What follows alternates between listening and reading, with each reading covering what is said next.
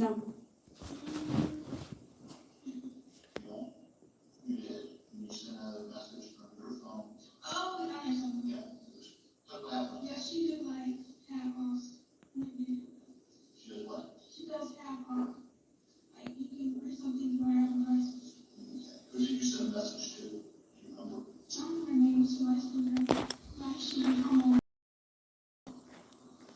Did she end up cooking with your music yesterday?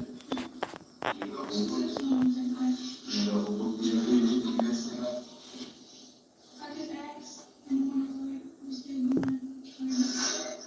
Was the guy who was driving the cruise while you were at McDonald's, okay, who you hadn't met before, was he at the Airbnb when you guys left the Airbnb? You don't know?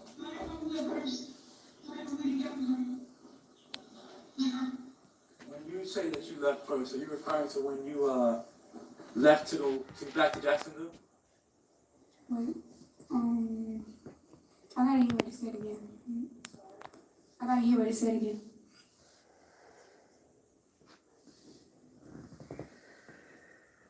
You when you guys left the Airbnb? Was the guy who was driving the cruise while you were at McDonald's, okay, who you hadn't met before, was he at the Airbnb when you guys left the Airbnb? You don't know? When you're making that statement, are you referring to after, like when you all are leaving the Airbnb to go back to Jacksonville? I think I was. The person that he's mentioning, what he says, the one that's in the driver's seat at McDonald's. You know that person to be Davion? Yeah, now.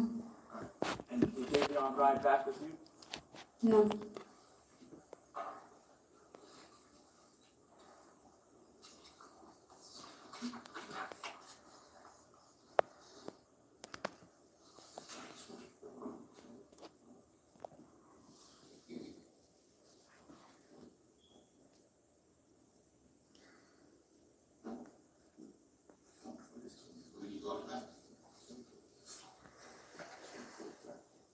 Shit crazy.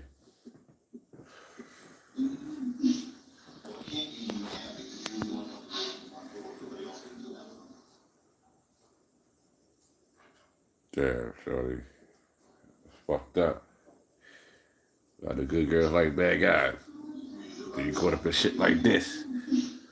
You tell me love with the drug dealers and the shooters and all that.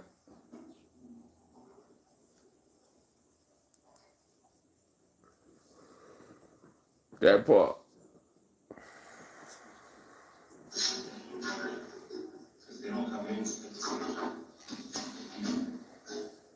Was there some confusion about you letting people in the back door of the Airbnb? Yeah. Did the detectives believe that you let people inside the back of the Airbnb? Yeah, that's what he thought. And you thought that you were doing that to conceal their identity? Yeah. Yeah, but this camera goes off every time somebody passes it, and in order to get in, you have to put in a code, and that code, you can strike on it now. I spoke to the owner of the Airbnb. Nobody else went in. How did they get in? Did you learn that another door? Is it possible you could open the back door? No. You should have yourself an Airbnb? Well, it can't be you have it if you're the one who comes in the front door, nobody else comes in that front door.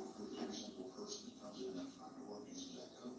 When you guys went out to McDonald's, did you go out the front door? Don't know. Or did you go out the back door? Just where did you go out?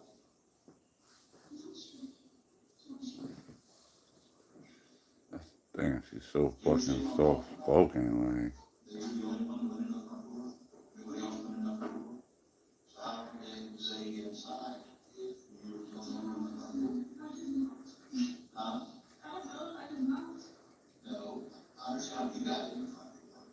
How did anybody else get in? Because nobody else is on camera. You stayed there, right? He didn't know in front of you. He didn't do it in front of you. When he he's asking you the question repeatedly, you understand what he's asking you. Yeah. Is he accepting what you're saying? Have you ever dreamed of working in an operating? 120,000 new jobs are expected in this field. I'm just staying, don't leave the witness. Ask the next, rephrase your question. Are you showing the frustration?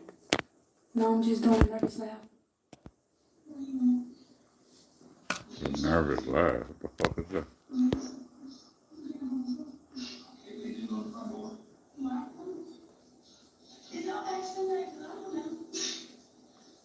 Why did you say, did y'all ask him that? Who is him? Isaiah, Why did you say that? 'cause I mean, it's about him. Like, go ask him.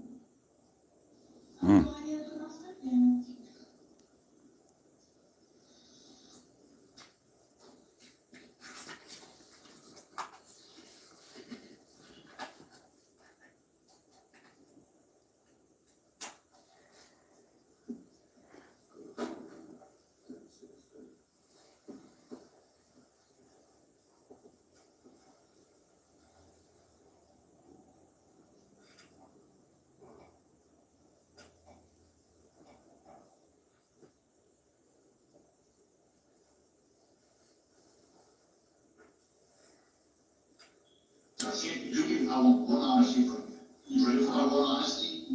Are they back at this issue with the Airbnb door? Yeah.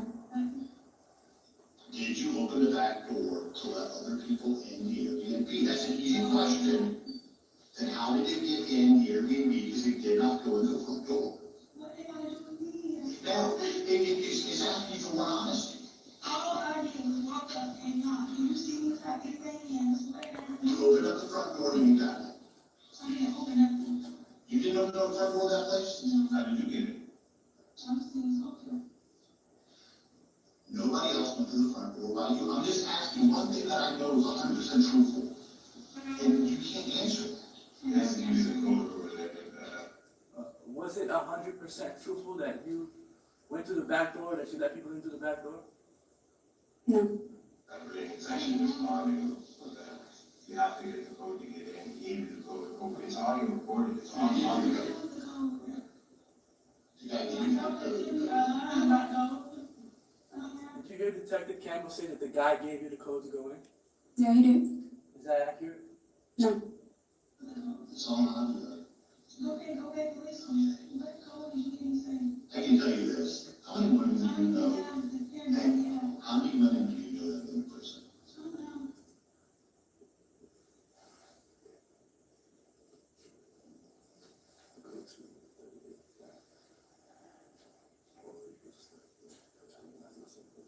Did you know any women that live in prison? You should know that. I can tell you this, you're young and you're small. And where you are likely to end up without the truth, without a truthful statement right now, is a horrible place. No, you have not. Let me ask you something. Do you think I'm probably good at my job or probably bad at my job? What was your response? I said, I don't know you. So, when you say that you don't know him, does that mean you don't see him in front of you? No. What does it mean when you say you don't know him? I don't know him personally. Is that the same sort of response you gave about whether you know Davion and Rashad Murphy? Yeah. Mm-mm-mm. Mm-mm-mm.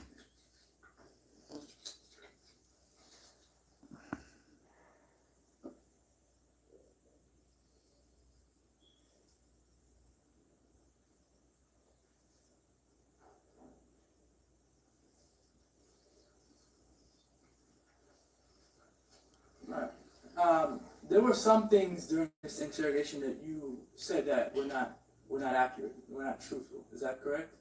Yes. What were those things generally about? Everything I didn't answer was about them. Who's them? The other co-defendants. Did you have any concerns for your safety at this time? That if you said something about another individual, it could come back on you? Yeah. Did any of the detectives at any point in time, whether it be on this video or otherwise, did they tell you that they would make sure that you were safe from anyone? No, they didn't. Obviously, were your parents present? No. Was anyone there to assist you? No.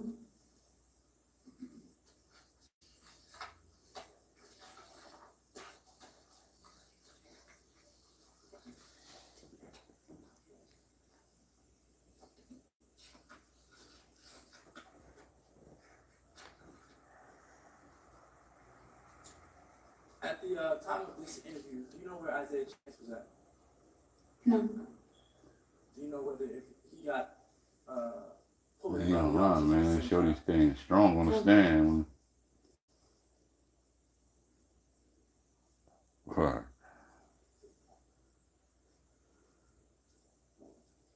Shorty ain't do no snitching on nothing.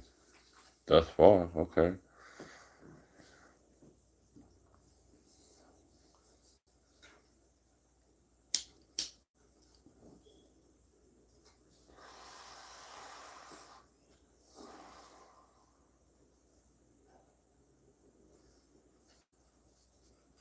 She gained all the profile and notoriety off this fucking case. This ain't no shit you need to walk away from. The problem is you can't even say that you heard it all.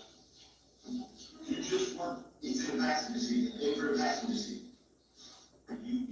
You talking to the wrong man who in the like, how, does that make sense to you? Does that make sense to you? If somebody told you I'm in a car with somebody, you talking on the phone all the time, like that, like, you know what I'm saying? That makes sense to you? How does that make sense? I'm here, I'm right here. I'm with you. This is the house. Home. Hey, you just pulled up to the hotel. No. You drop it all over the top. Hey, park real quick. It's in the passenger seat. Pay for the passenger seat. Are you hearing that? First of all, was Isaiah Chance saying anything like that to you? No. Was he saying anything like that on the phone? No. Is that just the officer's assumption about what was happening? Yeah. When the officer here gets in your face, what do you feel? Aggravated. You hear me say that? You don't hear me say that? Sharon, what up, homie? What did you tell him? What Sharon Said no kind of said? zone Shorty stood honorable. Damn. It's a game. I didn't even catch all your comments. Damn. This is real life. I mean, It's happening right now. look, at the end of the day, homie, This ain't no TV shit. This ain't no shit you need to walk away from. The problem is, I kind of wish Henny was covering this shit, like, you know what I mean? But you can't even say that. I don't know, man. It's like, The officers asked if you went down to Temple with anyone other than Isaiah Chance. Did you tell them that you went with his little brother? Yeah. And at the time, did you know his name? No. Did they show you a photograph of the little brother? yeah, I mean, Photograph yo, looked bro. like him initially? No, not at first. Why not? So Shorty is standing honorable and all that shit, like, you know what I mean? But I mean, like, All different pictures, so I say no. you know, she trying to hide the identities of people and whatever, but From Jacksonville to Tampa? Yeah. Alright, were you staring at his face the entire time you're driving down? No. Where were you at? In backseat. And were you looking at were you trying to look at his face while you were driving down? Not really. When you got to the Airbnb, did you and him hang out inside the Airbnb face to face? No. Did he go to McDonald's with you? No. Were you at Teasers with Sean Gathright at any point in time? No. And Sean Gathright, did he ride back to Jacksonville with you? No.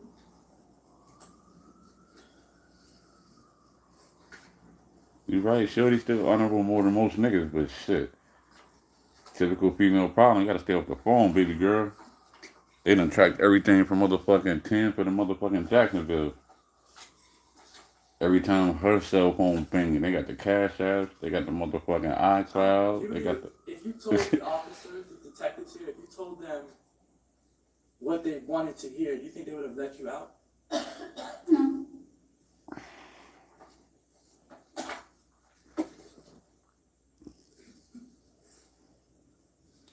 You know what I mean? The first offer they gave her was 18 years that she would have copped out.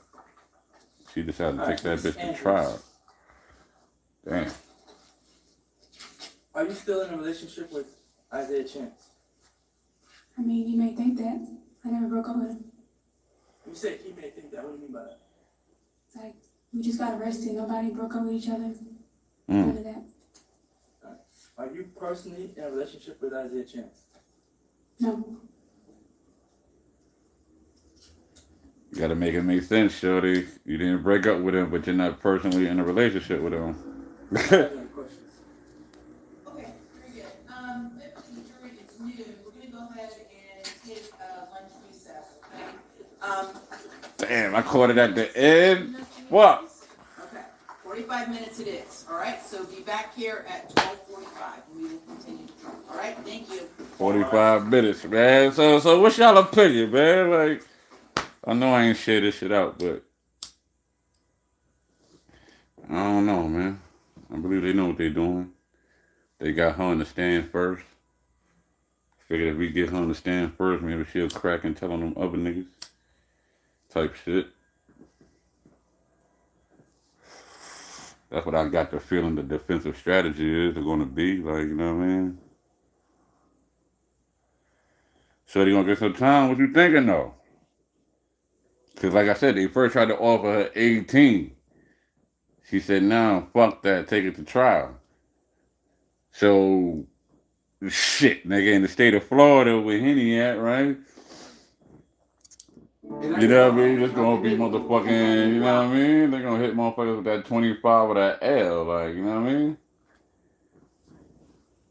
So my thing is just like, what she getting? She getting that 25, she getting that L.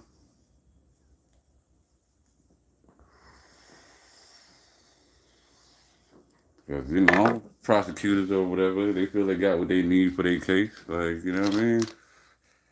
To prove she was dead, they got the videos. They hacked her iCloud from 2 different phones and shit. Like, who that? My nigga Walt? International Walt. What up, player? You know what I mean? Covering some shit from your hometown of Florida, nigga. Julio Foolio case, nigga. You feel me? She getting an L in Florida? Oh, she getting that L? I don't know. If she getting that L, I think she gonna talk. You know what I mean? 'Cause look, all right, look. This is like what, day 8? Yeah, this is like day 8, right? I believe they all cook too to some degree. But it's like I'm saying, yo, bro, they didn't play all these niggas' music. ATK, Julio, Foolio, the 1200, this Whopper with the chopper, and all these niggas shit in court, nigga. I believe it's gonna be a Rico. Because, nigga, ain't no way. What's the nigga name? The nigga Queso? Yeah, she dropped the low. Yeah, she did drop the low. But look at the nigga Queso, right? The nigga who Pops told on him. You feel me? That nigga got L, nigga. Them niggas is giving out L's and 25s out there like crazy. It's a matter of time before these niggas snitch and or whatever, because you know they want the nigga Young and Ace, bro. You know what I mean? They want the nigga Young and Ace for Foolio little brother Bibby, and all that shit, nigga. Yeah, she will talk if she get life. Maybe there's an open investigation on J-Dot. Oh, you know what? It sounds like you got a point. See, look, you from the town, though. You feel me? We definitely from the town, my guy. Like, yo, they just went on a quick lunch. You know what I mean? So I'm chopping it up with y'all. You know what I mean? Getting y'all opinion, getting y'all views, right? Like, hey, yo, Walt, man, I'm gonna get into doing more lives like this instead of the game and shit. But, you know, I'm gonna do more of a panel, you feel me? You know what I mean? Like how the dude section he was doing with the StreamYard and shit. Like, you know what I mean? get more people more active and involved and all that. Like,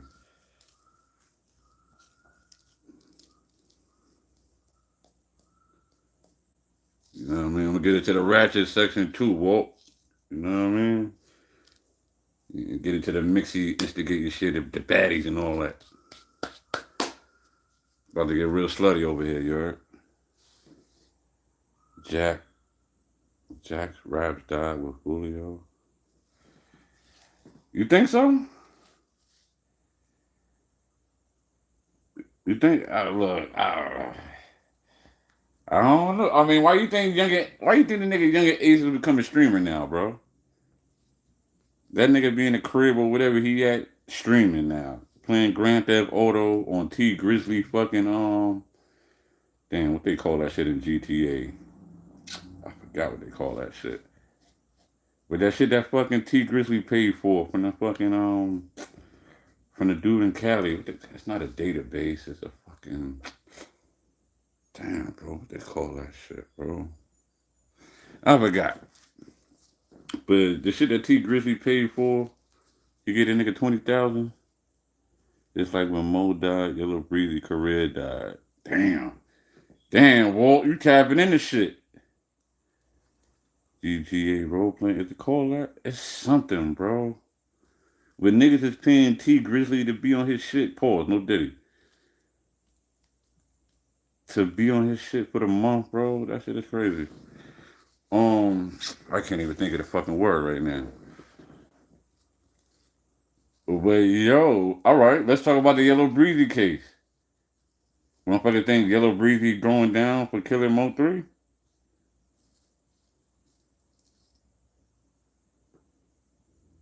Yeah, I'm hearing T Grizzly a rat too. I heard they got the paperwork.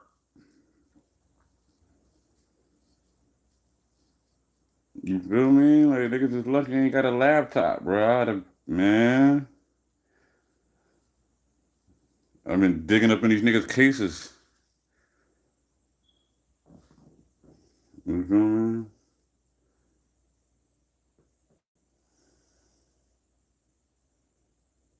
Yeah, bro. I mean, but yo, bro, what's it been other streamers that's been putting that shit out about T Grizzly, bro? It's like, yo, whoever get the paperwork first, you know what I mean? Like those be the ones, you know what I mean? You gotta drop that, bro. And it's like, yo, nigga like me, I ain't in the game like that to determine what's real paperwork and what's fake paperwork. But it's like shit, nigga. What you gotta do is get a motherfucker's first name, last name. You know what I mean? Go on that motherfucking court website. You feel me? Cause I'm sure there's a lot of motherfuckers that could be exposed right now. You feel me?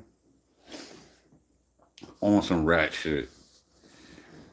Like it's like I feel about the nigga Whack 100, right? How the fuck?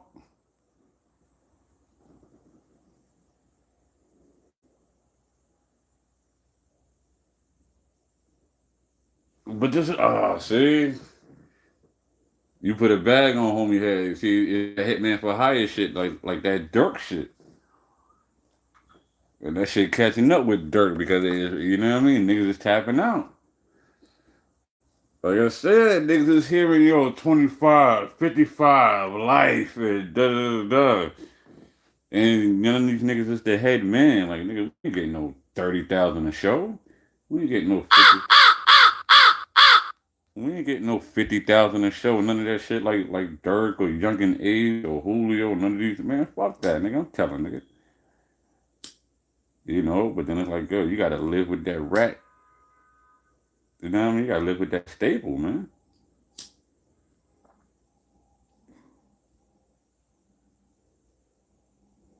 Yo, bro.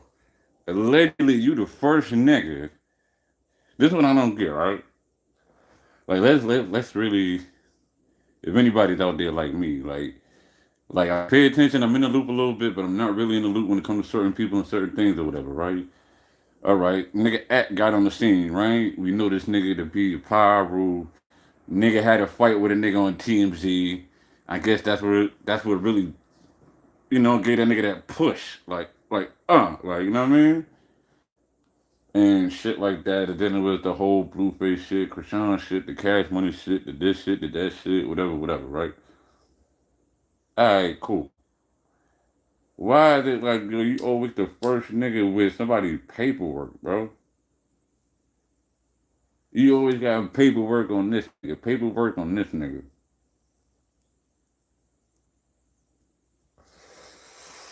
But it's like, yo, who the fuck got paperwork on you, nigga? You know what I'm saying? For all the quote unquote gang shit that you allegedly did is whatever, and now your bitch filing for a divorce and it's a public thing and whoop-de-woo. And that bitch is ugly. The R&B bitch, I'm sorry. Man, fuck it, I'm not even sorry. That bitch is ugly. And that bitch is stupid for getting you tattooed on her back like that. Like, you know what I mean?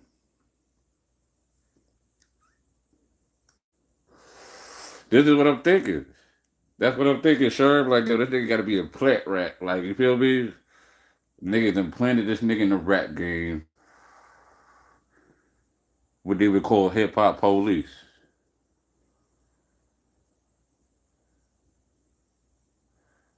He was the first one to say Dirk got arrested. This is what I'm saying. Like, nigga.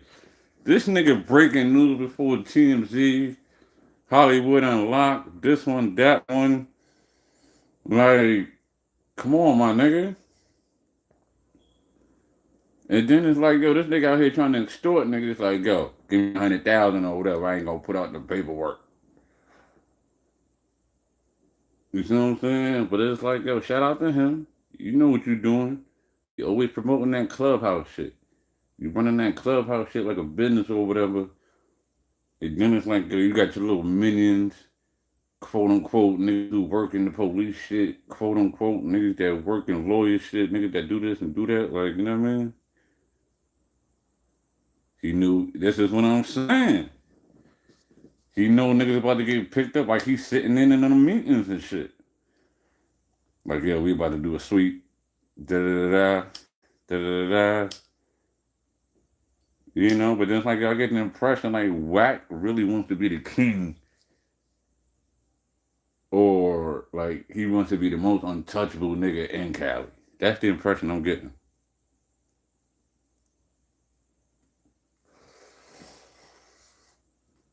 You see what I'm saying? That's a nigga that you might want to have in your corner because you know when the boys about to crack down, they give you the heads up.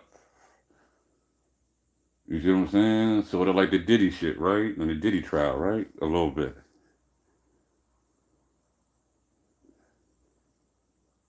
Yeah, but I mean, that's niggas that don't like each other. That's that Cali shit. I mean, look, it ain't got nothing to do with me because I'm an East Coast nigga. I'm a Brooklyn, New York nigga. You feel what I'm saying? I'm more concerned about Brooklyn, New York politics or whatever. Instead of what goes on across the map. That culture, that life ain't whatever. You know what I mean? It's not my niche or whatever, but it's like, yo, man. You know what I mean? But then you look at it, right? On a live that I want to do, I want to talk about Al Sharpton, right? Y'all heard about Al Sharpton being a rat? You see what I'm saying? Al Sharpton up here lining up politicians, entertainers, da da da da to take the fall. You see what I'm saying? Like, come on, yo, man. It's like Wack don't get caught. The only thing Wack got caught for was the fight at the airport, right? The fight in the parking lot, right? Other than that, the nigga been extorting Blueface. You know what I mean? Getting that nigga in debt. How the fuck you my manager or my fucking whatever? You get me in debt, nigga. Nigga said, sweetie.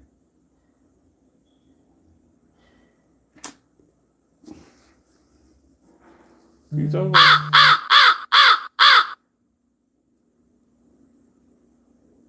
Now everybody want to hit me up.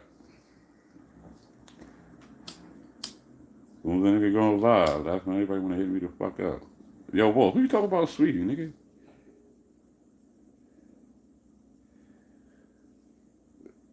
Oh, I don't know. know, but if that nigga working with Rock Nation, then that might be the fall of Rock Nation, nigga.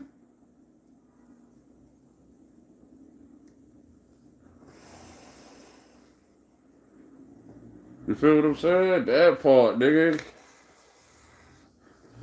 Cause the nigga Al was wearing the wire inside his bag, inside his briefcase, nigga. So you know when he's going to talk to the mob niggas, and you know how the mob pat you down or whatever, you know what I mean? The mob wasn't worried about the nigga briefcase, bro. Like, that's crazy.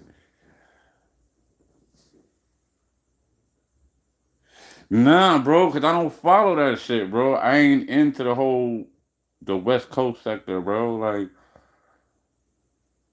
you feel me? I know a couple of characters from being on like Adam 22, like Brick Baby or Blick Baby or what. I know a couple of these niggas. You know what I mean? I'm into it, but I ain't into it. You know, I just get tired of these niggas, yo, on the dead homies. On the dead homies. On the set. Nigga, I live in Brooklyn, New York. Niggas, I don't know, man. Niggas grew up differently too. Like, niggas grew up with cliques and crews and posses and, you know what I mean? That was a set. Everything was a set.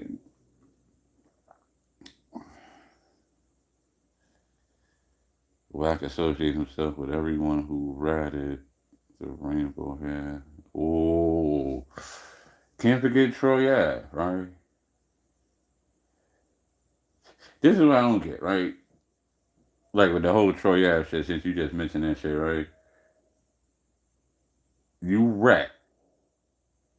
Not saying you probably ain't have a whatever not to rat or whatever. But then you rat, you come out, and then you do the publicity stunt shit, which was act like you got into another shootout.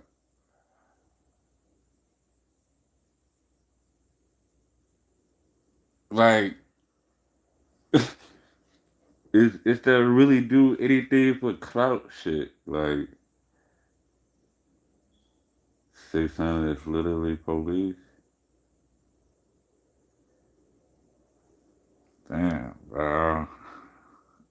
Look, Walt, you more intact with this shit than me, man. That's why I like,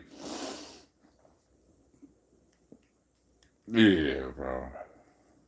You know what I mean? Like, we gotta get you up on the panel, Walt. You feel me? Gotta get you up on the panel, bro. Like, same with the homie Sherm too, man. Cause you know Sherm be rather outspoken and know what he talk about up in the chat too. We gotta get Sherm up on the panel, man. Word.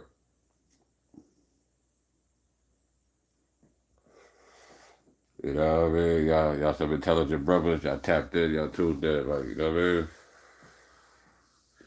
And it ain't too many of us brothers or guys that's on this platform that, you know, whatever it is heavily female, you know,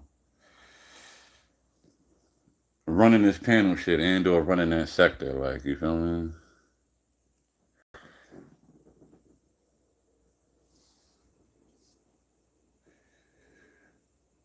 I mean, yeah, yo, sure. We gotta remember that's where I bet you at, bro. Like at Hennessy Live, bro. Like, you know what I mean? As far as her association, yeah, you know, shout out. You see what I'm saying? Cause it's like, I mean, like everybody who she's associated with is now in my algorithm. Like, you feel me? It's just like, yeah, damn. Like, I don't know who's friend, who's foe, who's. You see what I'm saying? Cause I know everybody don't get along. Like, you feel me? Like, you know, I just be like, damn, this is a T page, this T page, that, this. Like, damn, she done fucked my whole algorithm up. Like, you know, now it's, my whole algorithm is fucking West Coast shit, Shoshone, Whack, Blueface, and my shit is just a bunch of fucking T pages. Like, you know what I mean? Great T, Doll T, this T, that T. Like, what the fuck? She on me a new algorithm, man. But yeah, you know, homie, who you said, you know, I know they cover the West Coast politics and all that, like, you know what I mean, along with the what's the nigga name, the slim nigga and the what's the nigga name, SBG TV or some shit like that. You know what I mean? He be having the different backdrops in this video and all, whatever. Fuck it. But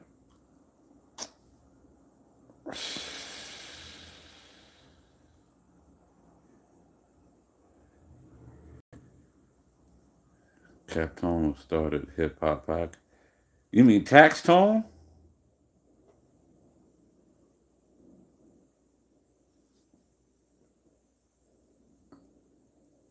I'm not sure that's what you meant to say. Tax Tone started the hip hop podcast and shit.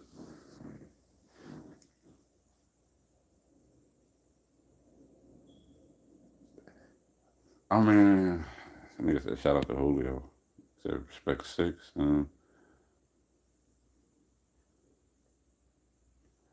Yeah, bro, I can't respect Troy Ave, bro. I'm sorry, bro. Like,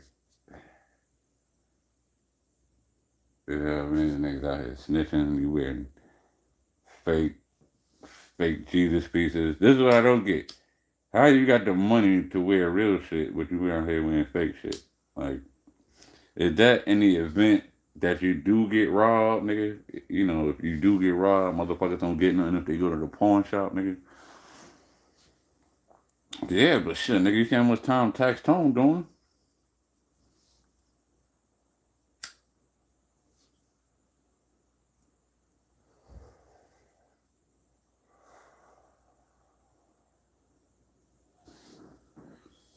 Man. Well, it seems like everybody's,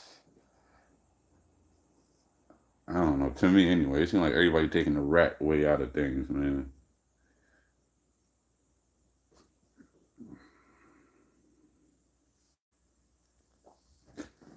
You know what I mean? It's like our parents told us, right? Don't let that shit on TV fool us, right?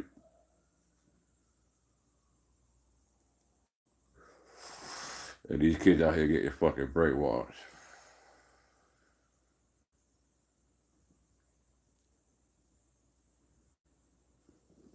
You feel me?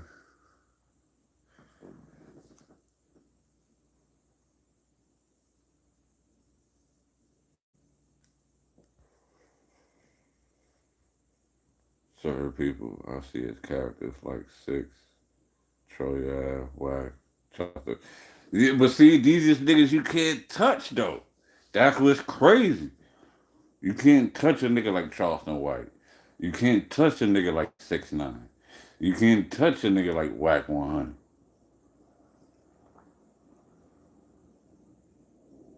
You know what I'm saying?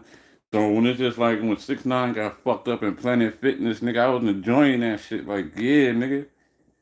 That's what the fuck you get, nigga. You be running around thinking you untouchable and nigga, you able to get touched, nigga. You feel me? Like, I'm waiting for the day somebody run up on Charleston White, nigga, and knock that nigga glass eye out, nigga. Bill. You know what I'm saying? Shoot the favorite Whack, nigga. You see how the nigga was throwing his hands, nigga?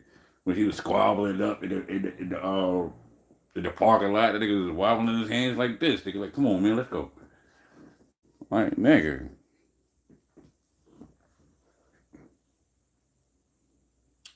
Some of these niggas just really need their ass beat, but it's like academics be saying, like, nigga, at the end of the day, I'm a civilian. I'm gonna call the police. At least act let you know.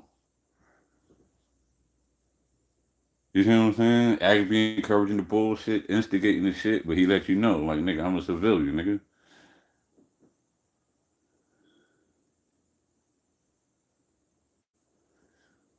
Facts, man. I got love for the West, but like you said, man, yeah, the West Coast is different, homie. You know what I'm saying? Like we can't take their shit and try to make it our shit. And that's what I realized we're doing. Like You know, like how many of us from New York all the way down to Florida are saying the same shit, or from Boston, or from fucking Canada down to Florida saying the same shit? Yo, on the set, on my dead homies, on. You see what I'm saying? Like, I just feel like we're conforming to this shit that, you know what I mean? Whatever, you know? But I mean, hey, you know, look at all this shit, right? You know, like our parents usually try to tell us, right? Don't believe that shit on TV, right? Your favorite rapper, this, that, and third, all that shit is make believe, right? Because it's like, you got rappers like Jim Jones, right?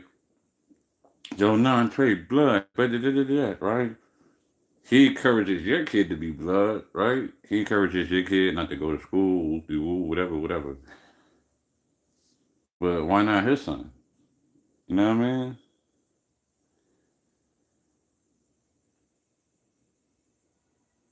You know? Why your son can't be blood? Why not here screaming non-trade gangster, nigga? Pennsylvania, You feel fall me? is the real deal. Get us to find the kind of fun that EA practically invented memory lane. Fall is ending. Get away to where fall is tradition. You feel me? Pennsylvania, the great American getaway. Spreadsheets built my sales. Wait, just try Pipedrive. Discover Pipedrive Sales CRM. Like, none of these niggas be encouraging your kids to go to school and have a whole high school diploma, college diploma, and degrees and shit, right? Ain't that a bitch?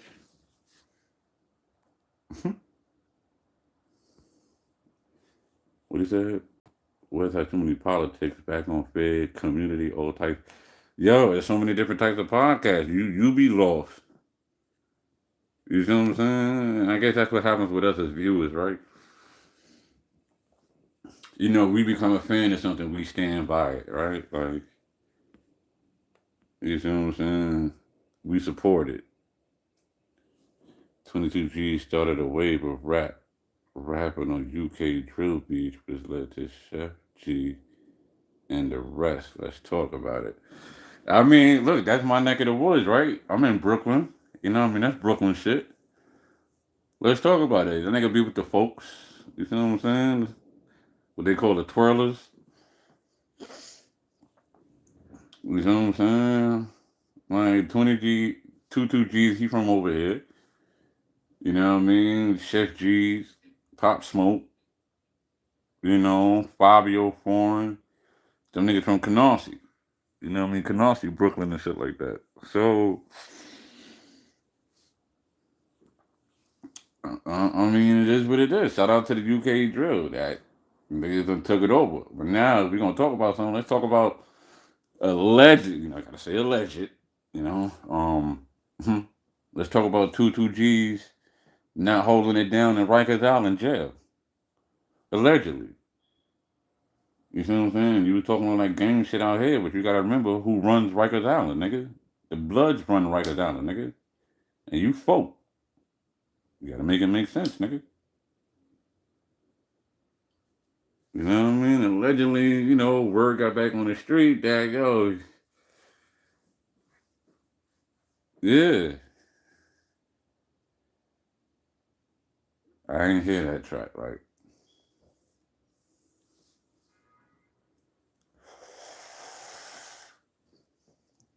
You know what I mean? I ain't, look, so be it, right? He got signed to Kodak Black, allegedly, right? Sniper gang, right? Shout out to the nigga being from the hood, being signed to Sniper gang. But now it's like, Kodak, man, where you at, man? Get your man out of jail. You know, boss nigga do boss shit. Yeah, nigga, that nigga at Rikers Island, nigga. The streets is talking. You see what I'm saying? Like what they call them niggas? The Mac Baller Bloods, the Brim Bloods. Yeah, them niggas on his head top in there, nigga. You think your folks is in the jail with you, nigga? No, cause for one Crip nigga or for one every other gang member is 10 blood, nigga.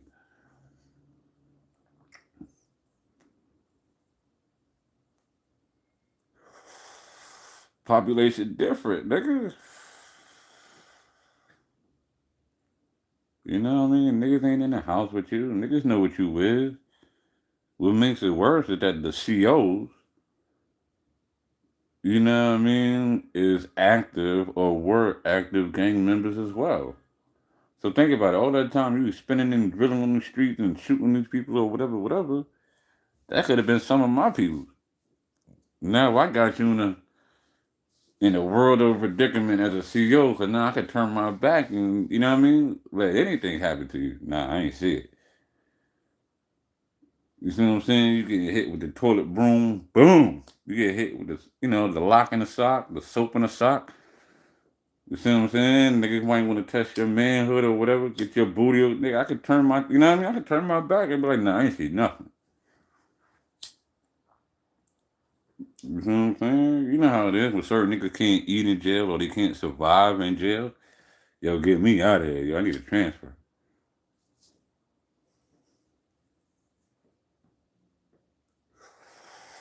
Hood politics, right?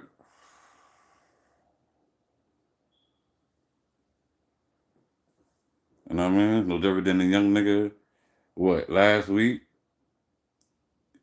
Nigga got hit up, right? Leaving motherfucking probation, nigga. Nigga left the probation office and got hit up in front of the probation office, bro.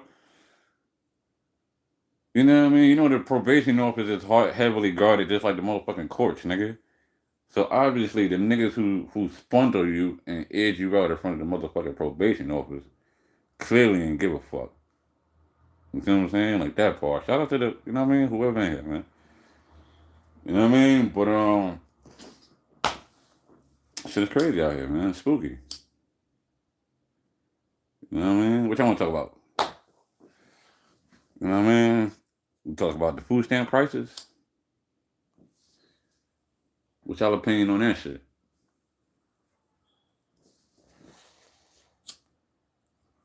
Thanksgiving canceled?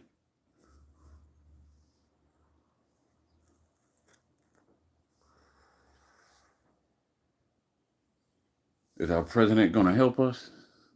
Damn, man. All my notifications going on.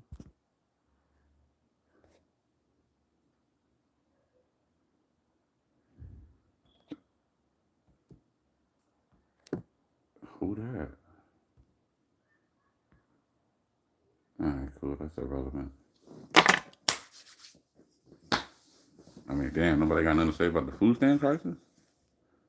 I mean, I'm pretty sure we all know somebody that maybe on assistance, uses assistance or whatever, like, you know what I mean?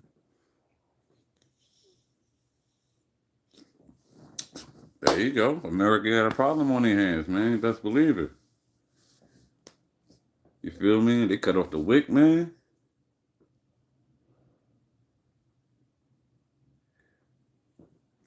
Look, like I said, look, it don't got to be with us personally, but we all may know of somebody that, you know what I mean? We may know somebody that used it for the wick. You know what I mean? Get the little babies, the little infant meals and all that. Like, you feel me? Shit like that. Like, as well as some adults. You know what I mean? We may know some adults that's in need or whatever. And, for this shit to affect 45 million people is crazy. And for you to be a president and not to give a fuck is crazy. Definitely. Some of them are getting robbed already. You know what I'm saying? Some stores is already closing down and only doing online orders.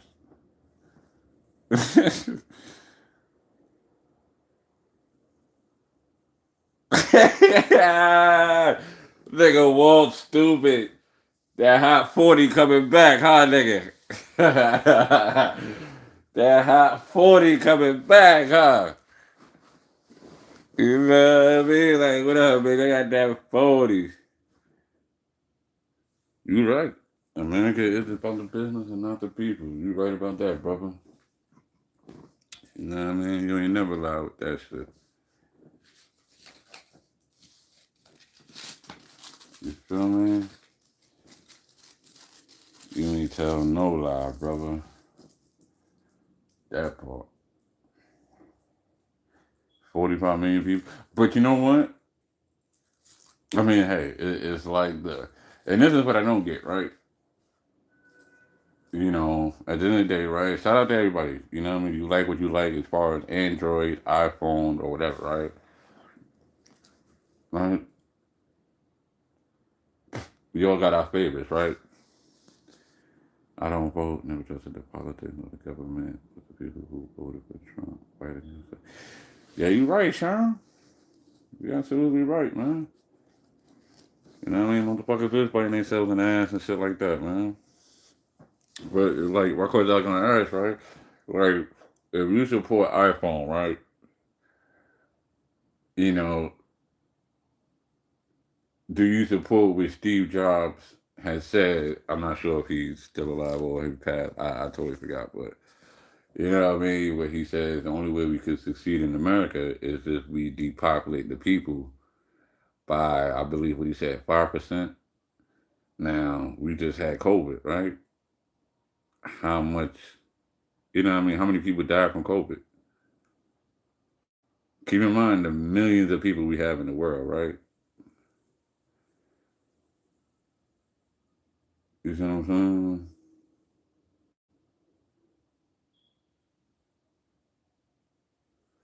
Yeah. But see, yo, Walt, you see with that comment? That's why I think that nigga got Kurt killed, bro. Because that nigga, he wasn't getting the young vote, bro. And you know, Trump always wanted the young vote. He wanted the young vote and the black vote. You feel me?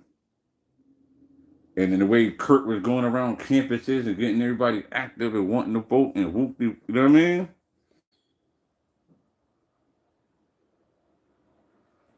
Yeah, this generation now barely having kids. Like, oh, like, come on, bro.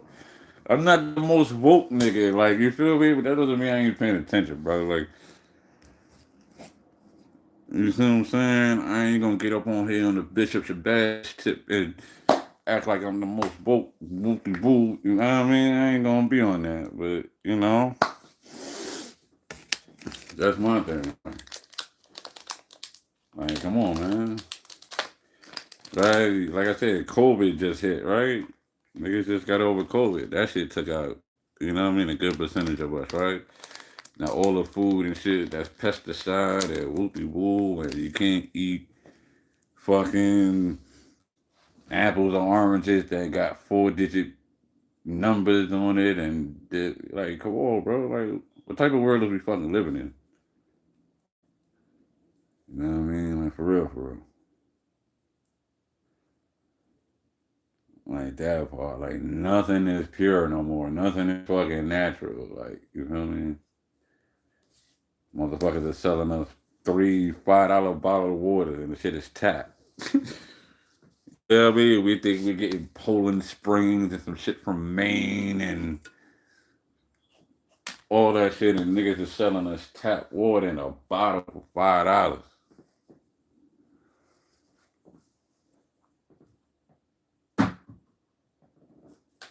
You feel me?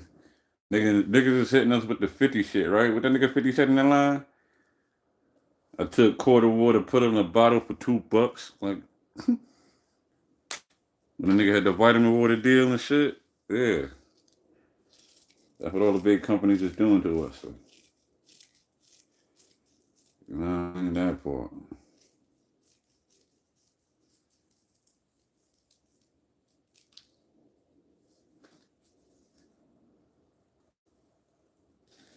I know y'all motherfuckers like, where the content at? Yo, I didn't come back from court. I don't know, man. This had a 45-minute break. I'm about to roll up another one. Like,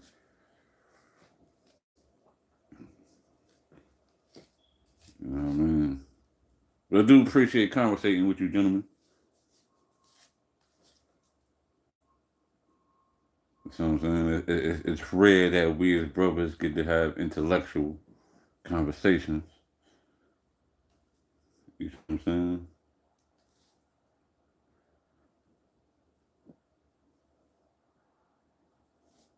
You can see we can have these conversations and enlighten one another where one may not know. You know what I'm saying? To help the other one grow. Like each one teach one. You feel me? I'm just waiting to see if they gonna get her ass back up on the motherfucking stand, nigga. Like,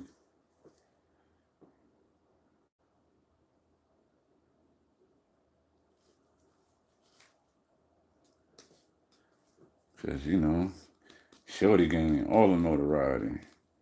Hey yo, Walt, you know what I found out too, son? Fucking Waka Flocka Moms, right? What they call it? Big Deb, right? I didn't know her brother was the rat nigga they called Bimmy, bro. AKA Music. The nigga that snitched on Preem, nigga. I didn't know that, son. Waka Flocka got a rat in his family. Waka Flocka got a rat in his family, nigga. Come on, man. We can't act like we don't. Come on, bro. Come on, bro.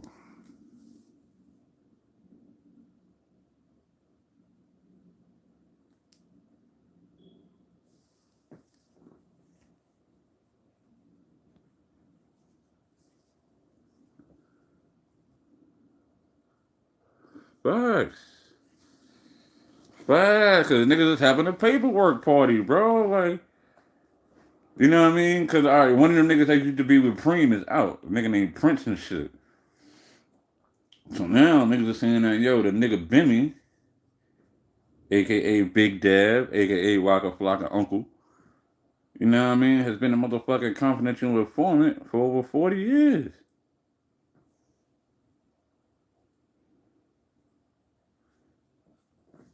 You know what I mean? That shit had me like, oh shit. Cause in the paperwork they used the name Music. You know what I mean? Because he allegedly told them that they was in the, you know, that he was in the music industry. You know what I mean? But yeah, I mean, you know how it is, man. You know, jail niggas get all the good paperwork or the real paperwork. You know what I mean? Compared to like now, where shit, nigga, everybody know how to get paperwork on the motherfucker. Like, you know what I mean?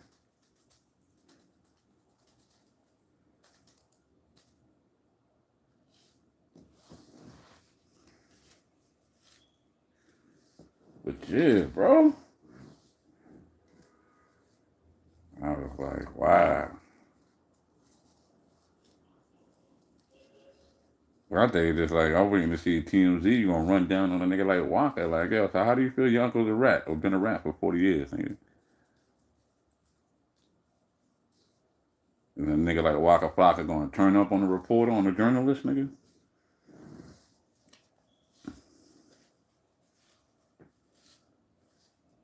He's like, yeah, I don't know nothing of what you talk about. Nigga, your uncle, nigga.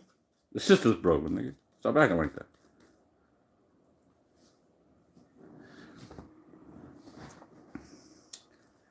You know what I mean? You gotta get rowdy like what's the nigga name? What's that fucking fruit cup nigga name, man? That fairy ass nigga. The Knot. You know what I mean? You gotta be like the Knot and shit, nigga.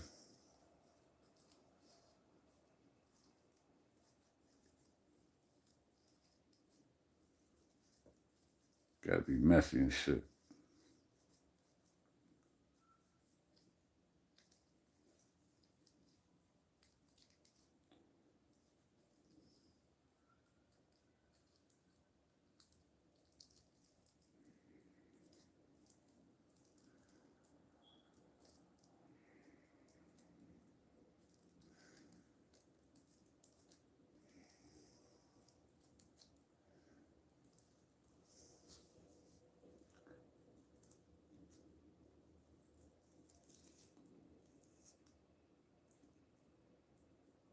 Let's go, man. Like the fuck, huh?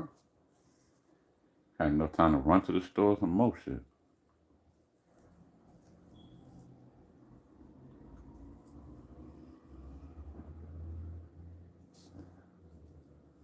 Alright, they come back from lunch here. They sit in the Discord. Like,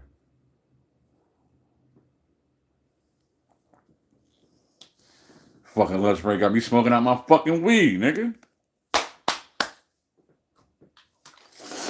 That part. Why gotta keep tapping the screen for my motherfucking...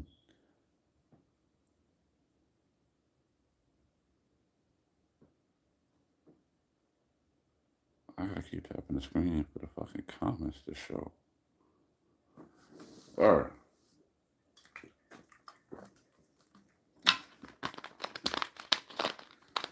Alright, so who went in the battle rap beef, man? Between you said that dude is a character. What dude is a character?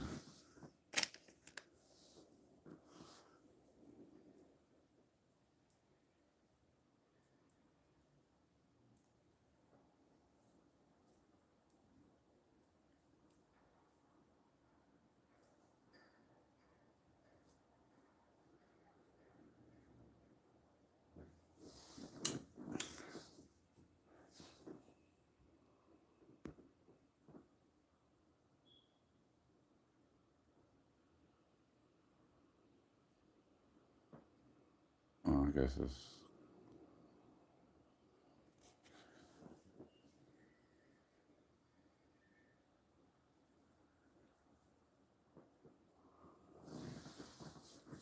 Come on, man. You said lunch was only 45 fucking minutes, man.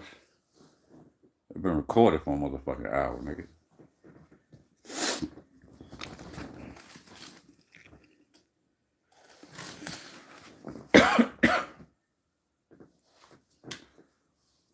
I'm sure motherfuckers is eating this shit up in the motherfucking chat.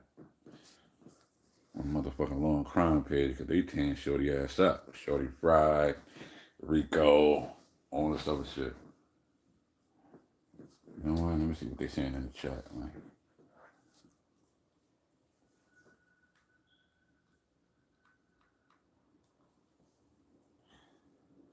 Let me turn their live chat on.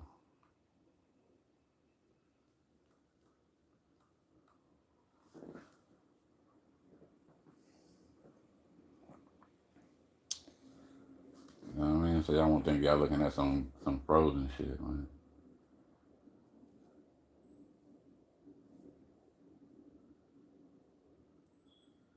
It's like, yeah, motherfucker be saying like the dumbest shit in the chat, man.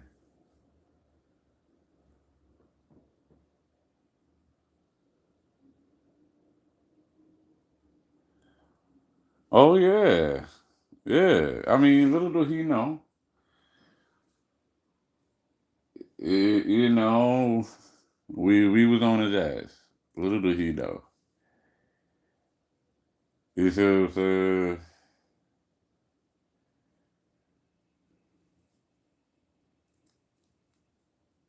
You see what I'm saying? Little do he know, man. You know?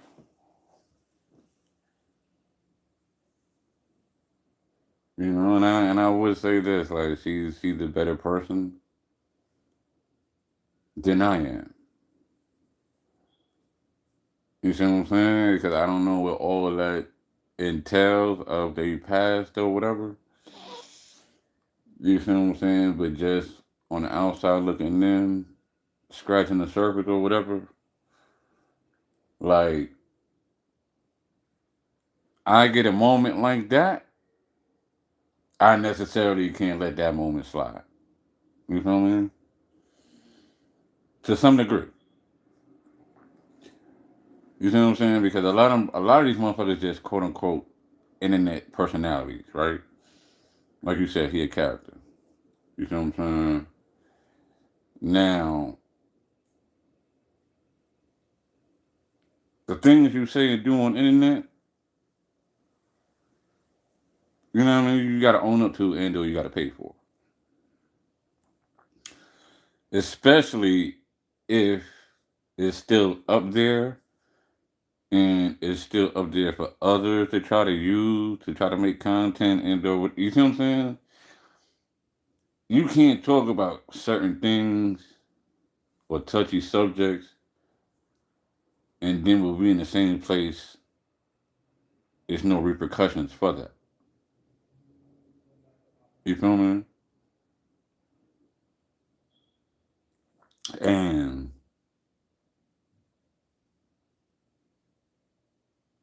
You know, like that's just my thing. It's always got to be a consequence for your act.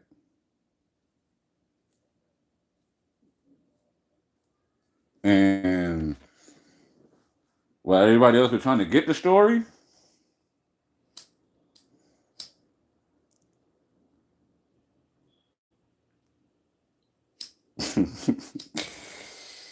it could have been a different story.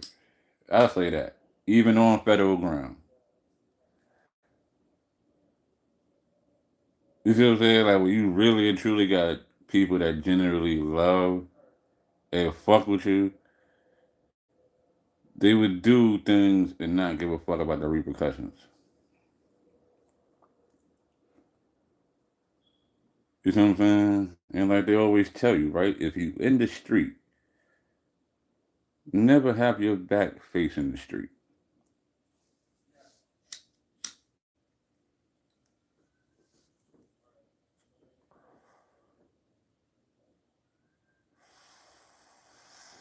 That part.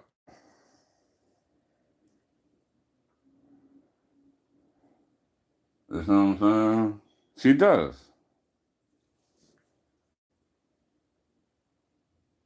You know what I'm saying? And you know, federal ground ain't no place for that. You know what I'm saying? Especially for her, you know, you're a mother. Yeah, you from New York, but you're not currently residing here. You got to get back to where you currently reside. You know what I'm saying?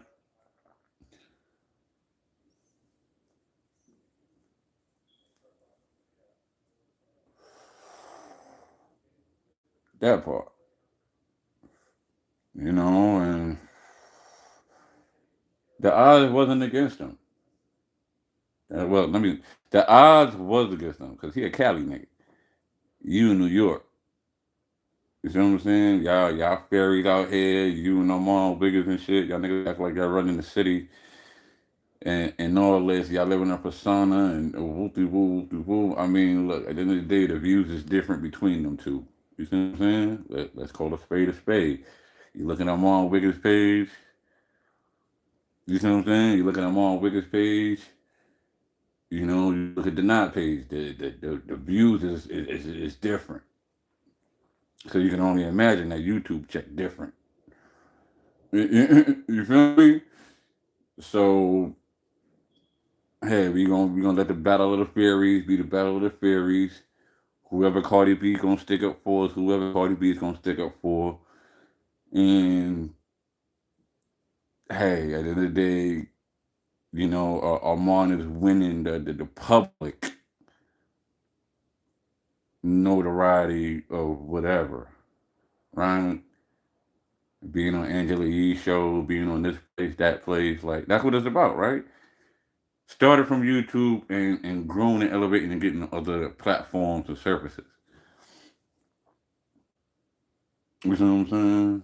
Like it's not about starting here and only being here. And it's like what you're not getting no endorsements. You see what I'm saying? Like you want the endorsements, right? Like yeah, do whatever. Like you just don't want to go to fucking Comic Con or just you know what I mean? Like and shout out to the people that does, you know, like the con shit. You know, the Comic Con, the this expo and whatever. But separate your two personalities. You see what I'm saying? You know, like just with us, you know, just like the saying goes, right? Let me not act black in here. Let me act like a person that got some sense or whatever, right? Like, yeah.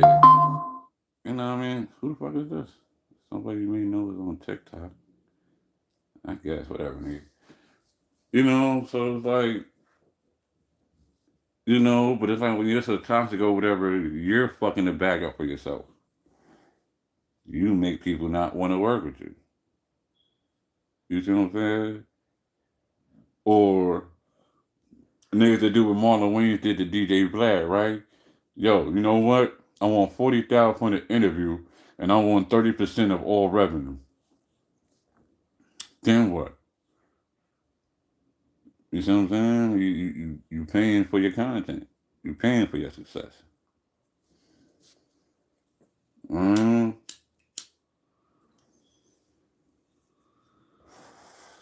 Right? Look at the nigga all ball, right? Nigga get the motherfucking head transplant, right? You know what I mean? All the other weird shit. Plastic surgery and all that shit, right? What is that doing? He's making himself marketable, right? The plastic surgeon could use him or his personality to market his shit, right? That part. And I guess that's, something, the battles between the fairies that the knot ain't gonna win, nigga. You see what I'm saying? Even though you ain't the people's favorite, you ain't the people's hated. Like, you know?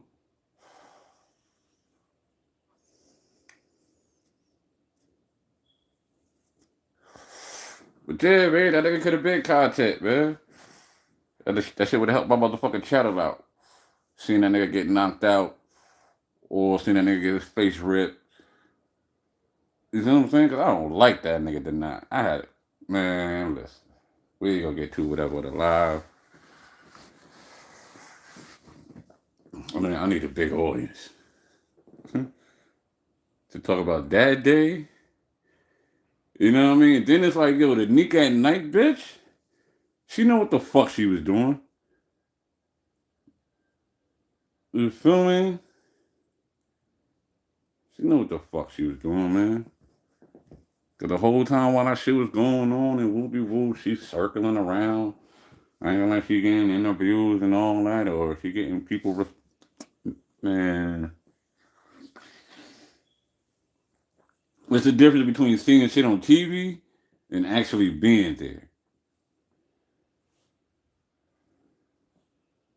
You see what I'm saying? Like we see like a lot of these personalities, these YouTube personalities, or these Twitter or Twitch personalities and shit. When you see them in person,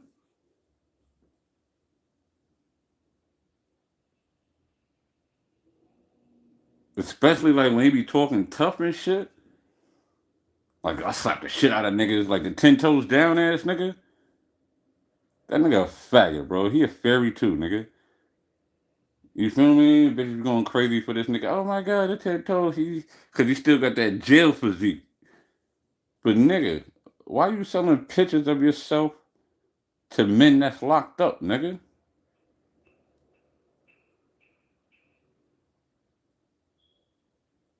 You with your shirt off, you in a G-string, you selling your nude photos to men, my nigga.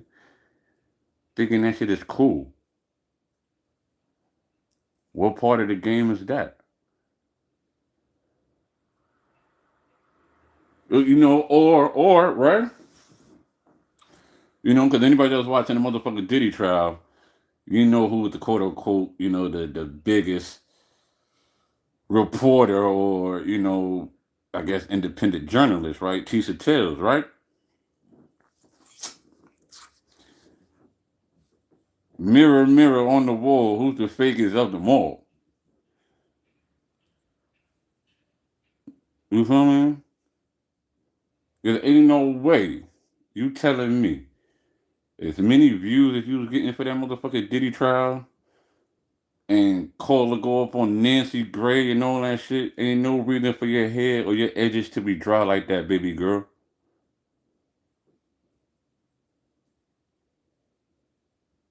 Like real rap. You had them dried ass edges, I don't know for how long for that fucking court hearing. You feel me? Like, bro. So, like I said, bro, some things you just had to be there for. You know what I mean? See certain people, you know what I mean? Rub elbows with certain people and all that. Like,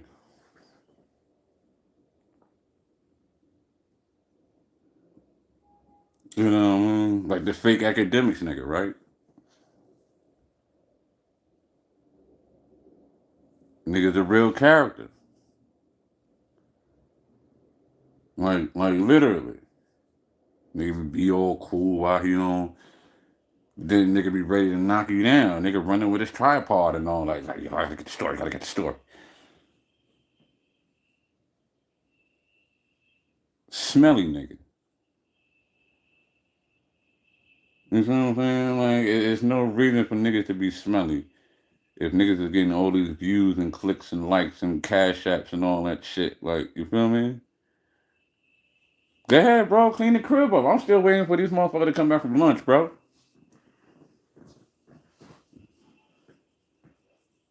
Just had to be there, man. Just had to be there, bro. That's all. You know. But shout out to a couple of people though, man. Like, who was real low. What's the dude name who was getting all the shots? Damn, I forgot the dark skinned nigga name that was getting all the good shots, bro. Like, but shout out to him. You know what I mean? He kept a low profile. He was to himself. He wasn't with none of the fake shit. Cause there was a lot of that fake shit going on. You know what I mean? I ain't friends or cool with a lot of these niggas. You know what I mean? But shout out to him. You know what I mean? Shout out to you know what I mean? Shout out to the nigga Uda. You know what I mean? Because whatever you didn't find out in the court, Uda, you know what I mean? Uda kept you entertained outside. You see what I'm saying? He had outside cracking up, you know. He gave you that on the street. You know what I mean? Literally like his name, on go. Like he was on go for the trial. Like, whoop, whoop, whoop. You know what I mean? Shout out to him too.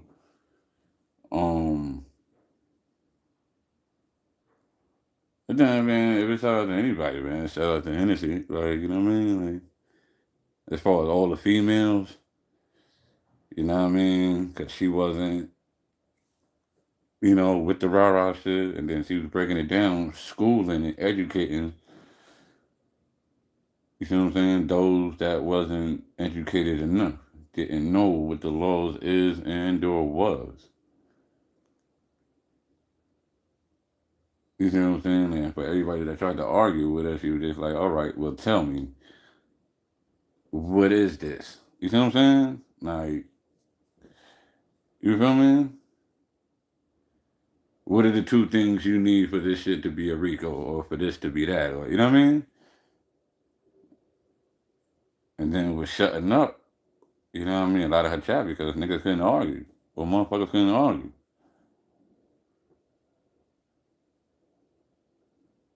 You know what I mean? So it's just like, you know, you had different aspects and perspectives of that Diddy case. And if I can make like a collab or a collection, I would take Dude with the camera, Uda for all the outside shit, and Henny for educating the average person. You know, educating the average person on the law. You see what I'm saying? And how it affects the regular person. Because we do that shit as regular people, right? You know what I mean? We be flying chicks out. We be flying out. You know what I mean? We be sharing blunts or joints. You know what I mean? We be going out to drink to clubs or at the crib. You feel me? Right? Prime example, right? Boom. Right? Me and Shorty drink a bottle. We fuck. Shorty start tripping in the morning.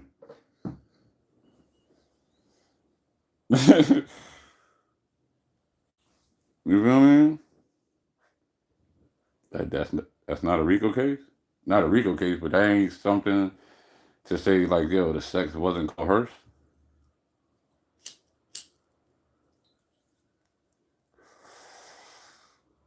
You know what I mean? Or was it consensual? Because you know why? She was hot. You know why? She had a drink or two.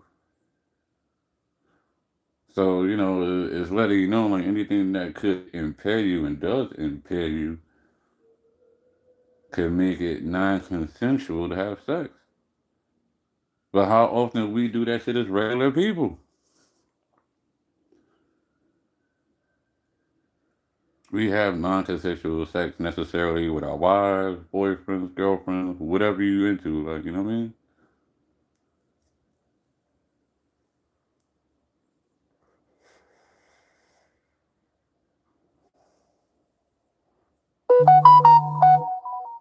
You know, shit just changes your whole approach. How you may want to talk to a woman now. Like, damn.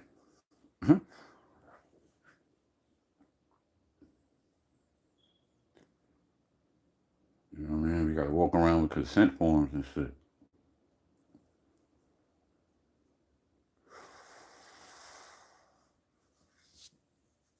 I need your name here, middle initial here.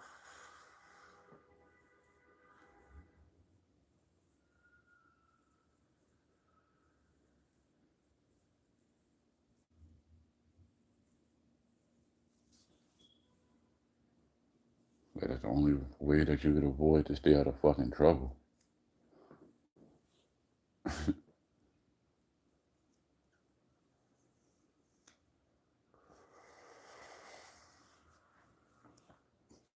Or you gotta record a person before you have intercourse and shit, right? Like, look,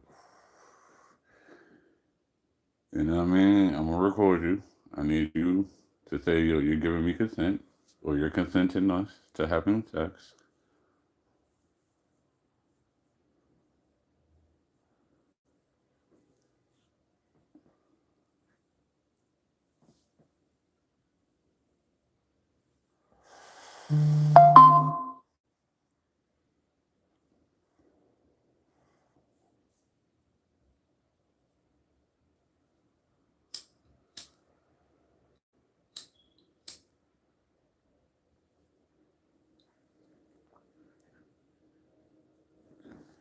Homie Sherm cleaning up the crib. He must got some plans for later. Like,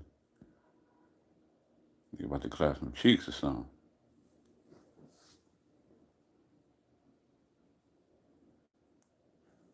Like I said, nobody cleaning up better than a nigga that about to get some ass, right?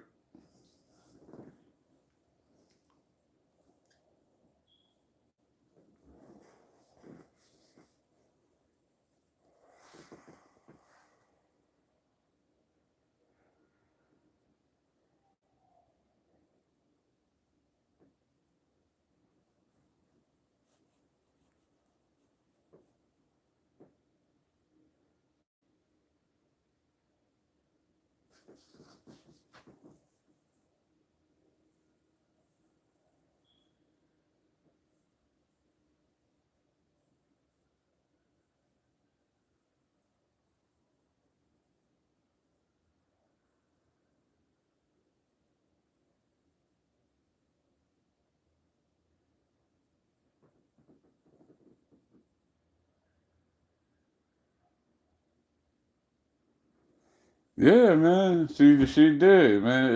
It's all kudos in the world, man. You know what I mean? And it's like, shit, nigga, at the end of the day, it's why the way I feel personally, like I told her, you know what I mean? You deserve more exposure and recognition than a lot of the motherfuckers that got it. That was on Nancy Gray. That you see what I'm saying? That the motherfucking the local and the national news, you know what I mean, had interviewed. You see what I'm saying? And at the end of the day, if it's taken at a knock to the rest of the motherfuckers, then it is because I don't know the motherfuckers. You see what I'm saying? You know, I'm only gonna rock with who the fuck I know. You see what I'm saying? Just like with anybody, you gonna rock with who you know. You see what I'm saying? And that's just it. But then it's like to see somebody you know, and then it's like, yo, you see what I'm saying? Like how they did what they did, how they put their education on display like that, and like I said, broke the law down. You see what I'm saying? Because like other content creators or influencers or whatever, you know, independent journalists. You know what I mean? They didn't take time to break the law down. You see what I'm saying? And she broke the law down to where it was in layman terms and to only, not to only, but to where it affects the regular person. You see what I'm saying? Because, like I said, we as regular people are guilty of, you know, some or a lot of that shit that went on in that trial.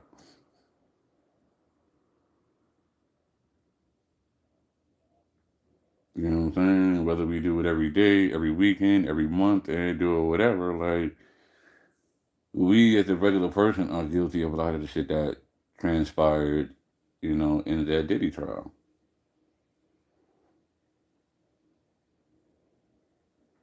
You know, and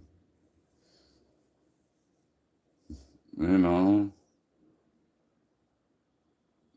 you know, it'll make you smarten up and wise enough. You know, because it's like a lot of that non-consensual shit could get you fucked up and whatever in the long run.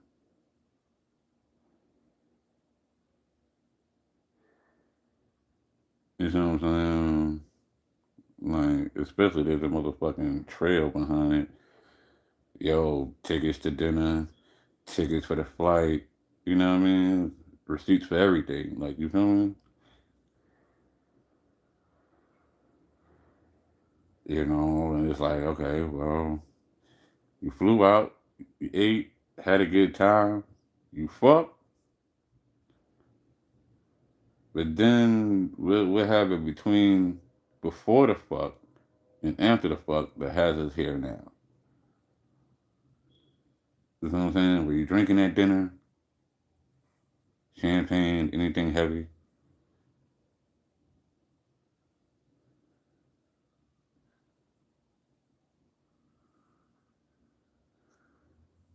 You know, you're right.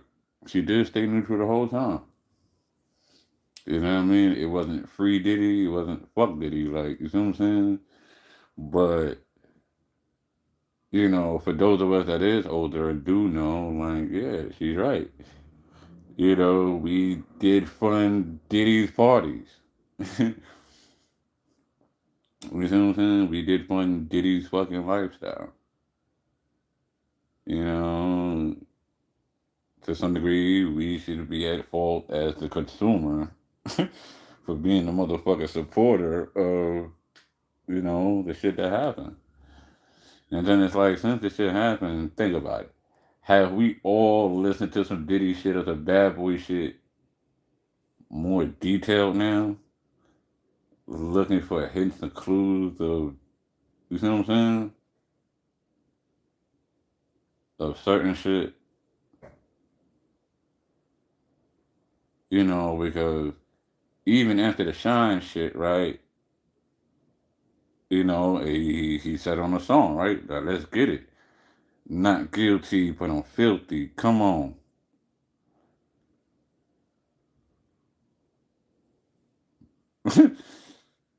Nobody picked up on that?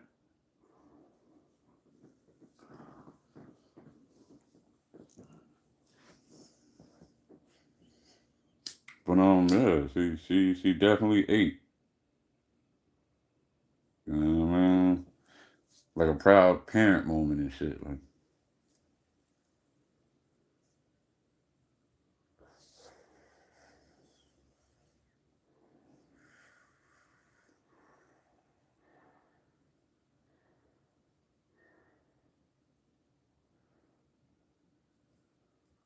you know, I guess besides certain days with the heat exhaustion, you know, and the allergies and the bullshit with the fucking white boy who after that dumbass question when she was on the lunch break,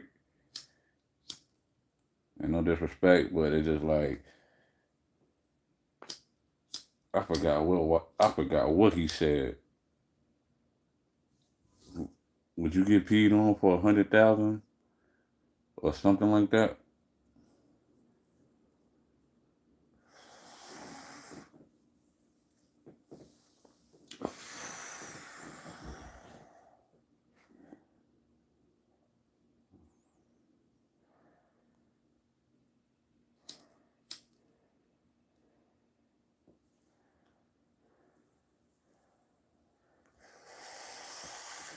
You know what I mean? But you know, she gonna need security, man. You know what I mean? You gotta protect her, man. Yeah, bro. When dude had said that shit, bro, like,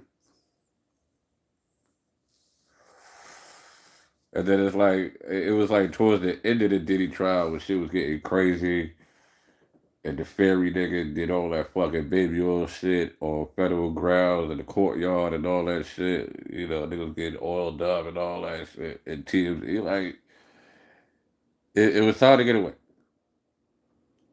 You see what I'm saying? Get to your destination, and get away from the bullshit. You know what I mean? Because you still got to make it back home. You still got to make it back to your kids in Florida. You see what I'm saying? You know, it ain't for you to come up here and get into no bullshit. Like, that part.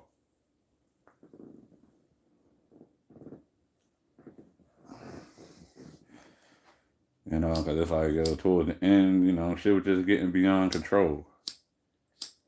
When they start having the horses out there and all that shit.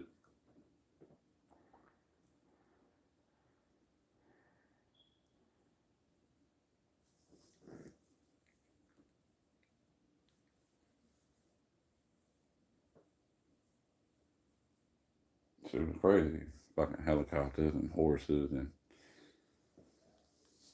you know what I mean? The barricades and, like, you know, it's like they say, right? You got to read the room. Once shit starts, once shit start changing around the room, you know what I mean? You gotta separate.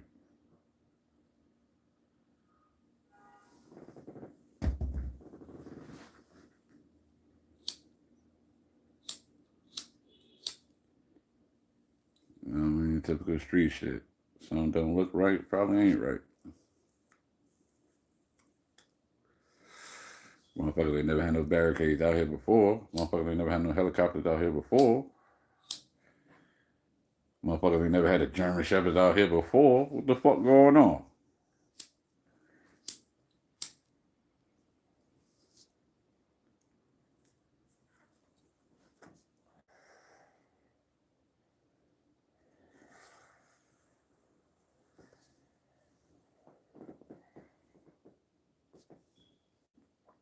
You know, sometimes shit ain't about content no more. More than it is about your safety and your well-being, man. Like,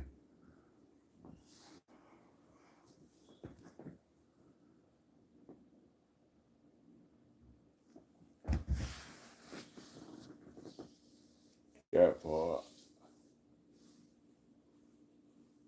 Yeah, man. How long is this fucking lunch, man?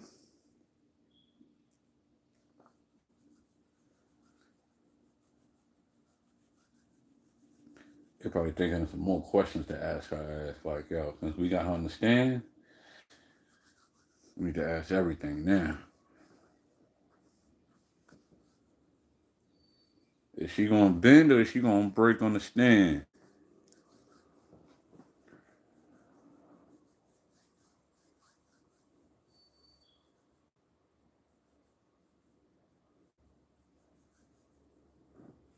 That's the question.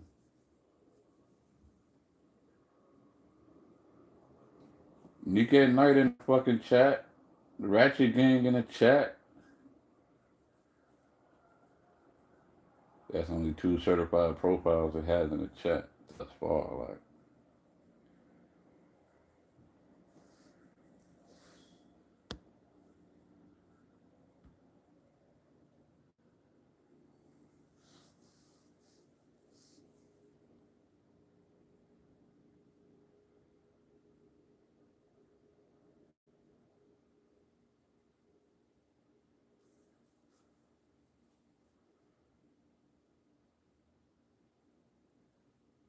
make you want to stay the fuck up out of Florida, huh?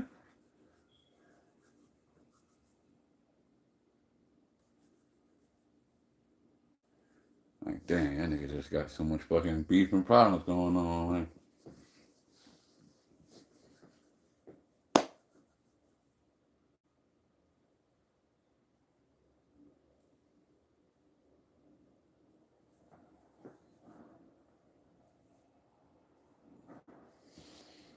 Be ready to cook them niggas in Florida, boy. Florida, Atlanta. I don't know why them boys be playing out there, man. You heard?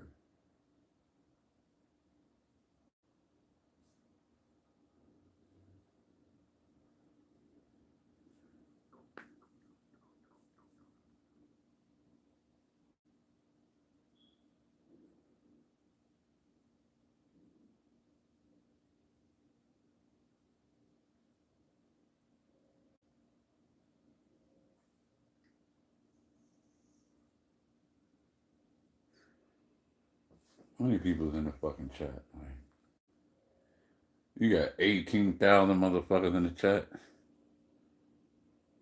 Wonder why the chat moving so fucking fast.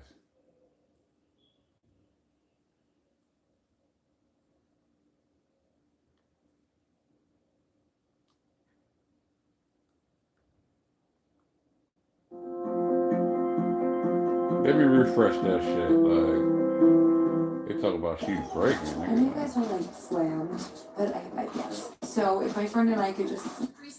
Oh shit! All right, my bad. They back. Damn, my bad, y'all. Talking the day after Charles Jones, where they tried to take his life, right?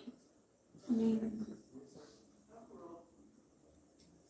He says to you, don't go run off normally, what you normally do, be loyal, stay loyal. That's what he said to you, right? yes, and you misinterpreted what he's saying. When he says stay loyal, he means don't go cheat. Because, I mean, I talk to who I want to talk to at times. When he's not paying me no attention, I feel like you ignore me, you're doing what you want to do, I'm going to go talk to other people. So that's why he's telling me, Wow. don't do what you normally do. So Let's get into it. he's devastated because his friend died, and then he and his friend tried to kill their rival. What he's worried about is you staying loyal to him? I mean, I guess so. Okay. And so what are you referring to when you say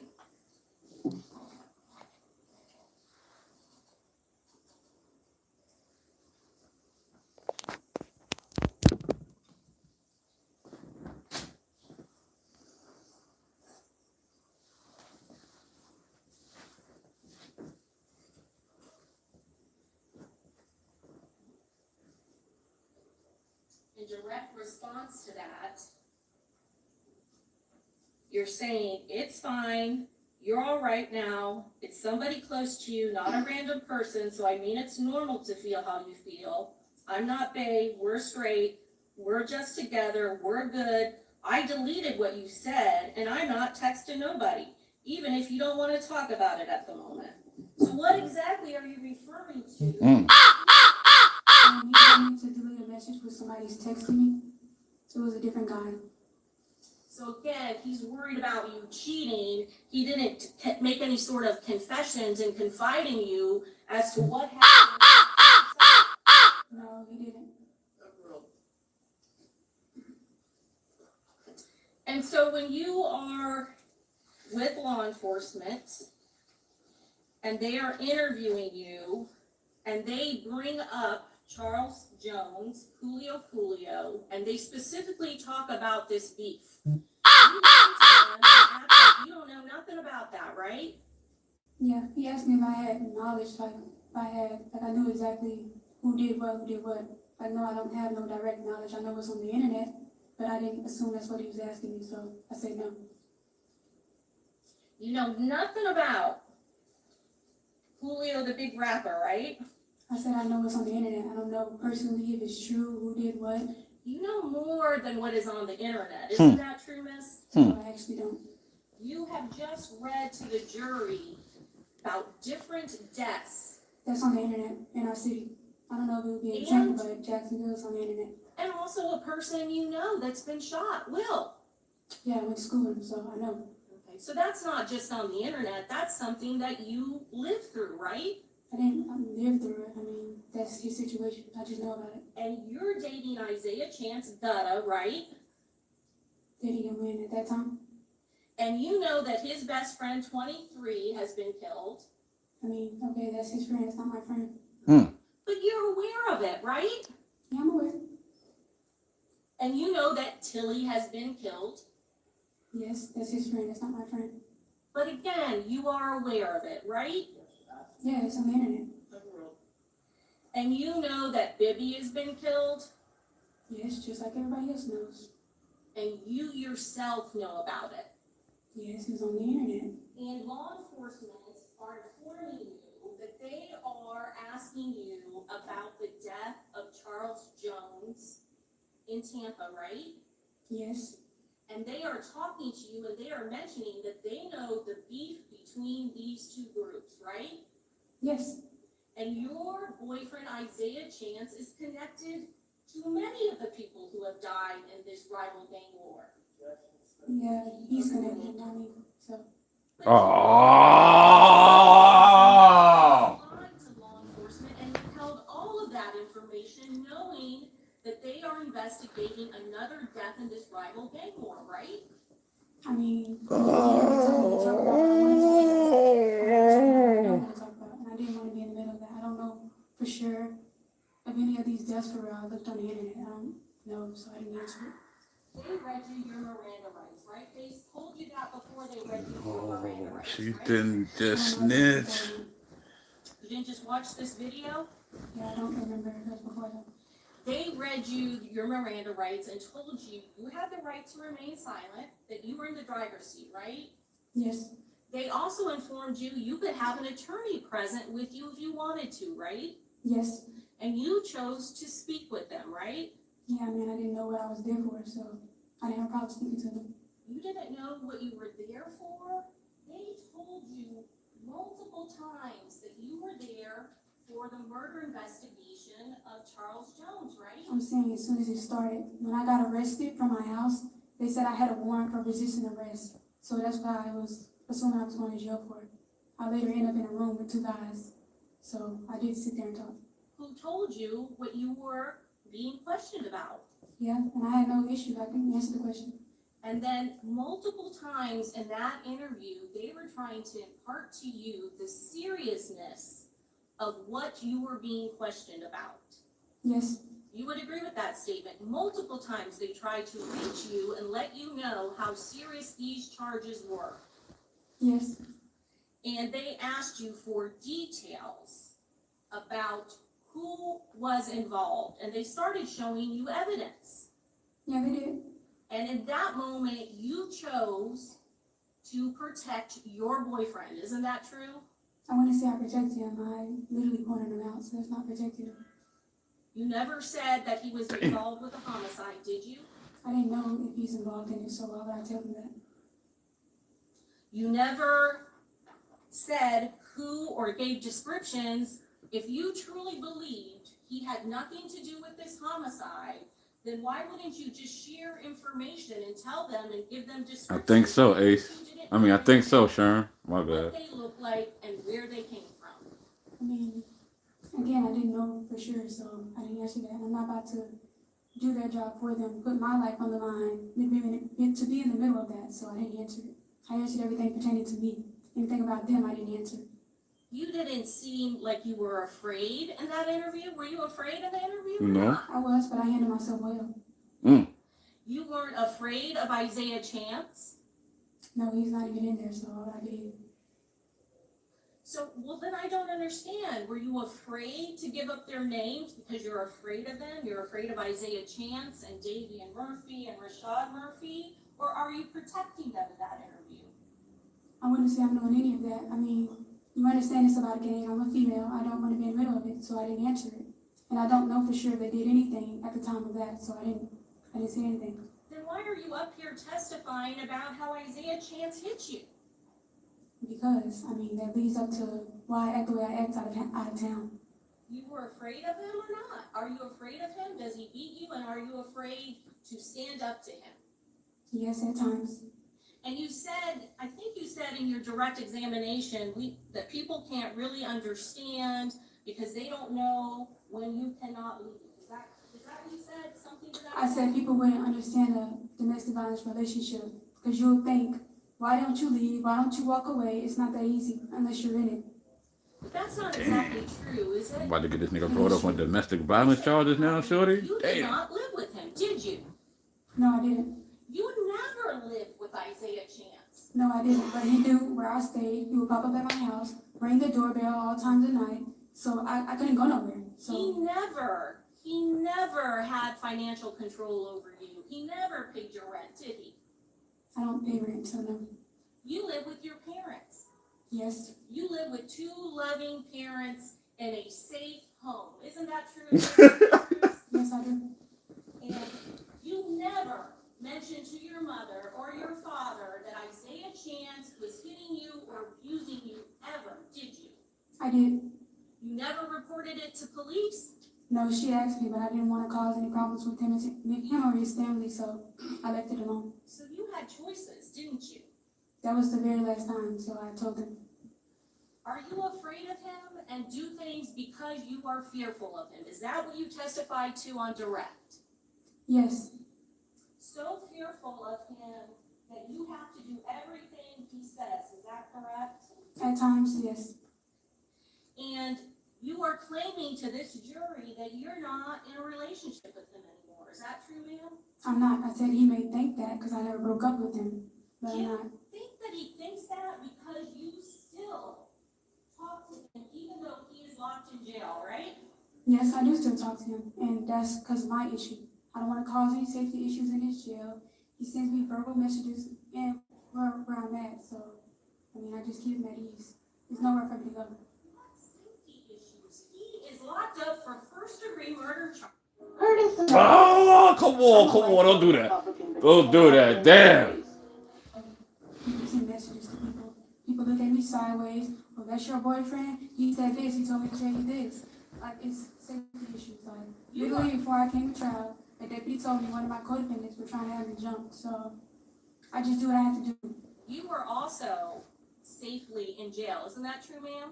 I wouldn't say safely. You can get in a fight at any time. There are all kinds of deputies. Is that correct? Yes, all of them don't do their job also, so. And we're not talking about your safety from other people. We're specifically talking about your safety from Isaiah Chance, someone you claim to be so afraid of that you will go along and do anything for him, right? I wouldn't do anything for him, but You wouldn't go along with a murder plot for him? no, he never told me anything about a murder plot. And you wouldn't try to call him multiple times incorrectly from the jail, right? What do you mean incorrectly? You're not allowed to phone another inmate, can you? I don't call him like that, so what do you mean? You're right, you don't call him like that. You have to break policy of the Hillsborough County Sheriff's Office and do some kind of three-way call involving Isaiah Chance's mother. Isn't that true? Yeah, we do that. You do it all the time, right? Yes, when he asks for me, I do it. As for you, you have to initiate your own phone call. He can't call you in the jail either, can he? I said when he asks for me, I do it. If he tells me, Word. Who gonna break? It's not just that he answers for you. You can't call him directly. Isn't that true? That's what I was saying a little while ago. You have to coordinate and you have Too many niggas is getting 25 to life. It's just a matter of time. He's not in jail so that you can talk to him. Isn't that true? yes, and like I said, it goes back to me keeping him happy. I don't want to cause any issues while I'm sitting here. If he gets mad, if I don't call him, it's no telling what he's going to say.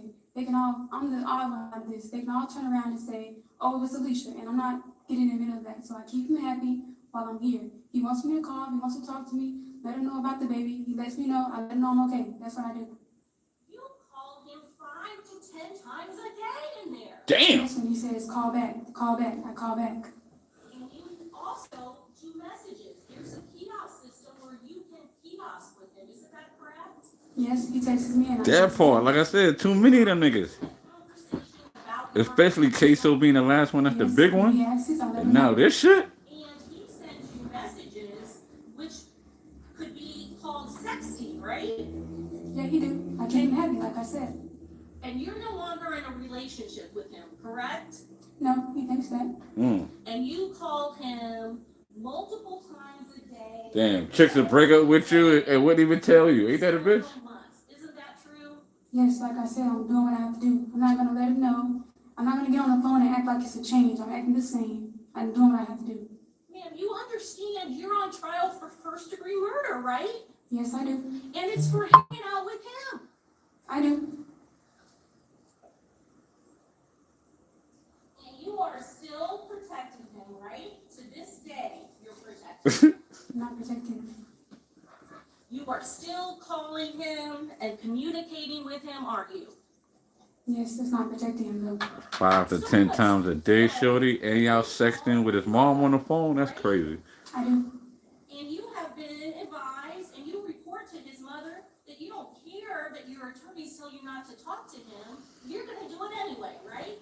Yes, because I feel like that's the best way to do it. So you are so desperate to talk to him. Word, that part, and have Sherm. You heard? communication with him.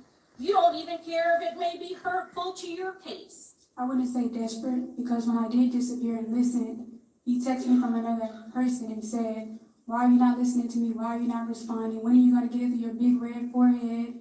And all these other things. So I started back talking to him.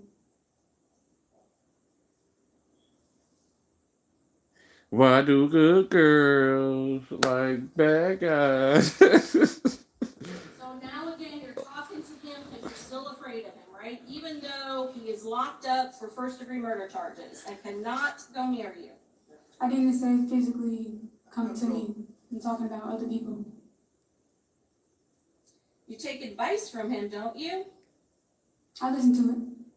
He discusses the case with you many, many times. Isn't that true? Yes, because he knows I don't know, so he tries to make sure I know everything. In fact, he tells you to kind of stay strong because the state thinks you're the weaker link. Has he told you that before? Yes, he told me that. Have you responded to him let's see.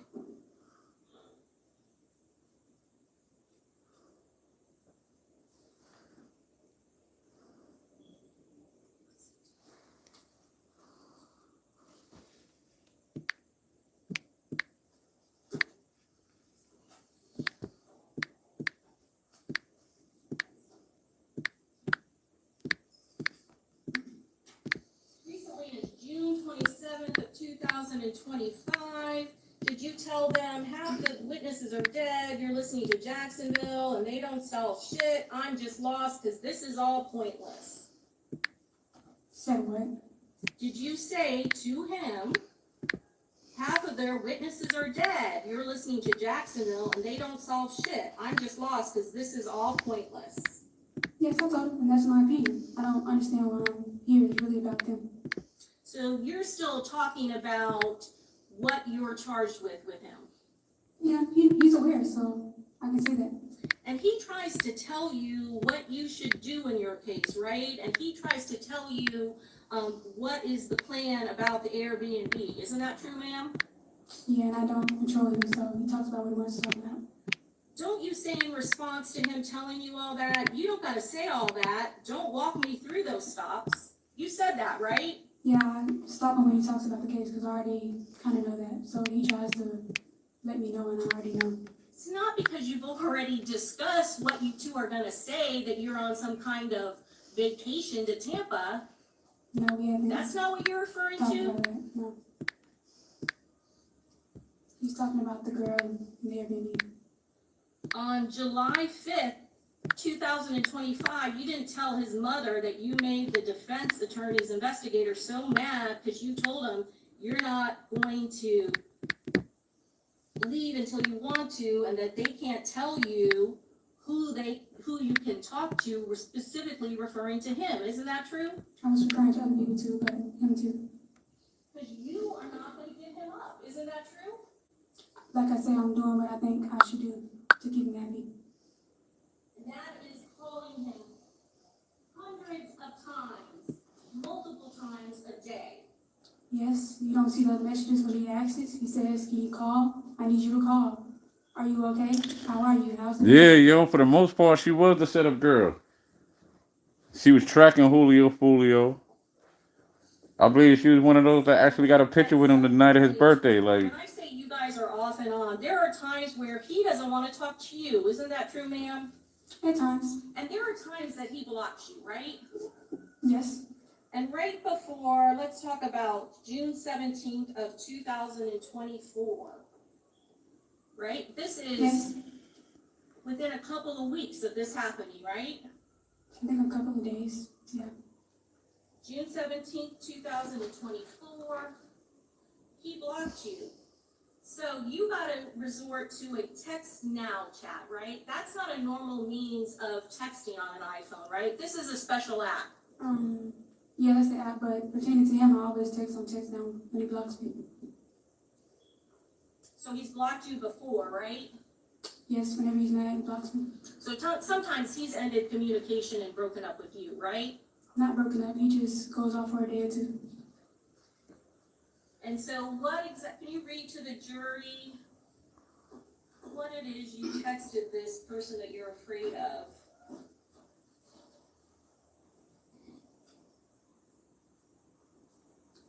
Oh, I said, bitch, you a sicko. Why you blocking me over a call I didn't even initiate? Trying to act like you mad, and I make people comfortable. You need to speak, I'm sorry, Miss Andrews, the court reporter's gonna take down what you're My saying, bad. so you gotta speak real slow, okay? I said, bitch, you a sicko. Why you blocking me over a call I didn't even initiate? Trying to act like you mad, and I make people comfortable. I didn't do shit to make nobody feel comfortable. It was out the fucking blue. Why the fuck are you acting like it's my problem? You just wanted to have a reason to talk. I messed up when I was typing. To talk to ugly bitches you talk to. Everybody you come across and you touch, you fuck them up. You're not even mentally there and stable in the head for the relationship. Even when I didn't do shit to your ass or start a conversation, you still fucking mad. The fuck. And then I said, and you acting like I'm not pregnant. You gonna talk to me one day, so I don't give a fuck about your attitude. And I said, bye, bitch. So this reconciliation you're talking about I don't mean to laugh, but communication with you, right? This is one of the things he do. So when you say stop, yeah, I don't mean to laugh, he's but finished like, for a day. He doesn't even really mean it. He's gonna pop up the next day and be like, "What you doing?" So you weren't trying to make this jury think when you first they be testified. wild. Yeah, they be wilding in Jacksonville, bro. You right. Violence in your relationship. The whole fucking state of Florida, nigga. With you trying to get back with him and him trying to reconcile with you because of something he did, right? Wait, can you repeat it? Yes, I can. You're not trying to make this jury believe that he was the one trying to reconcile with you after he hit you or something, are you? I don't know what you mean by that pertaining to the message. I'm just cursing him out. No, I said when you guys get back together, I thought you told the defense attorney on your direct that this was some kind of reconciliation. Yeah, bro, it's gonna be hard to get up out of this. Back together, right? It was after I sent that he did eventually end up texting me. Not on there, but he texted my phone and we're back cool. We always do that. And why is his little brother coming on this reconciliation trip with you? I mean, I don't know that. That's something you have to ask him. I didn't know he was even going. But you know what you were going, right? Yes, he invited me and I thought it was gonna be us two. And it wasn't, right? Yeah. And you get to an Airbnb and you're only there for a day. Yes. And you go nowhere except for 3 clubs, is that correct? Yeah, in McDonald's. And again, not with him and Damian Murphy, right? Yes. So what exactly was planned for this? Come on, the fucking ass, bro.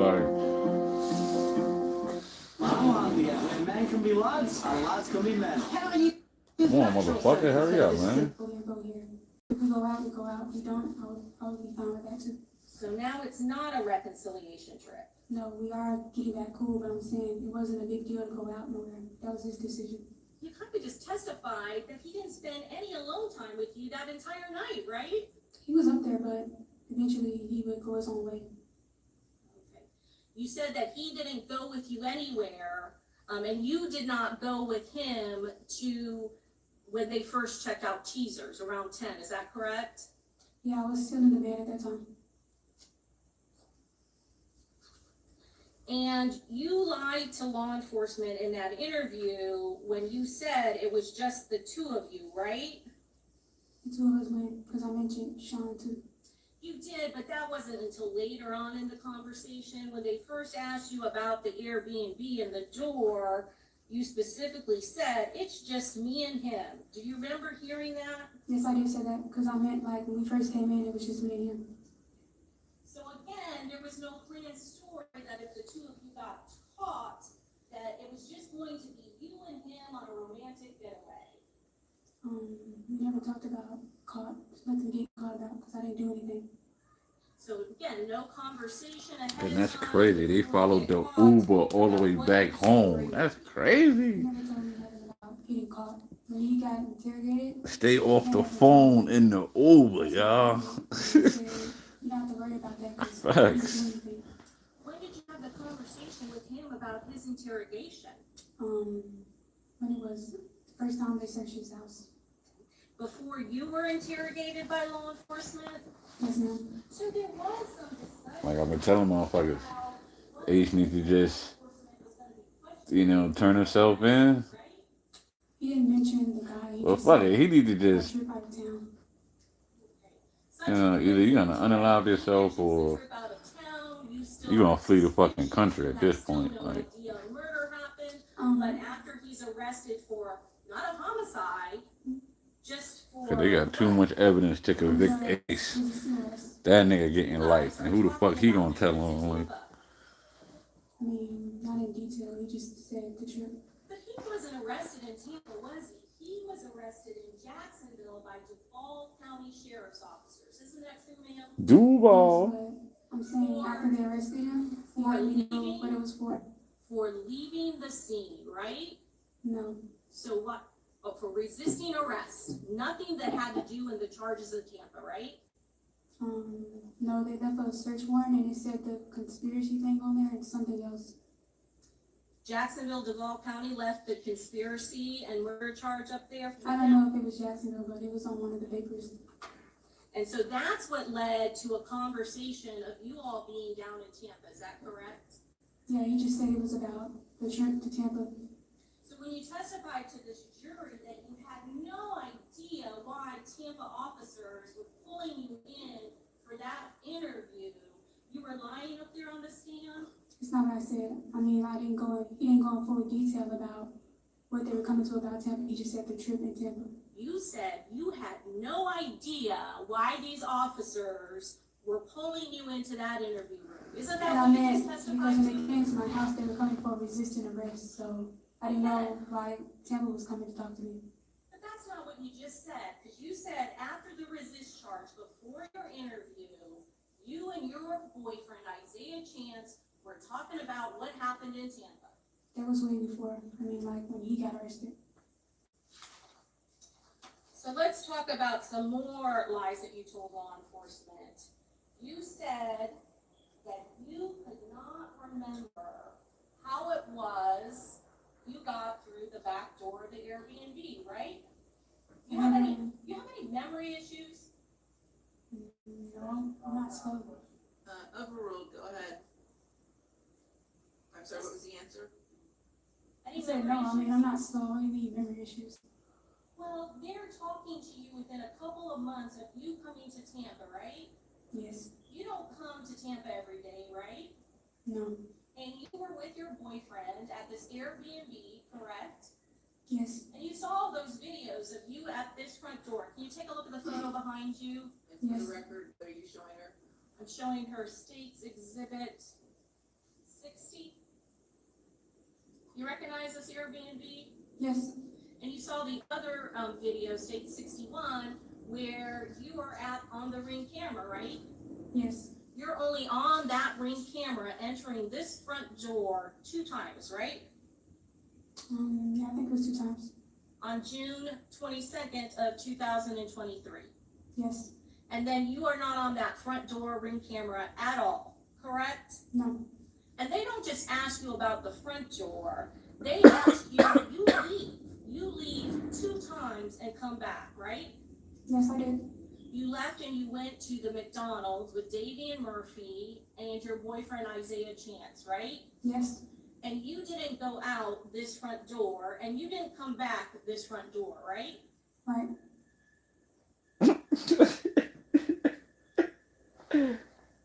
Oh man. Take a look at the video now. We're gonna show you how it is you get to the back door of this Airbnb. Wow.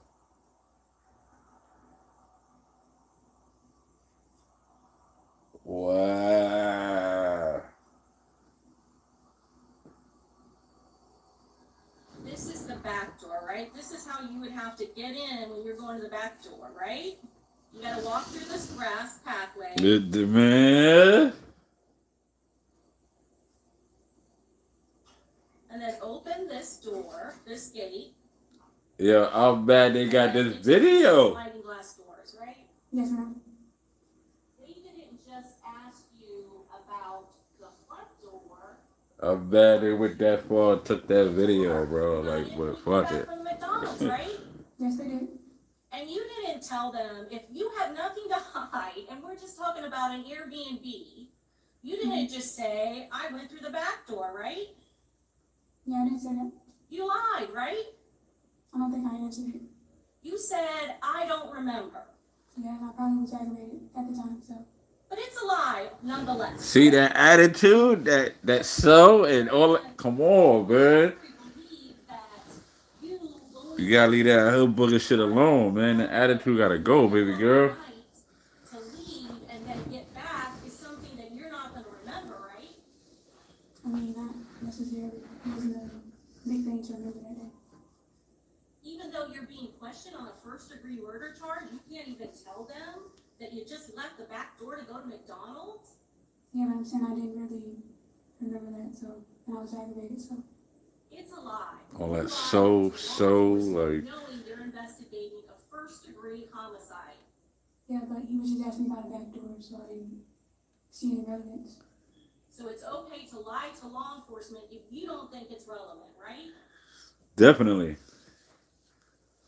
Motherfucker definitely getting under her skin, Sean.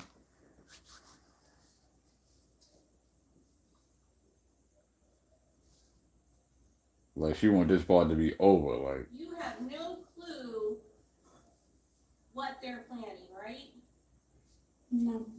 You see the 2 spots here? Yes.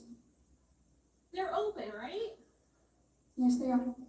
Where's the Impala? It's parked on the side. Where on the side? And one of the other. See what I mean? Staying on the phone. Close to where that back door. Every time you on the phone and that shit ping, it's gonna ping to the nearest camera or whatever. Like, They had some bags, right? that's You what the have a fucking bag government right ain't here. telling us, man. Yeah, my bad.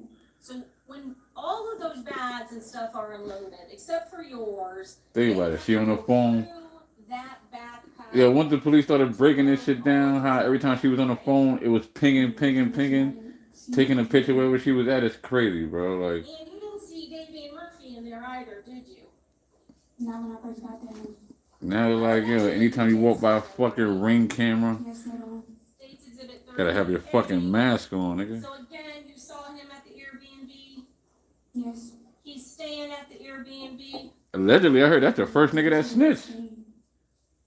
You lied to law enforcement about there being. That's the nigga that took his mugshot. He was smiling. I'm like, any nigga that take his mugshot smiling, you know that nigga finna snitch. Yeah, I didn't answer anything about the other people. So that's a lie, right, ma'am? You lied to them about Davy and Murphy, a member of 1200. Like I said, even in the Uber, shorty in the Uber, they every time her shit pinged in the fucking Uber, bro. Also, not Between liable. Jacksonville and Tampa. Well, Tampa going back up to Jacksonville. Like, damn, shorty. 36A. This shit is a wake up call. Like, ladies, stay the fuck off your phone. Like, damn. You rode in a car with him for 3.5 hours, right? Yes, I also went to sleep. I didn't really look at him like that. You have been to his house. How much is the barbecue. Uber Isn't from that Tampa to familiar? Jacksonville? That's what I want to know. He was introduced to you by your boyfriend of over 3 years. That shit like 2 hours, nigga. How much that Uber charge? Like, Yeah. He introduced you to all of his family members, right? I didn't say all those family members. You said he introduced you at that barbecue and said, "This is my second family," right? Yes, but I don't know if that's his family members. So you're suggesting to this jury that when you are being introduced by your boyfriend to his second family, that he posed some fake people next to him? I'm saying I don't know if he was talking about everybody that was standing there. Could have been talking about particular people. But certainly Sean Gathright was there, right? Yes, ma'am, he was there. And he's one of the people he's saying, "This is that my part, second like, you know what I family," mean? No, he said little brother too. Part of his family. Right, And the smile, like, yo, bro, this is like, second family, right? Yes, he was in the second family. And you care about Isaiah Chance? I did.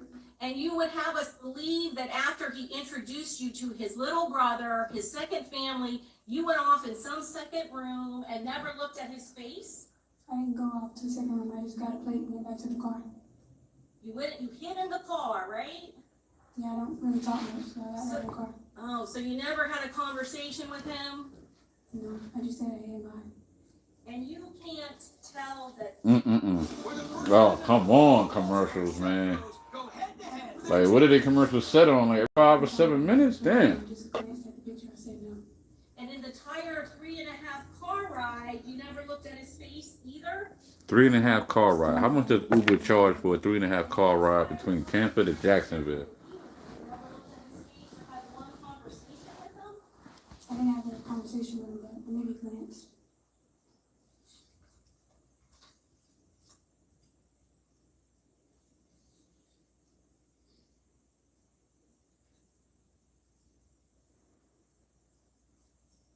You were walking next to Isaiah Chance at Teasers. You were walking next to him at that parking lot when he was at Truth 18. I'm not going to play the videos again. You saw that. You guys were walking right next to him. If you consider that right next to him, yes. Some points you were a little behind him. Is that correct? Yes. And some points you were right next to him. Isn't that correct? Yes. And there were points when he has that phone, your phone, up to his ear. Yeah, at certain points. And at one point, You when sharing he your has it phone up with to these his niggas. ear, he has to give it to you so you can do what? Put the code in. That was at the first club. And that's right, put the call in, right? There is a call that is happening, and I said the code. Code, yeah. Don't misinterpret what you said there. He's actually on the phone, right? At the first club, he attempts to make a call, yeah. Attempts, right? It's literally up to his ear. Yeah. I don't think he went through. Because you're right next to him, you would know, right? No, I mean, he didn't say anything, so that's why I said I don't think he went through. And at some point, he hands it to you so you can do what? I mean, I didn't put the code back in after that. Just the one time? Bitch, speak up to the mic. It didn't go off any other time? How the fuck the DA so far from the mic, man? Entire time to Teasers, to Truth 18? I mean, later on, I think, yeah. At the next club, yeah. What about in the car? No, and the car was still unlocked. And you never heard him utter one word on that phone while you were next to him in the parking lot at Teasers? Jesus is the first club, right? Yes, ma'am. No, he didn't say anything. And he never said one thing the entire time when you guys are sitting in that parking lot at Teasers at the same point when Charles Jones is there. He said something, but he didn't say anything about him. What did he say? He just was saying how all the people just standing there, standing around. He never had one phone call? I mean, he tried to call. I don't Yeah, you right. You know what I mean? Going everywhere crazy. Going everywhere massive is crazy, especially some of you. Yo, bro, come on, man. Come on, man. You master certain places, then you not master, like, you know what I mean? Sharing a live location with Sean Gathright that's occurring at 2 Uh-oh. a.m. Sharing a live location. Yes, ma'am. He does She's that sharing the all low. time. So he has your phone a lot in that car, right? Yes. And so anytime there's inactivity on the phone, you gotta do what for him? Unlock it, but he never locked it back. If he didn't respond, he just went and got on something else. He doesn't lock the phone, right? That's something that happens automatically based on time, right? Yes. When that phone locks up in the parking lot, it's not because he locked it, it's because there is a timing mechanism on your iPhone that makes it go dark, right? I mean, yeah, but the first time I got the car, it's my phone. He stops me and asks for it, so it's not unlocked when he asks for it. And then That's at not what some she asked point, you. he starts texting NIGGA, pick up the FNO.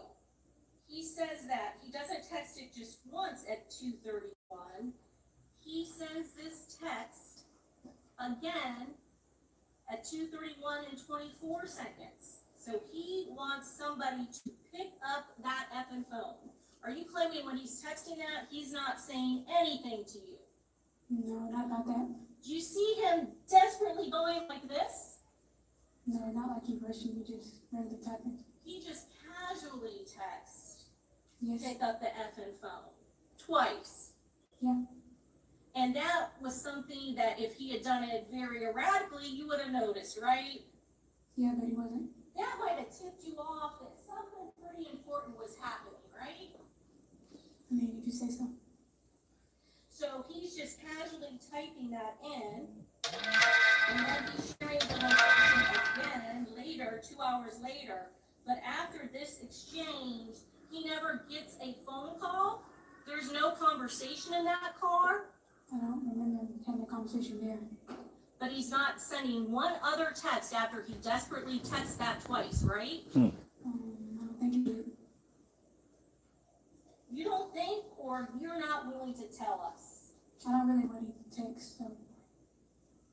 And you don't remember or him hearing him have any conversation in that car? Not right there, no.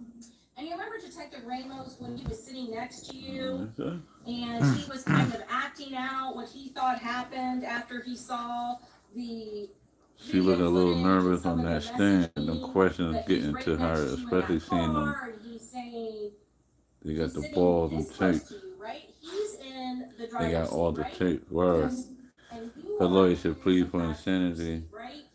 Or a young man that's not supposed to. Remember that Shit. exchange where he imitates and acts out? Hey, Something, Sherm. get here. He's going I into don't the know, car homie. now. You better get here now.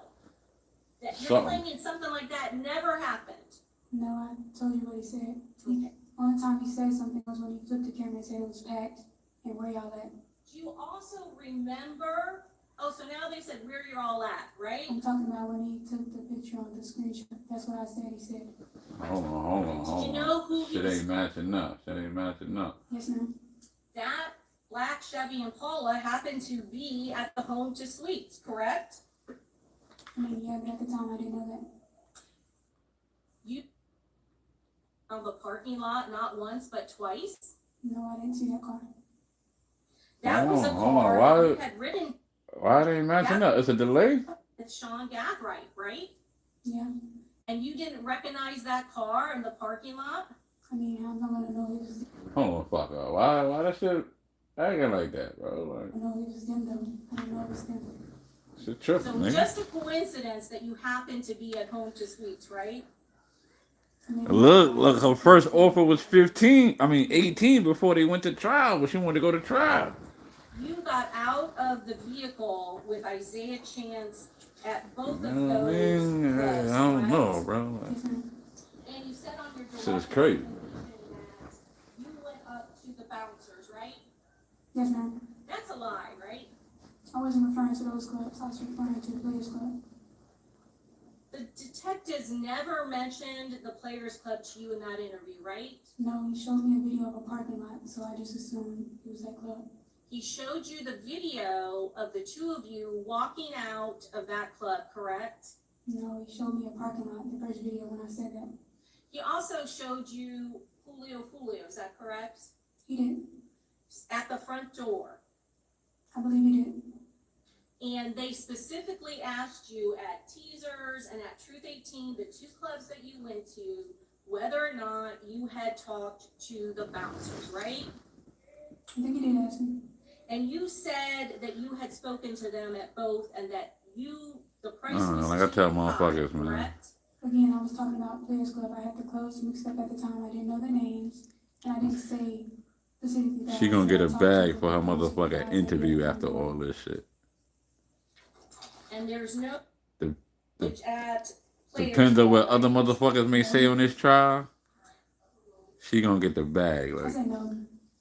You know that there's no video footage at Players, right? I mean, if he would have investigated it, he would have found it probably. And there is video footage at Teasers and Truth 18, correct? Yeah, because that's all the detective went to look for. And you admit that you never went to any of the bouncers at Truth 18, right? No, again, when I bring up the bouncers, I was referring to Players Club.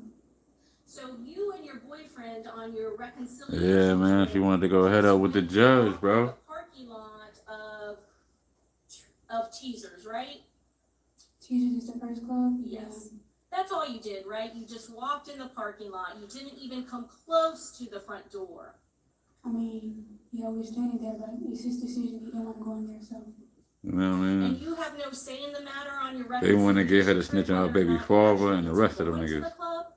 I mean, I didn't have an issue with it. If he didn't want to go, he didn't want to go.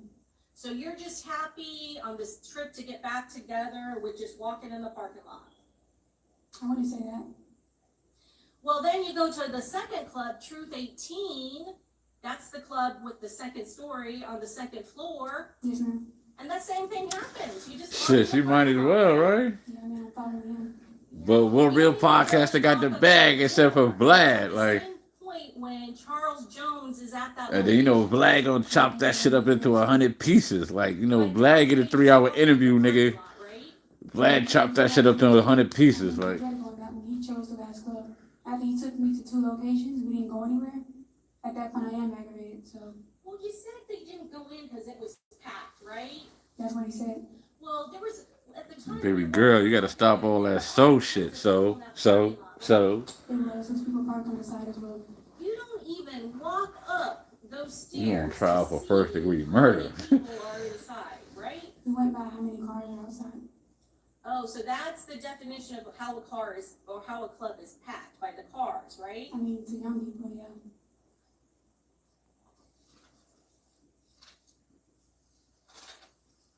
You said the next morning that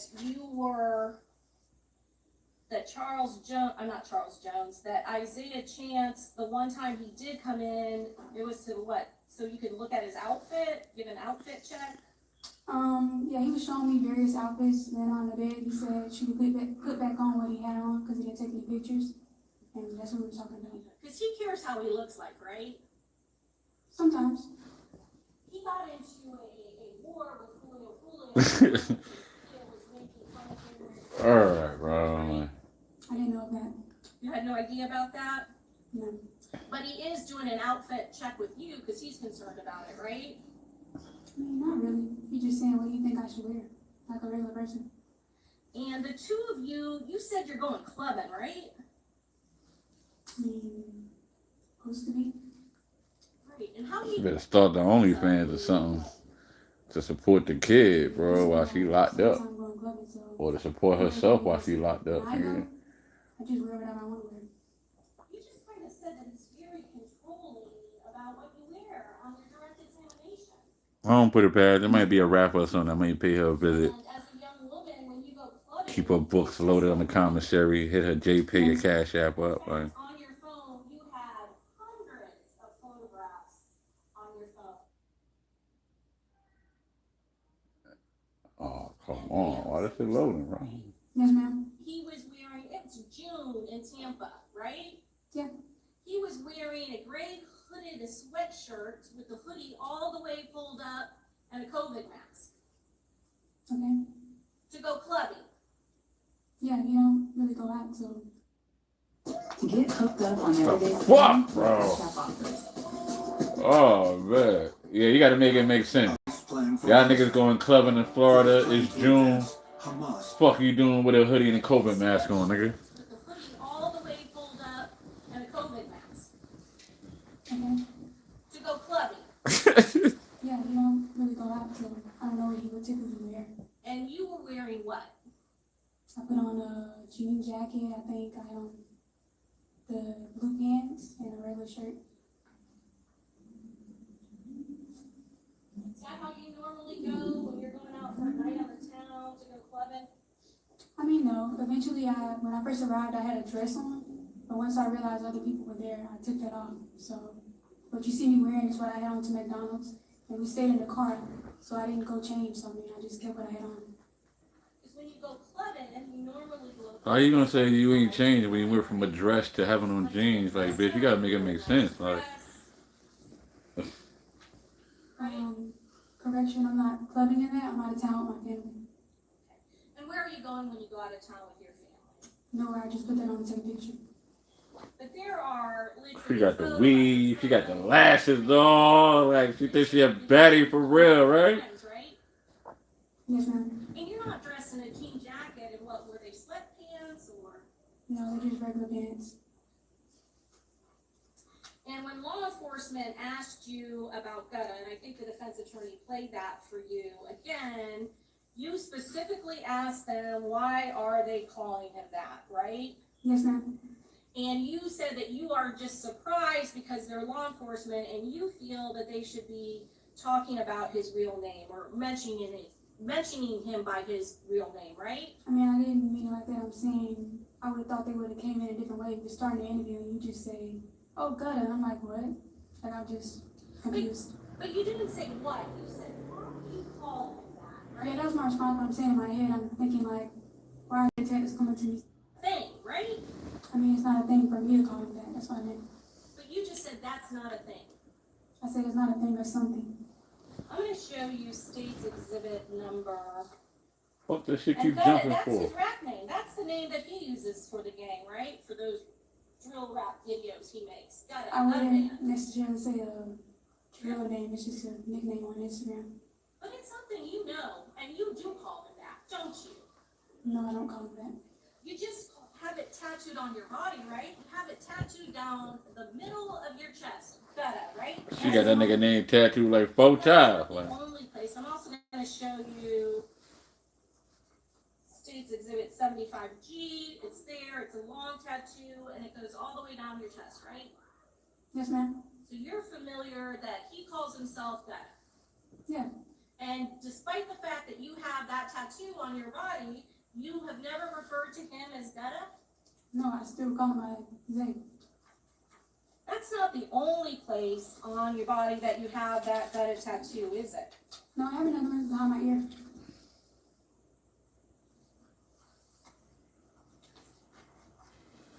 man, you know it's real when the motherfucking boys got pictures of you, man.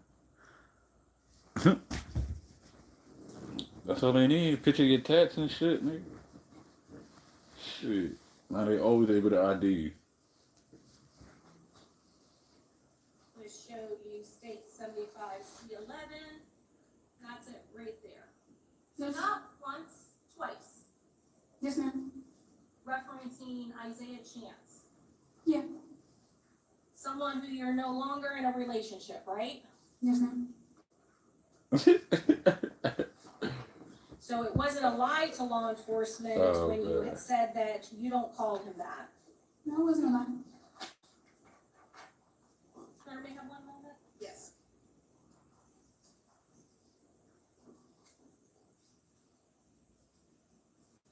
She look like she got some white on her. You can tell by her nose. Like, she ready to get off this stand though. Like, this shit is agitated like a motherfucker. Like, motherfucking people ask you the same fucking question and rewording the fucking question. And... But she's shorty keeping it real. She ain't folding. Things happen here. You feel me? Shorty definitely ain't folding, man. Like, you know what I mean? Shorty keeping it real. She admitting to her wrongdoing. You know what I mean? Where she was at. Photo, you said your Isaiah Chance took that photo in the parking lot of 215. Yes, ma'am. That is, at that timing, that is when Charles Jones and his party are still up on that second floor. And you're saying you never saw that? No, I didn't look up there. Where are you looking at? I mean, at him. And you're looking at him taking the photo? I don't think I was. What? I don't think I was. I seen the picture after because it's in my phone. Are Wow. you looking at him when the photo was taken, or are you not looking at him? I don't think I was. So what are you looking at? I think I was looking at him.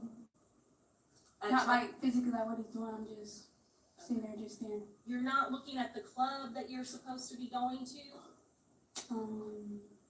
I can't remember if I was or not. Well, you said that you can tell if a club is packed. She in love with that based on nigga. the cars in the parking lot, right? Yeah, but we were parked on the other side. It was more cars. Right, because there were parking spots available in Truth 18, right? I don't remember that. You could have driven through the parking lot and not even got out of the car if you could tell a club is packed just on the parking spots, right? I mean, that's not my decision. Again, he's driving. So. You said how will people determine whether or not a car or a club is See, packed you gotta watch what you say now. Yes, ma'am. both That's at who you don't want to get tripped up at. and teasers, there were cars that Gotta keep in mind what you said first. Ain't no switching up. to go up to the door to know that teasers was packed, right? Yeah, it was. But again, it's not my issue with the back places this is. Well, what the issue is, you keep on giving us another reason why it is that you're in that parking lot. You understand that, ma'am? Yeah, I mean, I'm just following him. No, you said that you believe that you didn't go in because it's packed, right? Yo, I don't mean to laugh at Shorty, but You yo. don't have to go into the club itself to know it's packed because of the parked cars in the parking lot, right, ma'am? That's what I said. I don't know what he's thinking of. When you are at teasers, you guys have to go. Yeah, around man, we need to pedal this up, man. spot, right? Yeah, and then we see somebody coming out, so he just waited. So it didn't matter that it's so packed, you gotta wait for Right, spots right. to open up. Well, we did get out, but I mean, all the people in the front, that's when he decided he didn't want to go in. Right. So it's not the parked cars in the parking lot that tells you if the club is packed.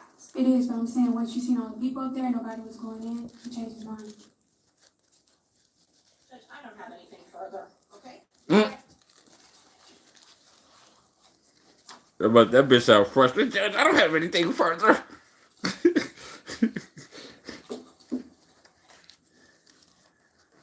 Yeah, that bitch sound bad. She couldn't get what she wanted out of her. Like, Ms. Andrews, do you want to answer any more questions? I can. I ask you one more question. There's a tattoo that's missing that hasn't been described on your arm here. What does that tattoo say? Psalms 46, God is within her, she will not fail. I'm gonna sustain the objection, and is there another motion? Granted, stricken from the record, jury's not to consider it. Okay, come on, man. What the fuck is going on with these niggas, man? This city only works when we stand together. But right now, New York Fuck, is being man. torn apart. right with you. All right. Oh my god. You know, I gotta watch her getting back on that bitch from the beginning, nigga.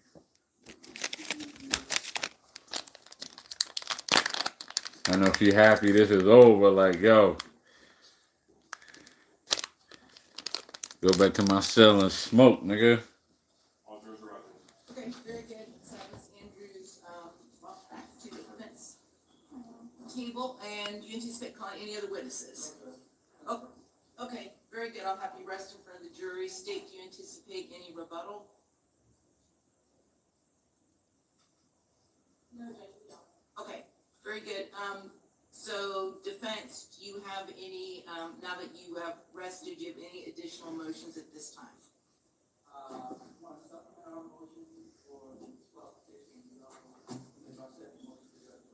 Okay, well. Yeah, I kinda feel bad for her if she was to go, like, you know what I mean? After the jury. That bitch a little bitch. And so what's your second motion? Itty bitty little thing, man. I'm proud of you. You handle yourself well up there. Da da da da da da da. Like, that's what her lawyer said right now. Like, you handled yourself well up there. Da da da da da. motions were reiterating the very same things. This is a purely circumstantial case. This is a case where Alicia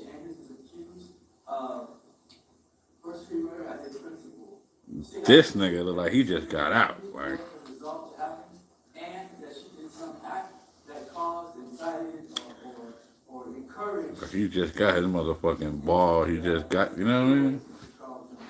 In this case, the state has neither of those elements for reasonable jury. Come on, man. Who that?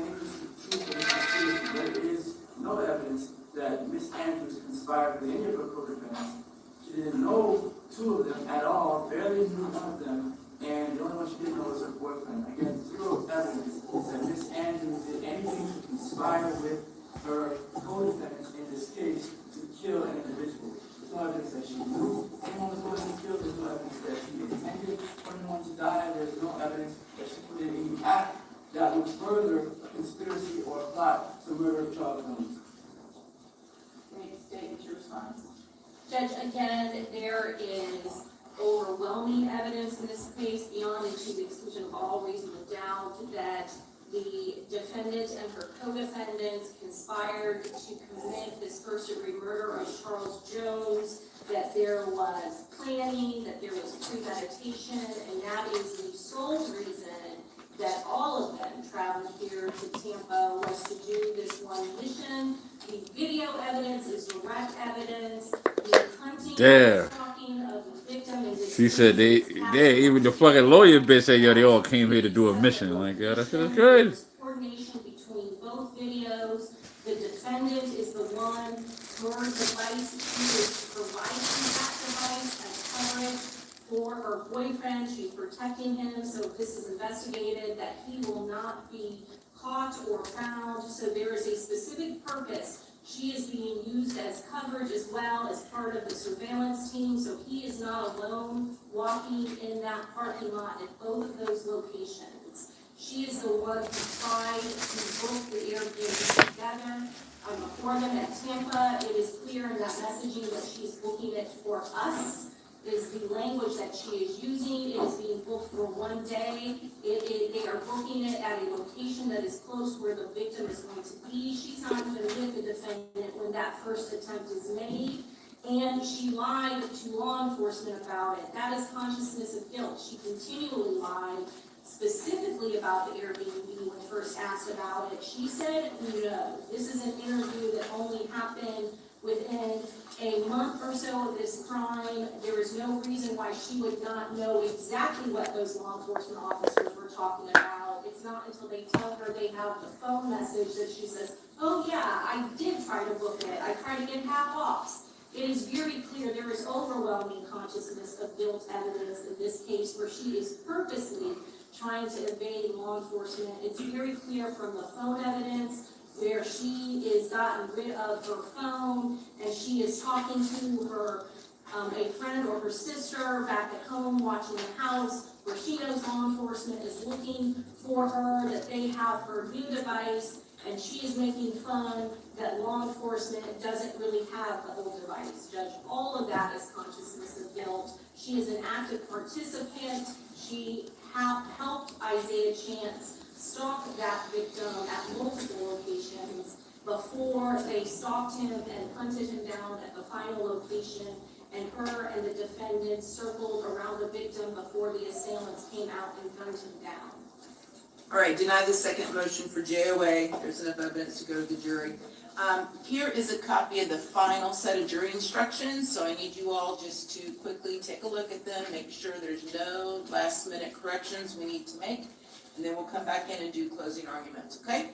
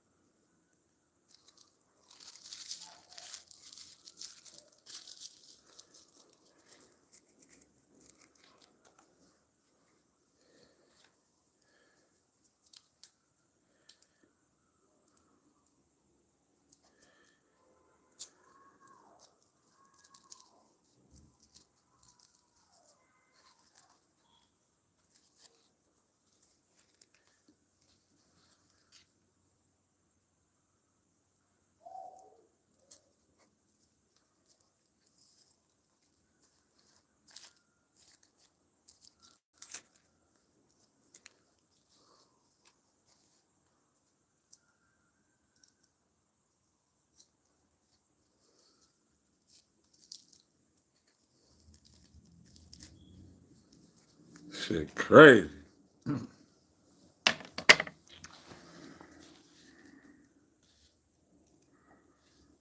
Alright, that.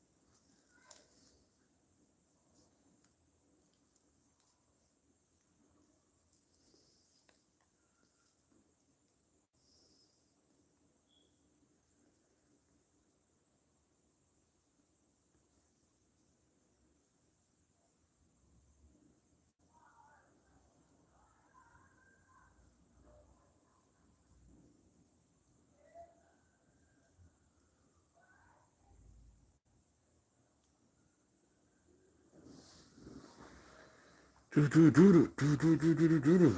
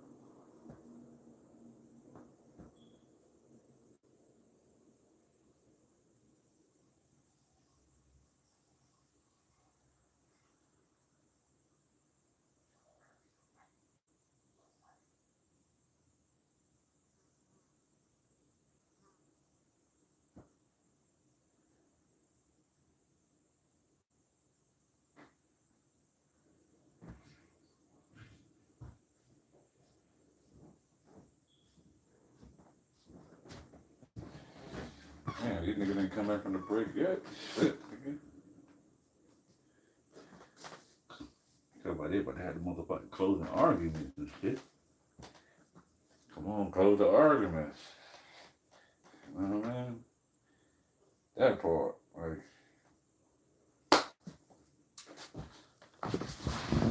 You know what I mean? Where my light at?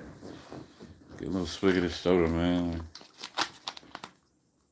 With the closing argument, hurry the fuck up. Let me see if they call. Alright, so we still here. No, I'm not signing into YouTube. Yeah, what y'all thinking, man?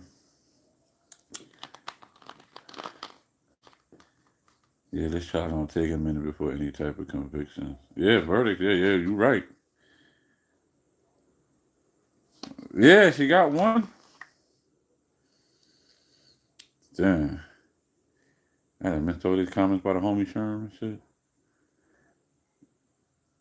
Yeah, it's gonna be tougher than that, President. Yeah, dude. Yeah, definitely sound like a rookie. Yep, she's the first one to go on trial. I believe she was pregnant or had a kid by him by the time all this shit was going on, Sherm. And yeah, this trial is gonna take a minute. But I feel like, yo, If they get her, they feel like they got the rest of them, bro. That's how I'm feeling, homie. Sometimes all you need is one. You know what I mean? And it's like she said in the testimony, she's scared of that nigga. She do things because that nigga say to do things. Like, you feel me? That nigga be whooping my ass. Like, you know what I mean? That part, like,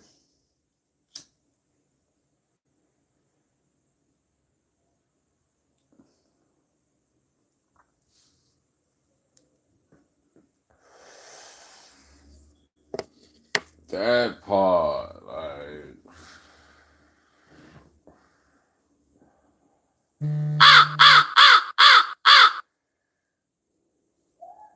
that's crazy. My phone could be dry any other fucking time.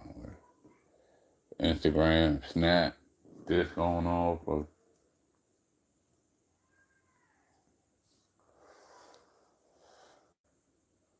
you hear the ratchet bitches outside. Yeah.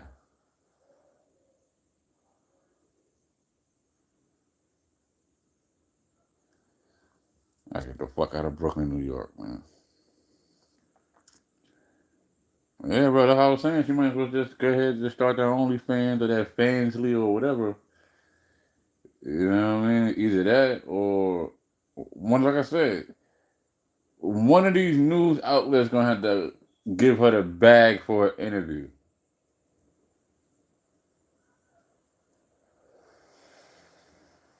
I don't know who the fuck she gonna sit with. Like, she gonna sit with Gail. She gonna sit with this one, that one. Like, I'm gonna need a bag. Like,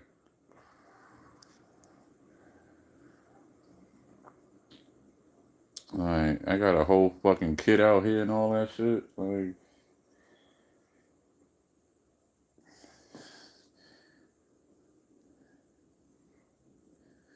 yeah, but like the nigga, like they broke it down. Like, yo, you live with your mommy and daddy, right?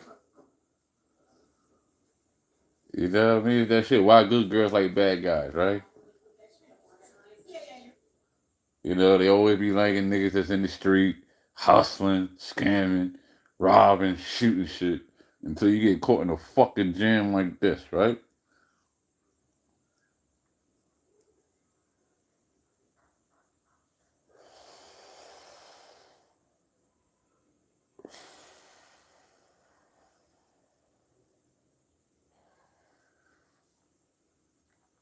But it should be cool being a motherfucking drug dealer's girlfriend, right? Like, you feel me? Being a drug dealer's wife or being a scammer's wife. Like, no, because if I can't catch this nigga, bitch, I'm coming for you. Same thing the motherfucking, like street law ain't no different than the regular law, right, nigga? We can't come for you. We coming for the closest one to you. You know what I'm saying? Like, come on now. Because what, the 9 to 5 nigga is boring? The nigga that work 10, 12 hours is boring? Because all you want to do is go to work and come the fuck home? Hey, give you no thrill in your life because you ain't running for police. You a whole female, shorty. You know what I'm saying? Like, I ain't seen any females out here doing crimes right underneath their nose or whatever, but you out here wanting to do nigga shit. You want to do nigga shit with the niggas. You know what I mean? Ain't like to say like you out here with the fellow females and all that shit. You out robbing shit, sticking shit up, and you know what I mean? Whatever. You out here with the niggas. How they gonna look at it? Like, you know what? We get the female. She gonna crack. You know what I mean? She's a mom. Once she hear it, she's getting life, and she's never gonna see her child again. And da da da da da da da. She's gonna fold and tell us what they need. You know what I mean? What we need to know. This is why I feel like it's gonna be a Rico because everybody knows about Ace. All right, Julio is gone, right? That was the top nigga for the six, right? Now 1200 merged up with motherfuckers with ATK. The head nigga ATK is Juggy the Ace. You know what I mean? Like I just, like I said, man, I just believe everybody getting this 25 or 25, life, like nigga. You know what I mean? We ain't the one and going on tour, none of this shit, nigga. That's you. You the money man. You feel me? But the young niggas still ain't gonna wake up. You feel me? You know what I mean? Like, you wasted your life just being a shooter. You know what I mean? You wanting to be part of the fucking in crowd. Like, same with Shorty, right? She on that lotto shit. My man, bitch, your man got you facing a motherfucking M1. A murder one, bitch. With no paid lawyers. Then that's your man. Even my man, right, bitch?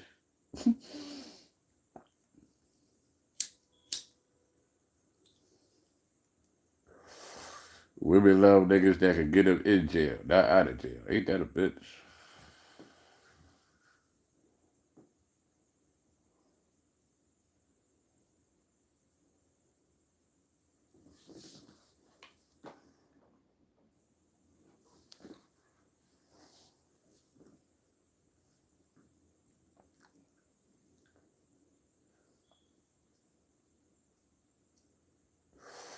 This dead silent shit on the microphone irritates the fuck out of me. Like, you could have just cut the mic off. Like,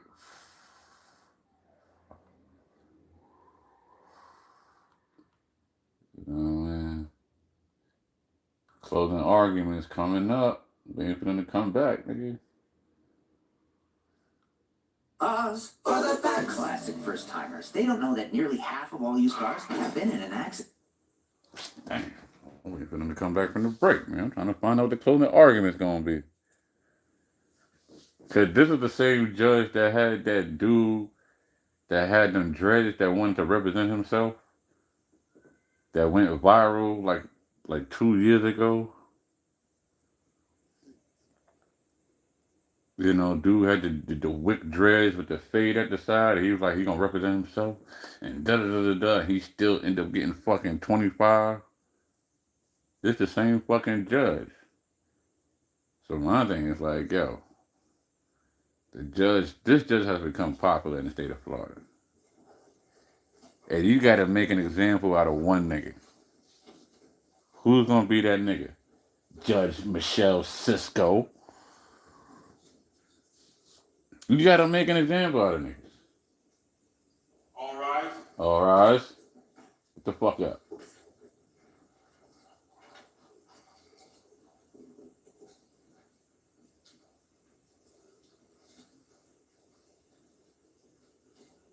I know she's scared though. She did her best to hold it down and Welcome back, everyone have a seat. you know what I mean? An announcement, Uh-oh. any rebuttal from the state? No rebuttal. Mm. Okay, very good. All right. I believe you all. Sit down, nigga. You are going to be given a copy of the final set of jury instructions, okay? So you guys can read along with me.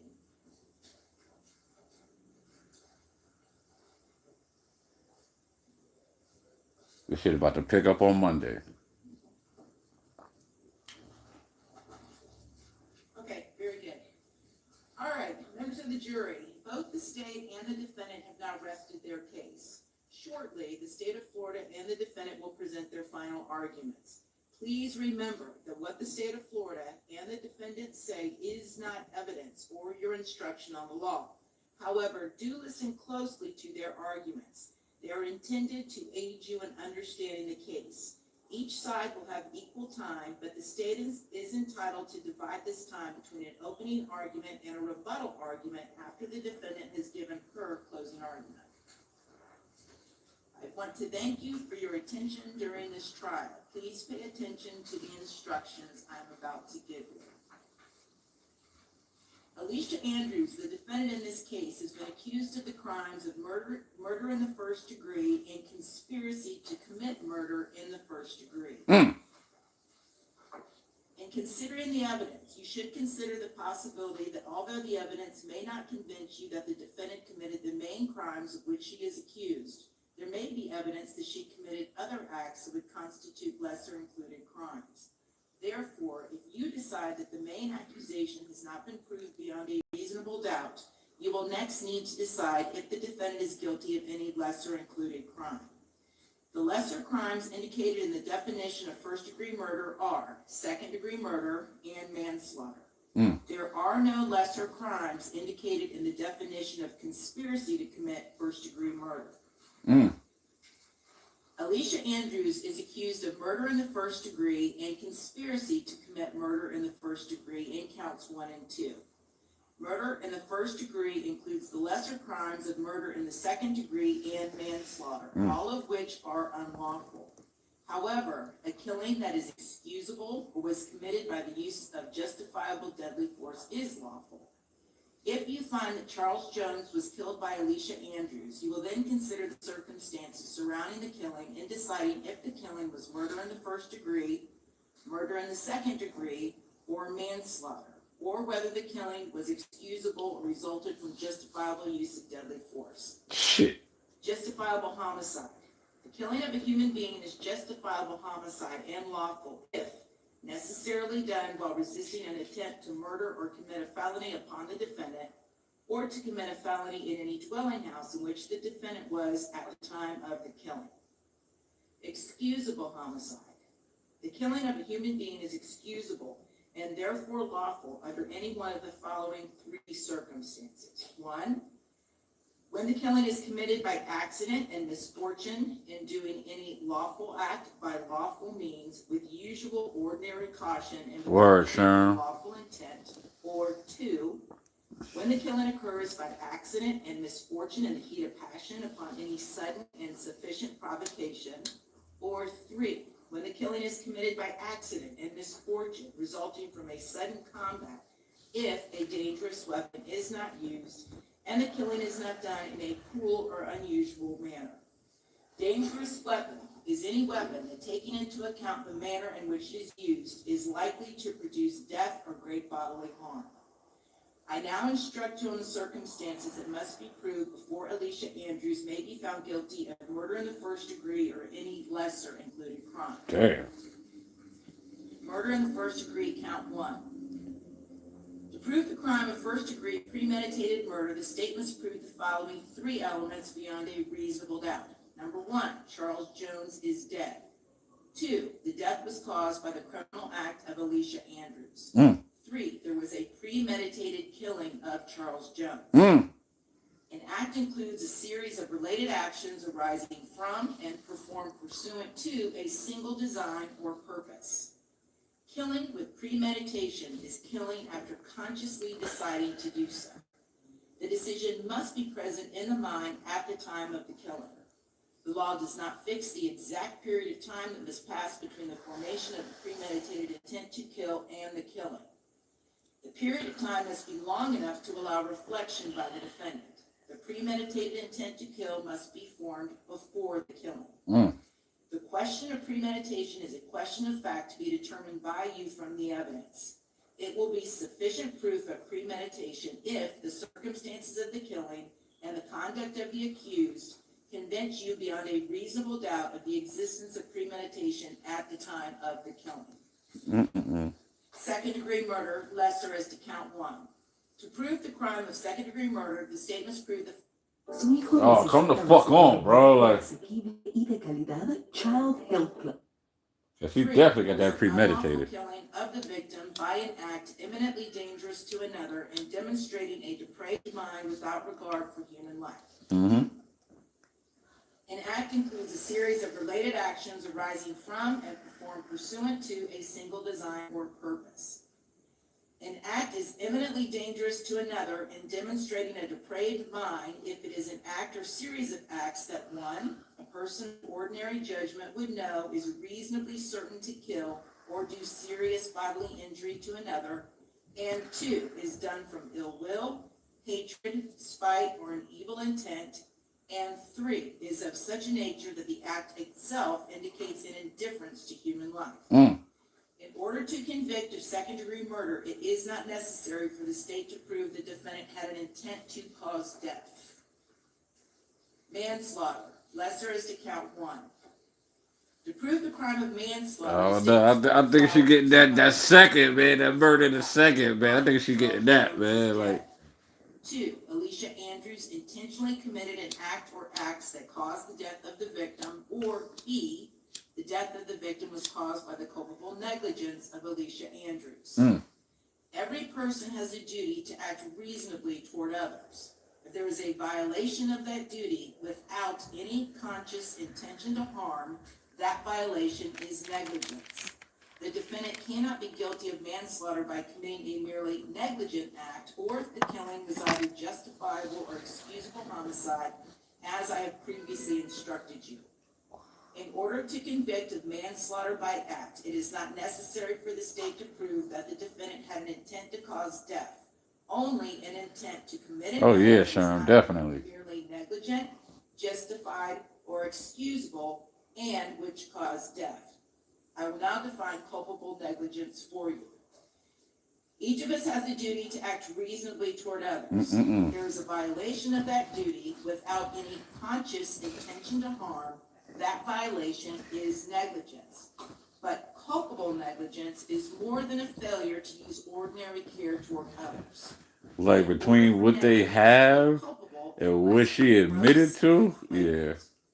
Culpable negligence is a course of conduct showing reckless disregard of human life or of the safety of persons exposed to its dangerous effects, or such an entire want of care as to raise a Your parents are gonna be raising that child, baby. to consequences, or which shows wantonness or recklessness, or a grossly careless disregard for the safety and welfare of the public. Line or up that such book an deal. indifference to the rights of others. Line up as that is movie deal. equivalent to an intentional violation of such rights.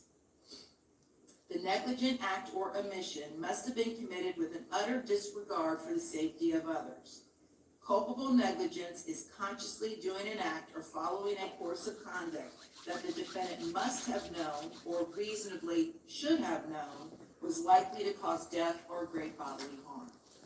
I mean, she might get that manslaughter. I don't know, bro. Like, To prove the crime of criminal conspiracy, the state must prove the following 2 elements beyond a reasonable doubt. Number 1, the intent of Alicia. yeah, that part, sure, at all. First-degree murder would be committed. You be seeing that motherfucker on 2, visits. In order to carry out the intent, Alicia Andrews agreed, Both conspired, parents gonna be locked up. Like, damn. confederated with Isaiah Chance, Sean Gathright, Rashad Murphy, or Davion Murphy, or other diverse persons to cause the first-degree murder to be committed either by them, or one of them, or by some other person.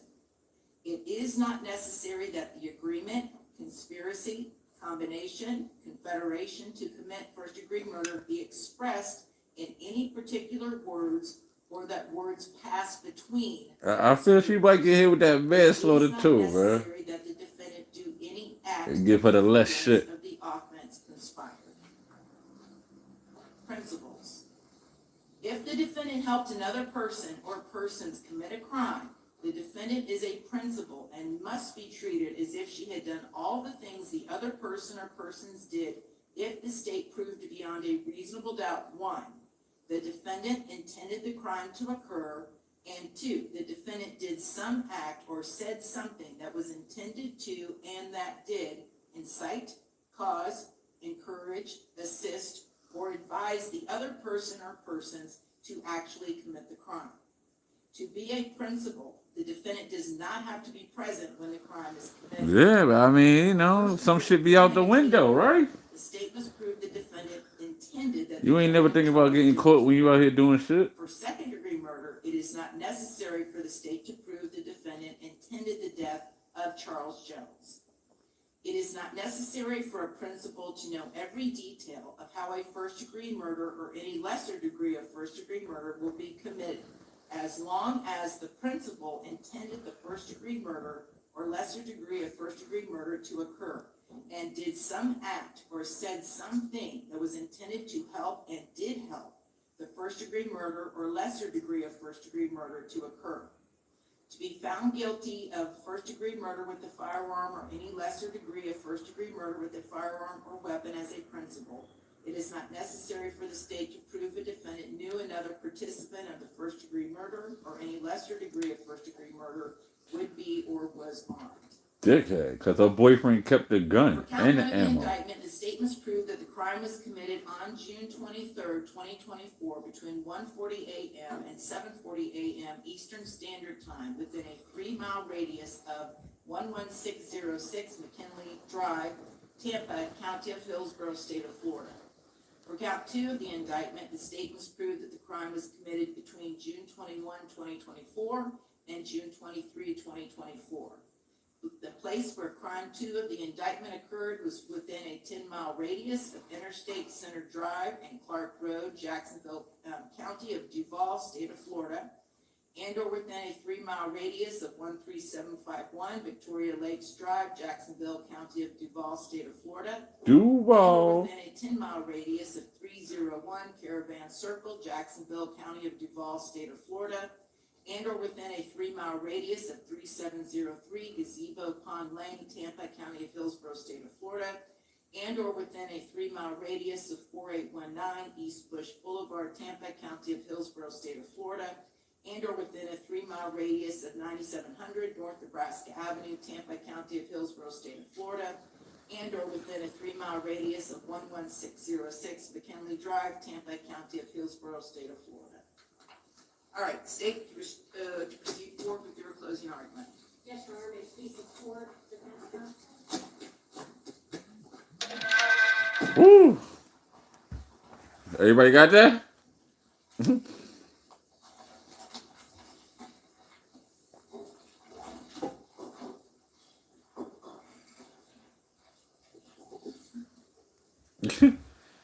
Everybody got the charges and shit? She getting charged with murder 1, murder 2?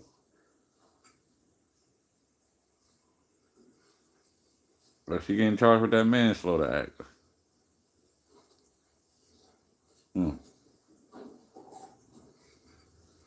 Kind of hard to tell, man.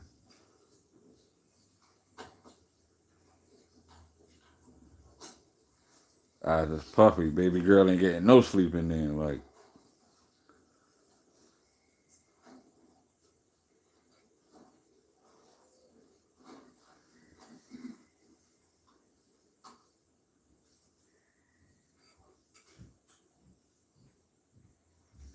Damn.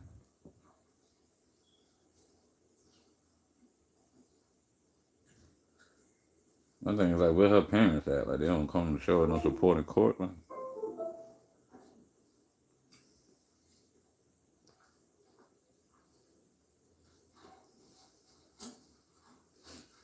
You better off just having an old head represent you instead of that Members young of the dude. jury, Charles Jones was a prominent drill rapper out of Jacksonville, Florida. He was known as Julio Foolio, Word, bro.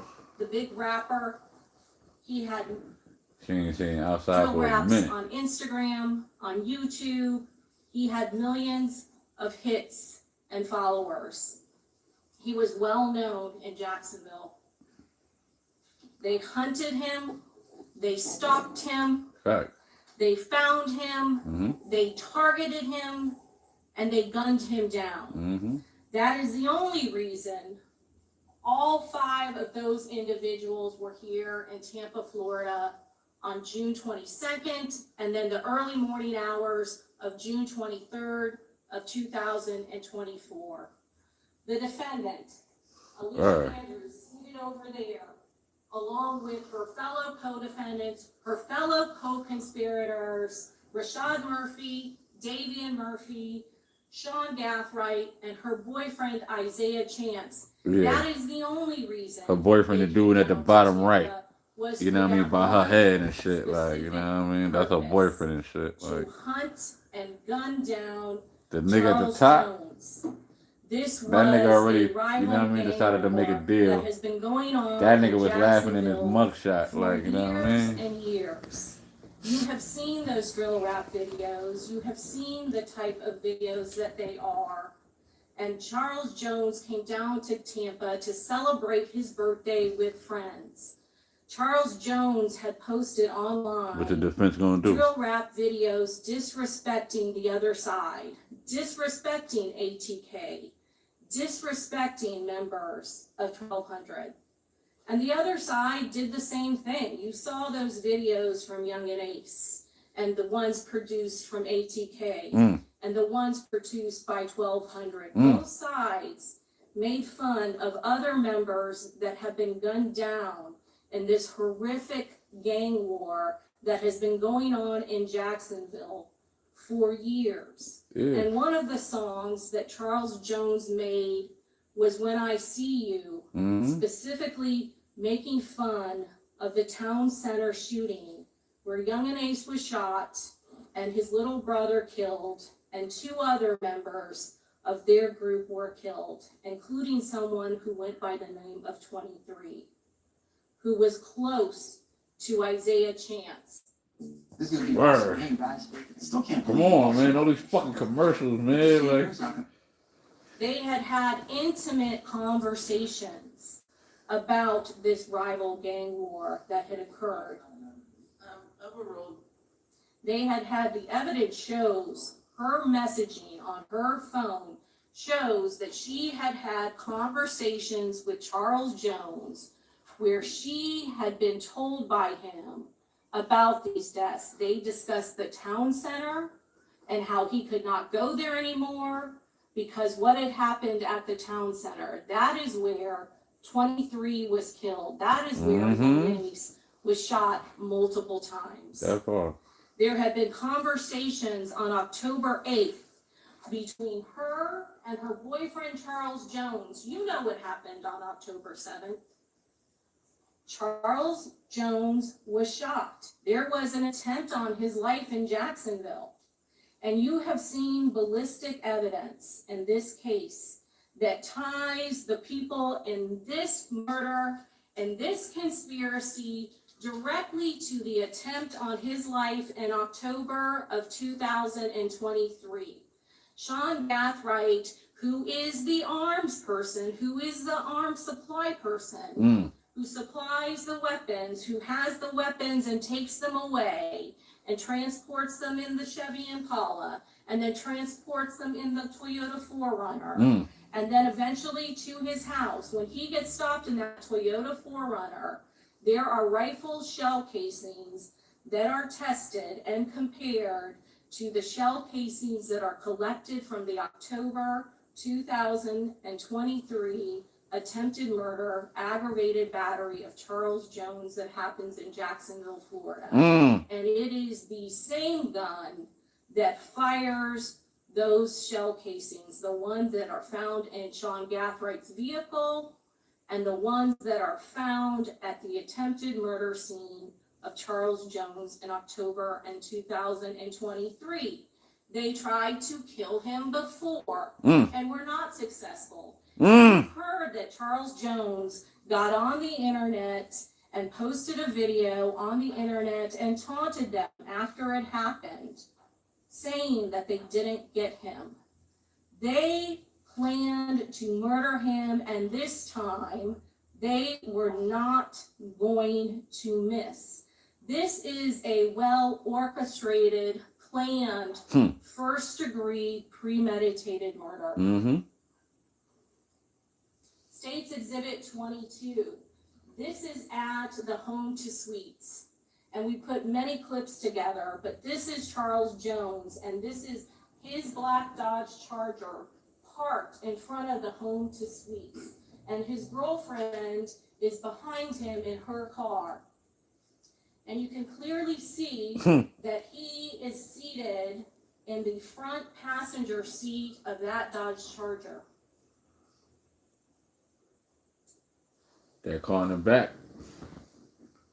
In the second clip, you're going to see at this location, this is the first time that black Chevy Impala carrying 3 armed and covered gunmen pull into that parking lot, and they don't go in front of where Charles Jones' vehicle is. You see them turn to the right. They are avoiding the line of sight of Charles Jones. They want to make sure Shit, that maybe if they she even get- go in the yard, like. they never pull into the line of sight of Charles Jones and his party. Charles Jones now is laying in that front passenger seat with his feet up. The next clip that you see in State's Exhibit How the fuck do you know you got his feet up? is of the car pulling up of his friend. That's Typhon McCrae, and in his vehicle is Camilla Bentley and Aaliyah Albritton. They pull up next. That's the next thing that happens in the sequence of events. The black Chevy Impala has already pulled in. It is now circling the parking lot so it can stay out of view.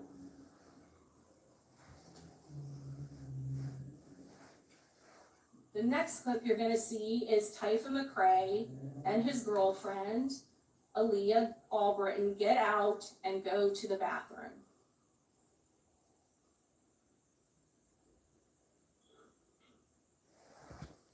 Damn, she got fat ass. Camilla Bentley gets into the front passenger seat.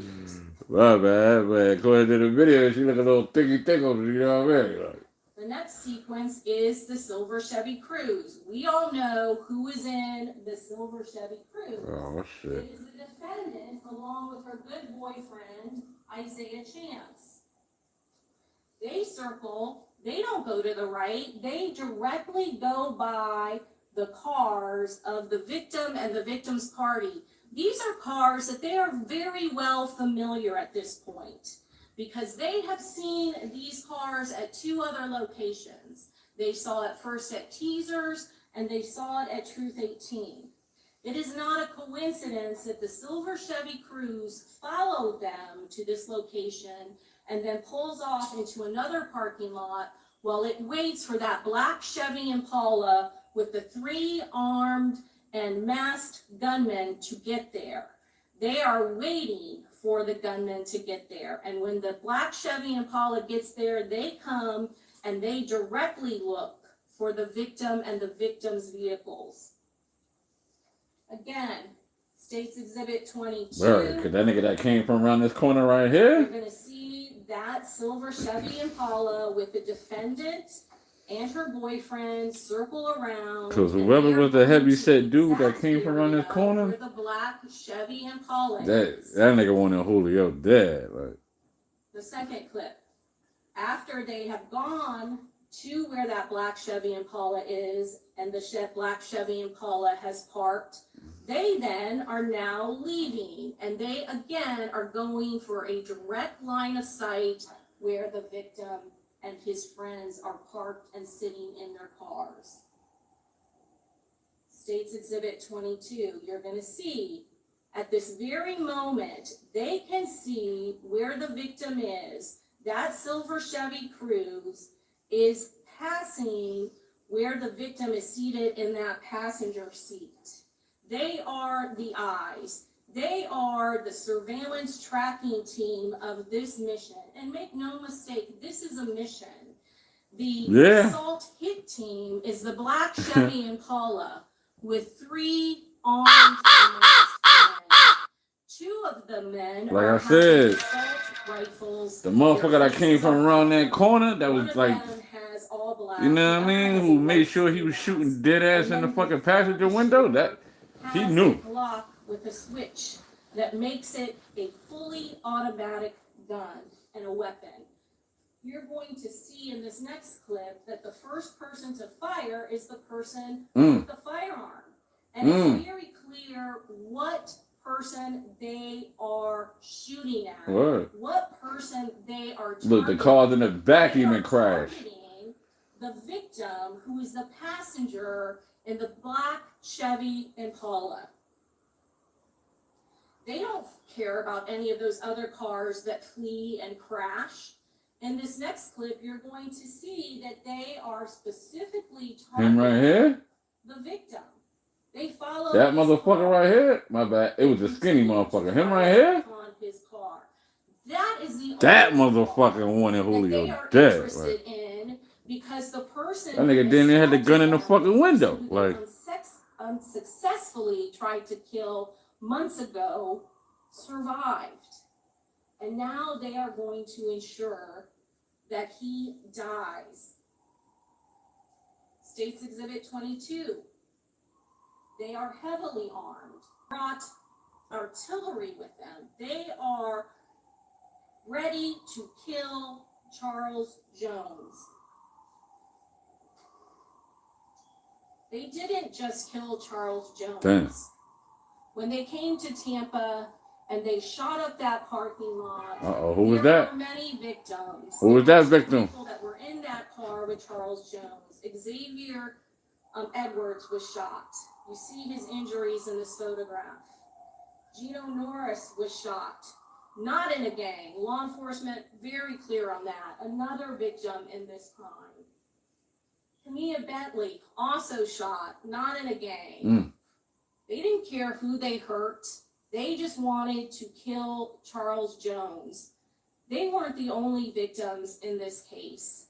They shot up a public parking lot in a hotel that had guests, that had families, that had people that were dropping off their children at University of South Florida, that is just across the street from Fowler Avenue, the other road that intersects McKinley where those hotels are. They shot up hotel rooms that had families in it, husband and wives and children. They didn't care who they hurt. Their focus was on Charles Jones, and they wanted to make sure that they killed him. In order to prove murder in the first degree, the judge just read to you what those instructions are. This is what the state has to prove, that Charles Jones is dead. That element, we only have to prove 3 elements beyond and to the exclusion of reasonable doubt. Charles Jones is dead. That has been proved beyond a reasonable doubt. The death was caused by the criminal act of ALICIA Andrews. That has been proven beyond a reasonable doubt. There is a mountain of evidence, and we're going to talk about the principal instruction, because she is a principal to this crime, and you treat her as if she had done everything her fellow co-defendants did. You put her in exactly the same shoes. She is criminally responsible for everything that her fellow co-defendants did in this particular case. And that there was a premeditated killing of Charles Jones. An act includes a series or related actions arising from and performed pursuant to a single design. I know her boyfriend, that nigga getting everything. They done tried to kill that nigga. You know what I mean? This is the 3rd time that nigga tried to kill Foolio. Round up spare change, saving stocks of Bitcoin. Like, damn. Give me 17 cents on Bitcoin. How the fuck you attempt to try to kill a nigga 3 times? The fuck? Enough to allow reflection by the defendant. The premeditated intent to kill must be formed before the killing. Premeditation can happen in seconds. There is no fixed time. There just has to be a conscious reflection by the defendant, where they reflect upon it and form that premeditated intent to kill. Damn. We are well beyond that in this case. This is a... Like Sherm said, Shorty charged up. Oh, damn. They even got into that black Chevy Impala. They had planned to do this. They had got weapons together. They knew what sort of equipment they wanted. Not only did they have the type of weapons that fire rapidly, they intended to get away with this murder. They got brass catchers. They put those on the AR rifles, and none of the brass, none of the spent shell casings were left behind because they were collected. That is sophistication. That are people that planned to commit this crime and planned to get away with it. They added the shell catchers on to the rifles? The question of premeditation is a question of fact to be determined by you as jurors. from the evidence, it will be sufficient proof of premeditation if the circumstances of the killing and the conduct of the accused convince you beyond a reasonable doubt of the existence of premeditation at the time of the killing. The proof in this case is overwhelming, and you can see it yourself. Those videos are evidence. It is direct evidence. It is captured on video for all of you to see it. You saw what happened. You saw that they tracked and they stalked and they hunted that victim down in Florida, here in Tampa. He posted where he was going to be on his Instagram. She follows his Instagram. She doesn't like him. It's clear from her messages that she does not like Charles Jones. Why in the world would she need to follow him? She follows his Instagram. And on Instagram, well before he came to Florida, over 7 days before he came, he is posting that he is going to be at Teasers on June 22nd between 8 and 3 a.m. He also posts that he is going to be at Teasers on June 22nd. He is posting exactly where he is going to be. That is the reason why they are coming to Tampa on June 22nd of 2024. That is the only reason that they are coming to Tampa. She books that Airbnb. She does it on June 21st of 2024. They got her email address. The Airbnb. She's not the actual one. Can verify Instagram account.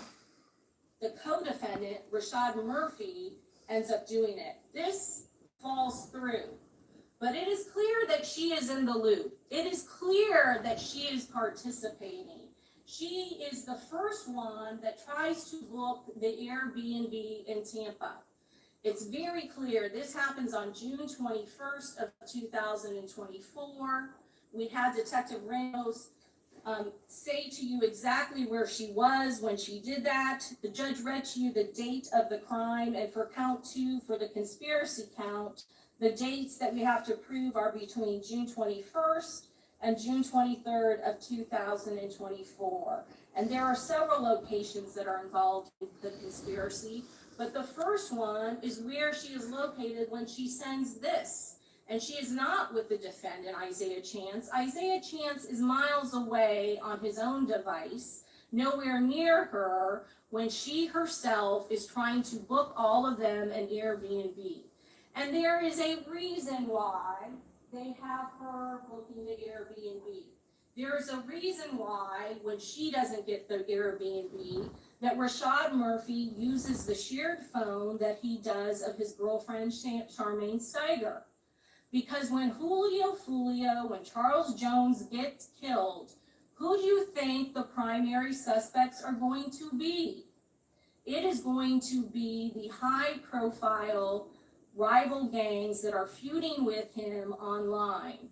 So Isaiah Chance can't book the Airbnb with his phone.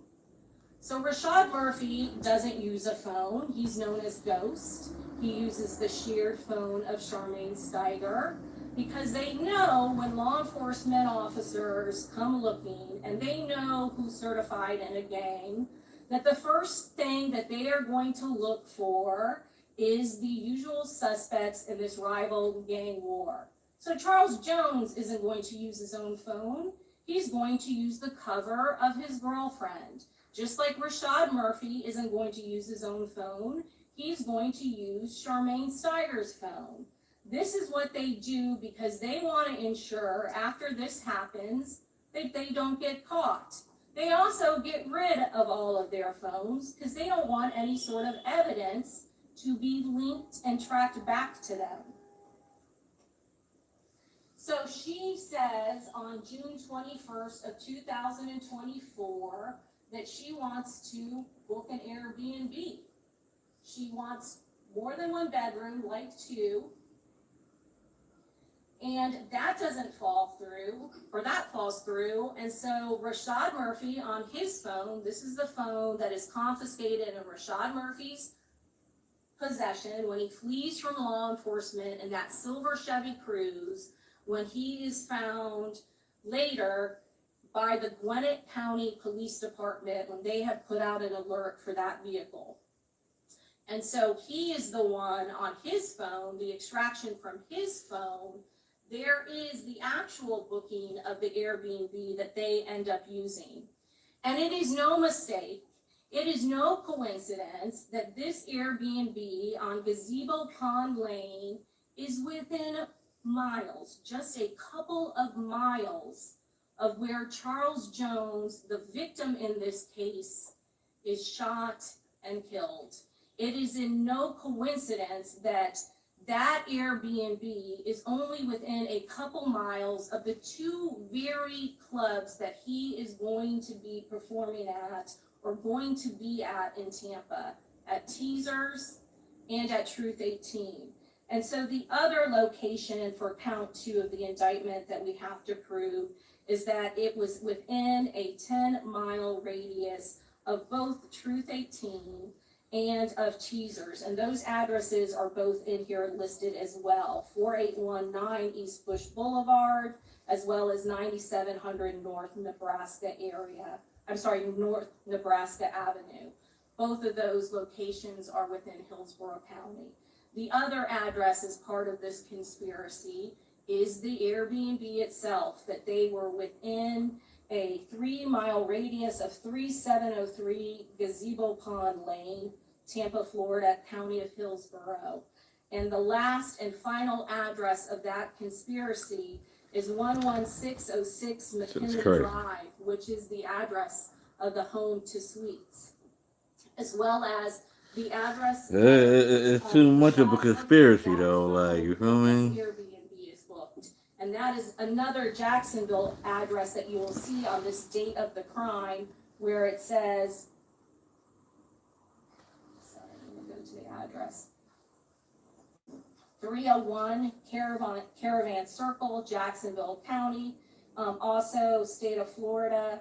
And the final one is the house of Sean Gathright, 13751 Victoria Lakes Drive, Circle, Jacksonville County, Jacksonville, Florida, also County of Duval. Those are all the addresses of where acts that occurred in this conspiracy.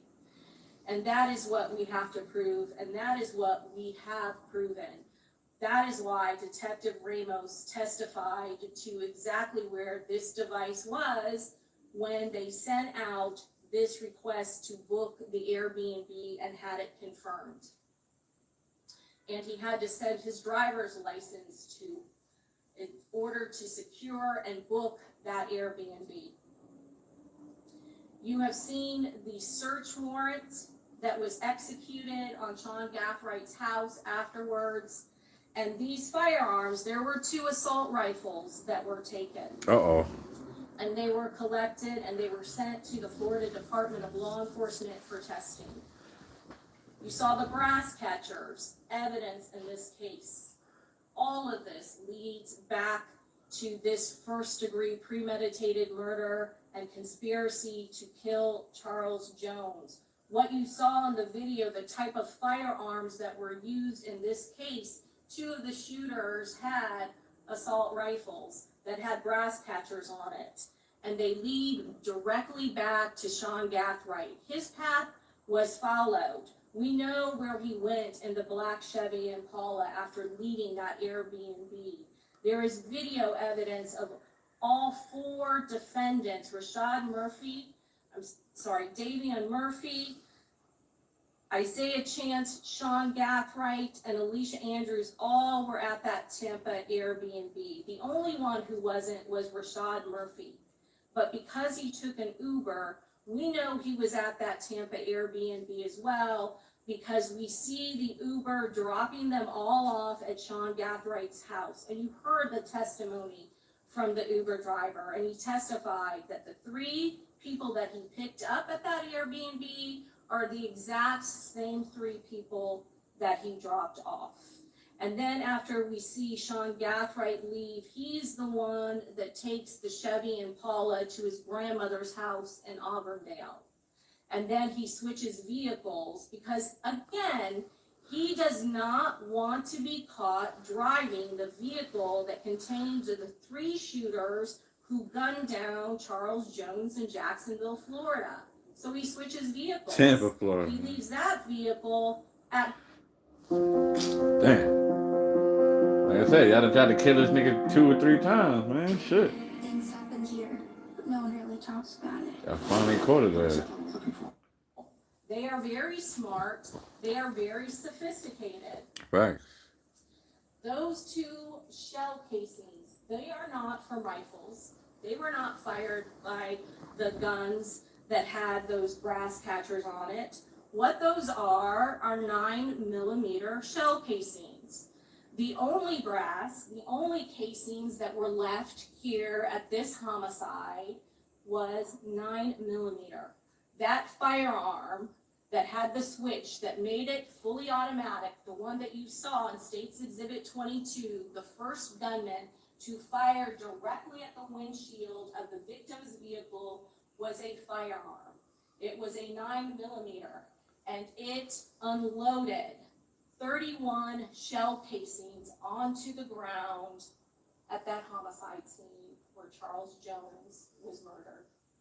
And all of those shell casings were recovered. And you heard how 30 of them, they tried to get DNA off of them, were packaged specially and sent off to ATF. One of them was kept for Tampa Police Department to submit for analysis and comparison. And they did. They compared it to these 2 spent shell casings in the safe of Sean Gaffrey's house. Fucking dickhead. Are a ballistic match. You heard from Amara Drew. She testified that she compared both of those shell casings to the one that was found at the murder scene and retained by Tampa Police Department for testing.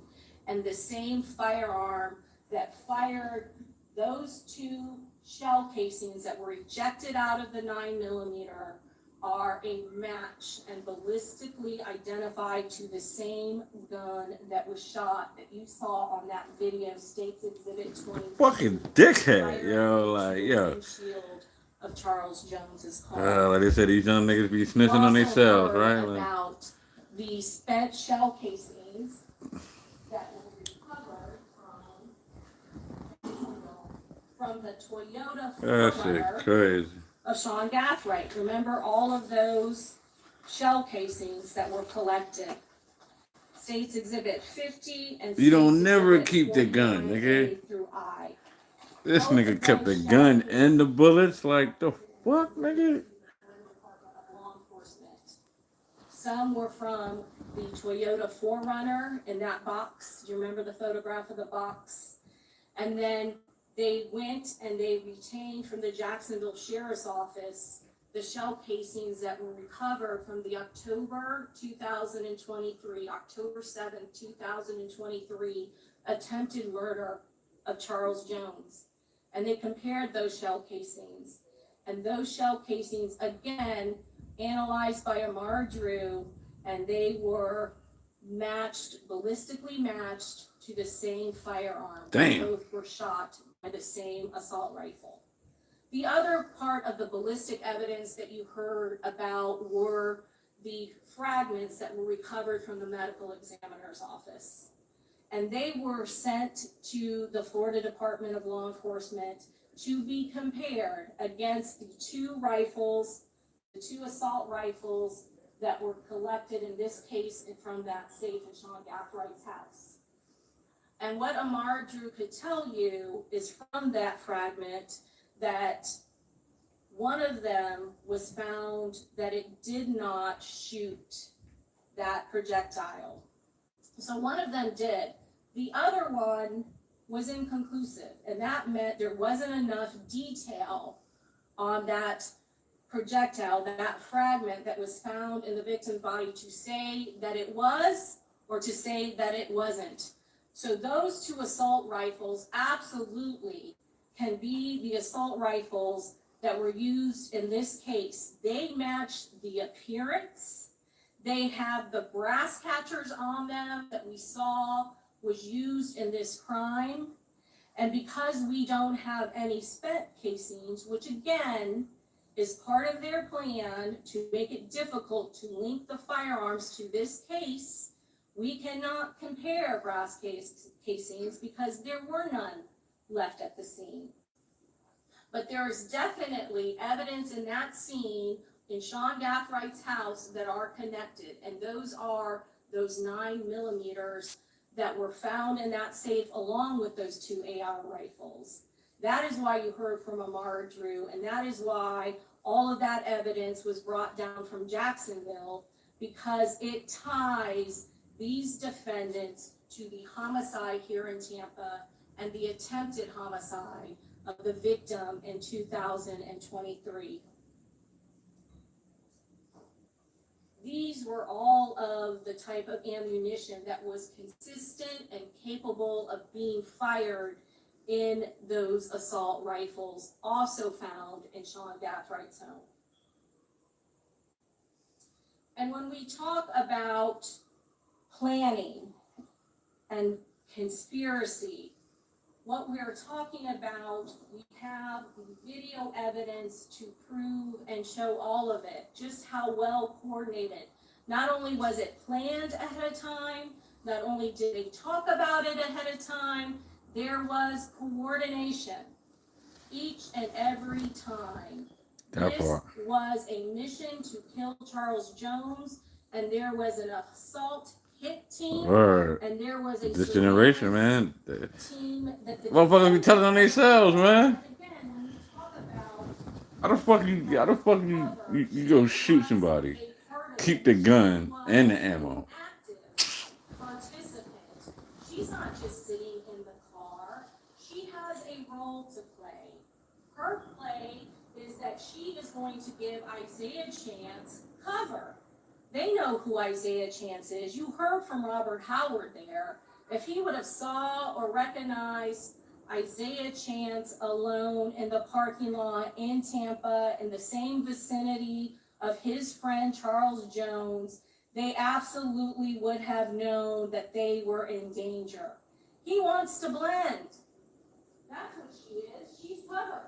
That's what they do. They use their girlfriends, and she is an active, willing participant, and she has protected him in that interview with law enforcement and on that stand today, and she continues to protect him. And the judge will read to you an instruction, and she will let you know that once the defendant takes the stand, you treat her like any other witness in this case. And you determine whether or not she is credible. You determine whether or not she is lying on that stand when she tells you that she had no idea of what was going on. Common sense does not leave this courtroom. There is no way that a plan this well executed, this well planned, that those killers would have brought in someone who had no idea of what was going on. She is a trusted confidant of her boyfriend, Isaiah Chance. You heard those messages. You know not only is she a trusted confidant and that she knows all of the details of the gang war, that she has been personally affected by this. And there is no love lost for Julio Foolio. Her boyfriend that she loves and that she is willing to lie for and ignore what her attorneys are telling her to do and still call him and talk to him 5 times a day, sometimes more. Or shorty tripping with that shit. It is because she is still in a relationship. She is doing that knowing that every single one of those jail phone calls are recorded. That is how much she loves him. That is how much she is willing to protect him. You see this chart. They went and they stalked that victim at more than one location. And you heard from Detective Ramos, and you heard from their own experts, Thomas Pullen, that all explain to Isaiah Chance and Sean Gathright that they were tracked, I'm sorry, not Isaiah Chance, Davian Murphy and Sean Gathright, that they were tracked to teasers earlier that day, before the victim was there, that they were going up and down Hillsborough. You know what that is? They're casing it. They want to know where is a good opportunity to shoot and kill the victim. That is why they are there before. The phone evidence in this case is overwhelming. That with the video evidence, you got to see with your own eyes exactly what happened in this case. And at this first location off of North Nebraska, you can see exactly by this diagram where everyone went. Those 4 cars represent the victim's vehicles, and the blue represents Isaiah Chance and the defendant, and they are the surveillance stalking team. The black Chevy Impala, it never gets to the scene first, and any 3 of those locations, Teasers, Truth 18, and Home to Sweets. And they only ever go in the parking lot. This isn't a reconciliation. This isn't a romantic getaway. This isn't a time for the 2 of them to get back together. This is and that is to find Charles Jones. They never go inside. They never talk to a bouncer. Their one job is to see when Charles Jones gets there. They walk in the parking lot. This is June in Florida, in Tampa, Florida. It is hot out. Isaiah Chance, who cares about his appearance, who wants to know what his outfit looks like, who gets into a war of words with Charles Jones online because he's accused of wearing fake designer clothes, is not going clubbing in a gray hoodie with the hoodie pulled up and a COVID mask on his face. And neither is the defendant. Struggling in silence? We hear you. That part. Text or chat 988. Gary, used car shopping can't hurt you. What if I repaid?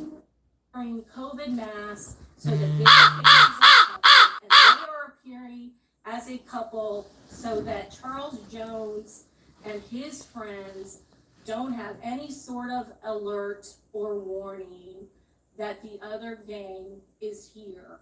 And the people in the black Chevy Impala never get out because they absolutely know who Rashad and Davian Murphy are. They never get out until they are ready and they know that Charles Jones are in their sights.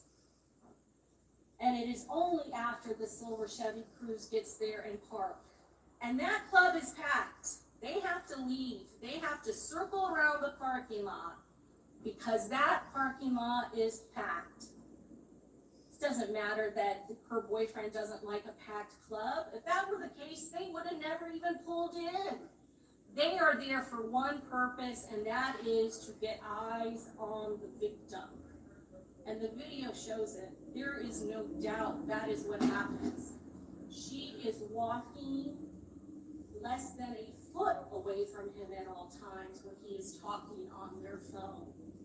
It goes beyond belief that she didn't hear every single word that he said. And she is not shocked. She is not trying to walk away from him. And she certainly is not surprised because she knew it. All of the conversations about the conspiracy, they happened well before the date that we charged for that conspiracy. And you know it did. You know with your common sense that this was talked about at many locations, at many times, and many different places that we have never alleged and we will never be able to bring to you. Because the defendant will never admit what she did.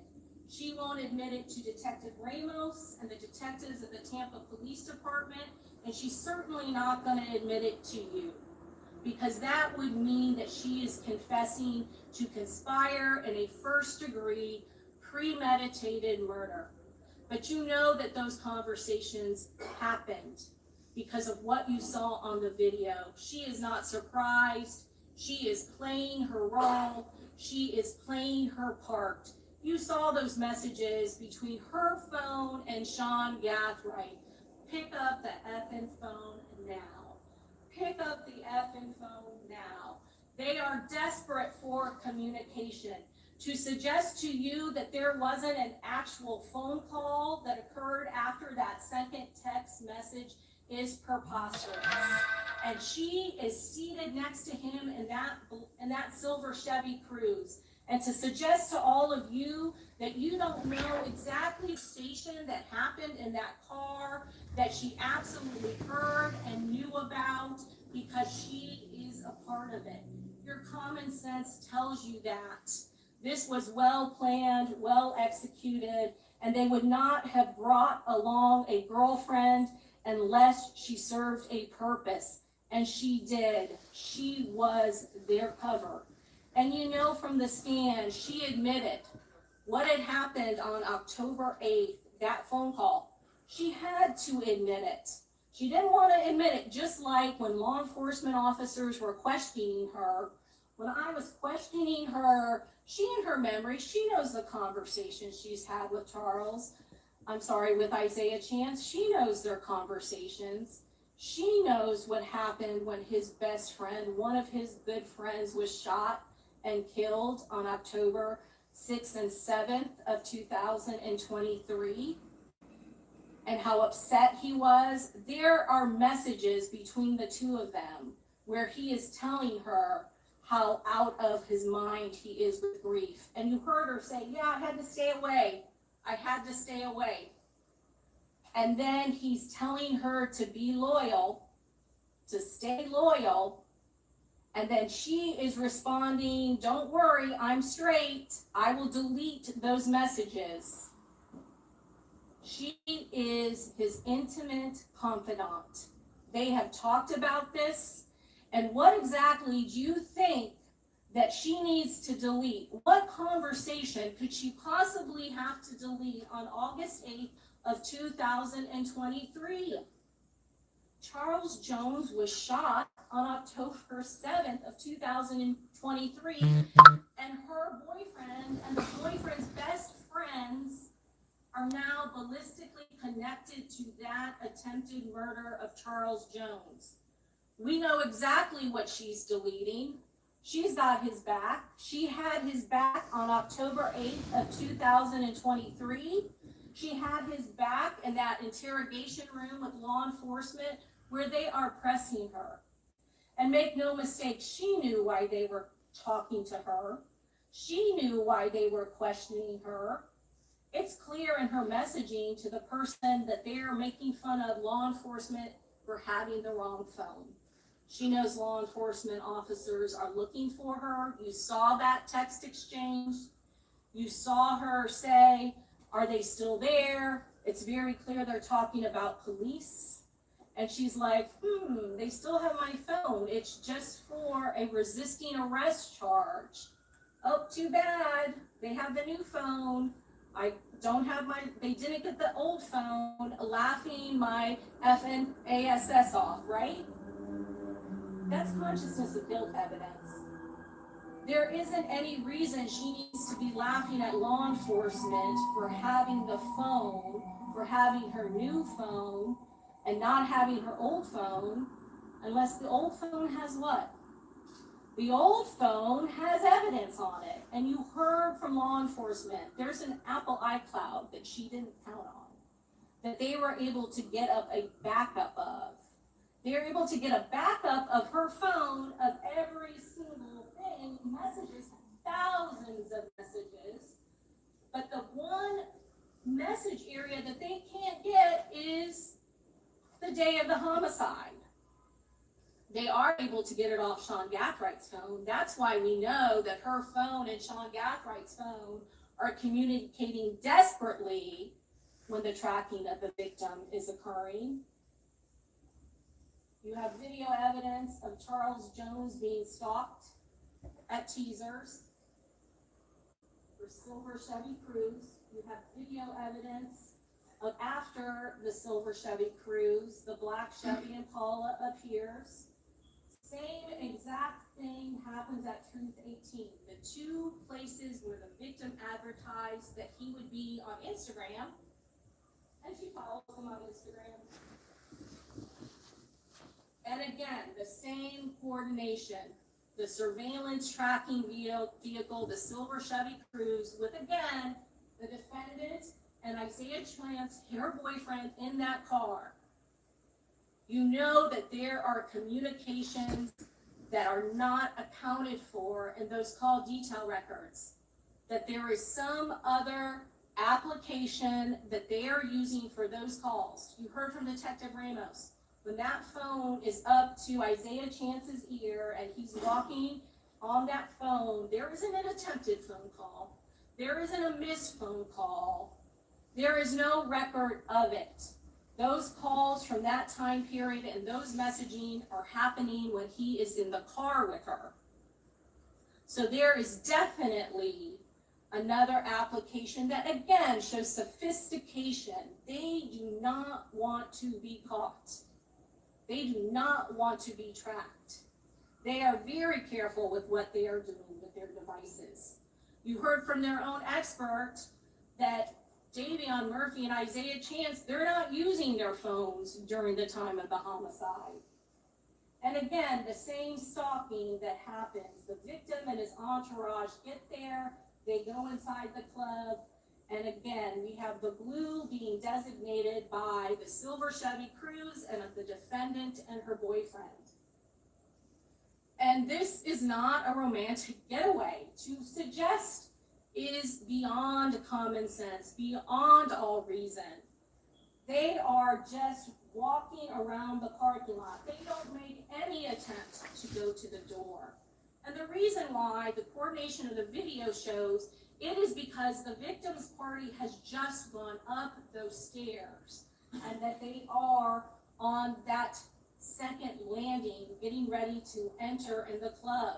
They don't even go up to the sidewalk. They stay well in that parking lot and they end up walking to the sign. Is a sign a tourist attraction, something of interest that they would need to go to? They are purposely avoiding that door because Isaiah Chance knows Julio Foolio. And there is no reaction by the defendant. There is no surprise. There's no reaction like, why in the world are we walking through the sign and the roadway and not going to the club if they truly are going clubbing? It is because it is a lie. She knows exactly what is going on. You know exactly the type of conversations that are happening inside that black Chevy Impala. The homicide scene. You have seen video of this many times now. I'm not going to show it again. But again, there is that coordination. You saw the USF poll cam. It is their car, the defendant, and Isaiah Chance in that silver Chevy Cruze that is following behind the victim and the two other vehicles with the victim. They don't pull into the home to suites because they're not the gunmen. They don't have any of the shooters in their car. They have to wait.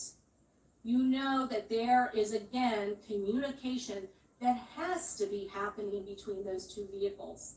It is no coincidence that at two locations where the victim is, the silver Chevy Cruze appears, and then shortly thereafter, the black Impala appears.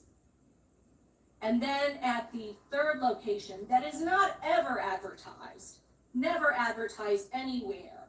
They just go to those hotels to get a room. The only way, the only possible way that Sean Gathright and that black Chevy Impala could possibly know where the victims are, because you know he's tracking them. You saw from his phone, he's trying to get this Kayla Enright or his sister to be able to call somebody who's with Six to find where he is earlier in the night when he's at the Airbnb. They're trying to get an address. There's only two locations they know that the going to be, and that is at Teasers and Truth 18. The only way the shooter, Sean Gathright, and the other two shooters in that black Chevy Impala could possibly know where the victim is because the silver Chevy Cruze. Damn, baby girl. In that car, all I'll just stacked up against you. 15 to the home to suites, called them and told them. And as soon as the black Chevy Impala makes that U-turn and goes into that McKinley entrance, the silver Chevy Cruze with the defendant and the victim go right into the entrance and do what they have been doing all night. And that is act as surveillance. They are eyes on the victim. Where is he? And the reason why the gunmen know exactly where the victim is because that silver Chevy Cruze drives right in front of it and know where the victim is at the time of the shooting. Principles. If the defendant helped another person or persons commit or attempt to commit a crime, the defendant is a principal and must be treated as if she had done all the things the other person or persons did. If the state proved beyond a reasonable doubt the defendant intended to commit the crime and the defendant did some act or said something that was intended and that did incite, cause, encourage, assist, or advise the other person or persons to actually commit or attempt to commit a crime. That is an or there. They only have to do one of those things. Incite, cause, encourage, assist. She did more. She assisted. She did more than just assist. She participated. She was part of the tracking team. She tried to get the Airbnb, and she provided that cover for Isaiah Chance so that he could actively stalk the victim all night. Incite, cause, encourage, assist, or advise the other person or persons to actually commit. And then again, if we have proven those two things, you have to treat her as if she had done all the things the other person or persons did. You have to treat her as if she had done all the things that Isaiah Chance did, all the things that Sean Gathright did, all the things that Davian Murphy did, and all the things that Rashad Murphy did. I'm going to go back to murder really quickly.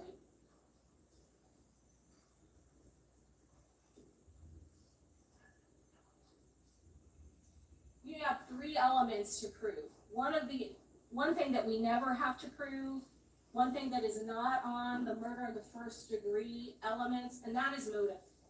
The state never has to prove motive. Motive is something that is in a person's mind. We may never know the reason why things are done, especially when the defendant is not willing to say why they did a thing. So that is something that is not an element of the offense. We never have to prove motive. But in this case, there is overwhelming evidence of motive. You have heard about this gang war. You have heard how it has affected her, and you have heard how it has affected her boyfriend. And he is a part of it. He is in it. And he is out for revenge. And she is doing everything that she can to assist him in achieving what he wants. And that is for Charles Jones, for Julio to be shot and killed.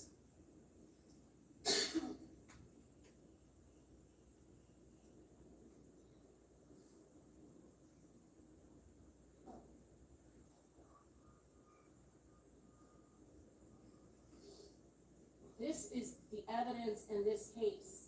We had cell phone evidence, we had video evidence, and which quickly led to all of them, led to Jacksonville, that led law enforcement to this gang war, was license plate readers.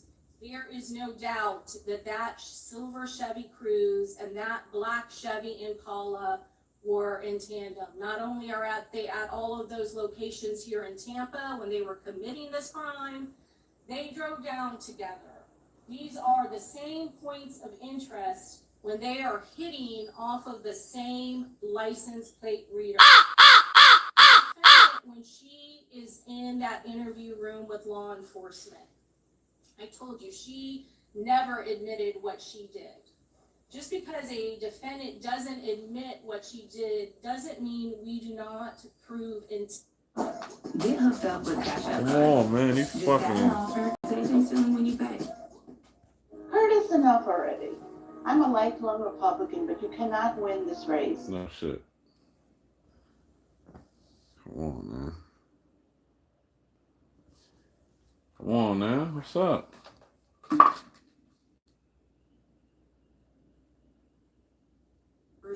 To evade getting caught. That is called consciousness of guilt evidence. There is a reason why a person lies to law enforcement. That is called consciousness of guilt, and that is evidence of her intent. If she truly knew nothing about this incident, if she truly was an innocent bystander, then the truth will set you free. If she would have provided law enforcement officers all of the information and been honest with them, then that would have shown that she had nothing to hide, that she was not involved in this, and she would have no reason to lie. If she truly didn't know what her boyfriend and their friends were doing, there would be no reason to lie. The interview would look a lot different. It would look like, I literally was just there with my boyfriend. This is what his name is. This is who he was with. This is where we came from. Yes, there were 3 other people there. I don't know how they got there. What else can I tell you? Because you heard law enforcement. They know that she has not been in trouble before. And they are pressing her. And they are trying to impart to her the seriousness of the allegation and the proof against her. They already have video footage. They already have her phone. They already know her involvement at the Airbnb. That But part. there is lie after lie after lie. Damn, girl. What you gonna do, girl? In this courtroom today. And there is only one reason she needs to lie, and that is because Look like she getting gray hair already. is that Shit. she is guilty of first-degree premeditated murder and conspiring with all of the defendants in this case to commit first-degree premeditated murder. There is no reason for her to forget how she gets in the door.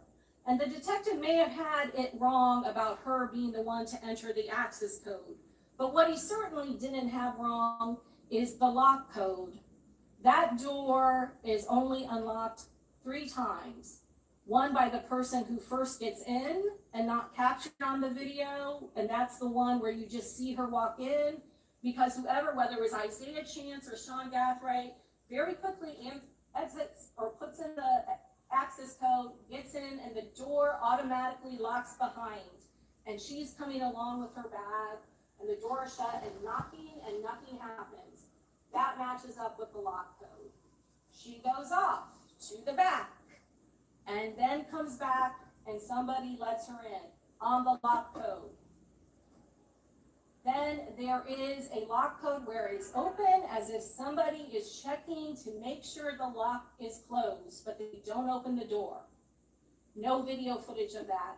No other video footage from that night of her going to the McDonald's. She leaves to go to the McDonald's. She comes back. She leaves with all of her co-defendants to hunt down Charles Jones, and she comes back. Why in the world does she have to lie to law enforcement that she's using a back door? Because she knows she is protecting Isaiah Chance. She is protecting Rashad Murphy. She is protecting Davian Murphy. She went to Rains High School, and she would have you believe that she has no connection to Spaz, to Joe Rod Adams. He was killed. She was talking to her friend, her good friend Jewel Jones, about that homicide, and their good friend. Man, look, what the go warm me up something to eat, man. Homicide of Spaz, Joe Rod Adams, and Joe Rod Adams is the little brother of Rashad Murphy and the cousin to Davian Murphy, and she would have you think and believe she has no idea who they are. Do you believe that? That she has I think it's just like with the family members that's locked up. Who telling on who, nigga? And they all have the connection of a deceased person by the name of Joe Rod Adams. And in that 3.5 ride back to Tampa in the Uber with Rashad Murphy, she doesn't have one conversation with him. There are connection after connection to this gang war with all 5 of the co-defendants in this case. I ain't gonna lie, Shorty did a thing to try to hold it down for niggas.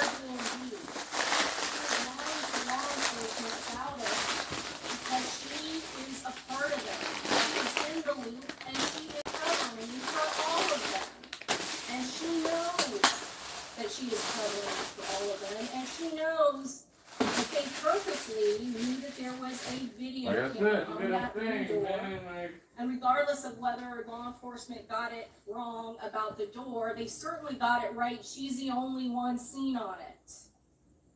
Why in the world, if people are there on a just romantic reconciliation to get back together, when you have bags to unload and you are there for a lawful purpose, on vacation, See that shit?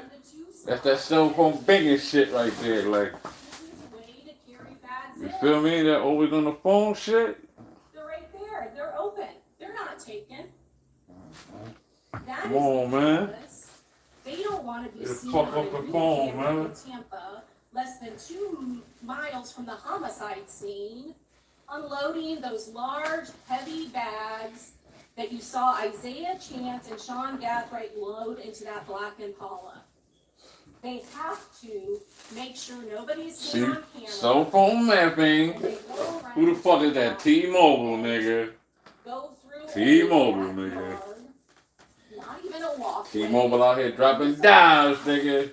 To get to a backsliding door because T-Mobile they are working all with the there boys, in man. time. Again, she's covered. She's not involved in the gang. She can be seen on the Ring camera. They can use her phone. Because that is what the cover story is, right? That is the cover story. That is what she's sticking with. That is what she told law enforcement. That she's just there with her boyfriend Isaiah Chance, and they're just tourists, right? That's what they tell the law enforcement officers in that interview room. We can drive anywhere. Tampa's a tourist city, right? Just a big coincidence. That's the cover story. That is another part of the Oh, man. And there certainly would be no reason to lie to law enforcement about the door at all unless she is in on it, unless she knows. If she doesn't know, then what she would have told the law enforcement officer is, oh, my boyfriend just walked in before me. I was there, but the rest of the night, for some reason, we used the back door, and she would give a reason. There is a reason she doesn't remember. There's nothing wrong with her mind. She doesn't have a memory issue. The one time she comes to Tampa and they're unloading and they're walking through the dark backyard every time to get in would be something that she would remember. I got a question, she's right? not doing something criminal, she could tell and talk about it. I got a question, right? What they said? Isaiah Chance is there. They said they got her, the police got her old phone, right? The Uber driver that takes Not her new us shit. all the way from Tampa, where we finally know there are 5 people involved. Gotta make it in make this. sense, There baby. are 2 in the tracker vehicle, the surveillance vehicle, and there are 3 armed gunmen. It's like, All yeah, of ain't them nothing you sit can in do. this Airbnb. Another lie. They just got my whole phone number out here for everybody, like. It's just her and Isaiah Chance. It's just me and him, and you can listen to that audio again. Because she lies and she lies until she is confronted with evidence, and then the story changes. So it's not just her and Isaiah Chance, because they show her more evidence, and all of a sudden she knows, oh, they know Sean Gathright is there as well. They show him a photograph. And even though she has been in a car with him for 3.5 That ain't no hours, fucking lawsuit, and nigga. she has been in this Airbnb, she You can't exposing my number, identify his you know what I phone. mean? She will not give them any information, not a name. She would have you believe she only knows him as Little Bro. She won't give a description of him, and she certainly isn't going to pick out his photograph. But it is more evidence, not just their phone evidence. Like I said, she did a thing holding it down, man. We have the 5th person involved in this homicide, first-degree murder, and conspiracy, and that is because they take an Uber.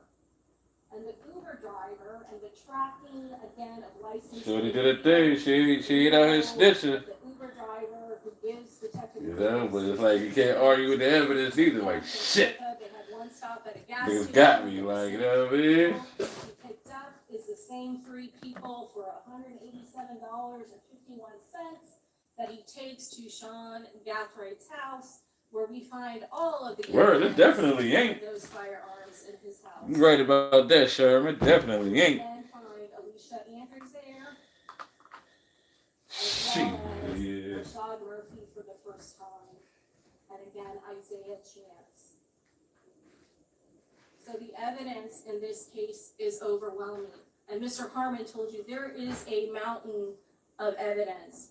And all of this evidence, the digital evidence, the video evidence, the cell phone evidence, the cell hawk mapping that you saw in this case, and the phone messages that you saw from her device show and bring to light the conspiracy that occurred in this case between all 5 of the co-defendants acting together and conspiring together. Cause it's like, she gotta get charged with something. Count in this case. To prove the crime of criminal conspiracy, the state must prove the following 2 elements beyond a reasonable doubt. She definitely gonna get hit with something. The intent of Alicia Andrews was that the offense of first-degree murder would be committed. In order to carry out the intent, You know what I mean? Like they say, right?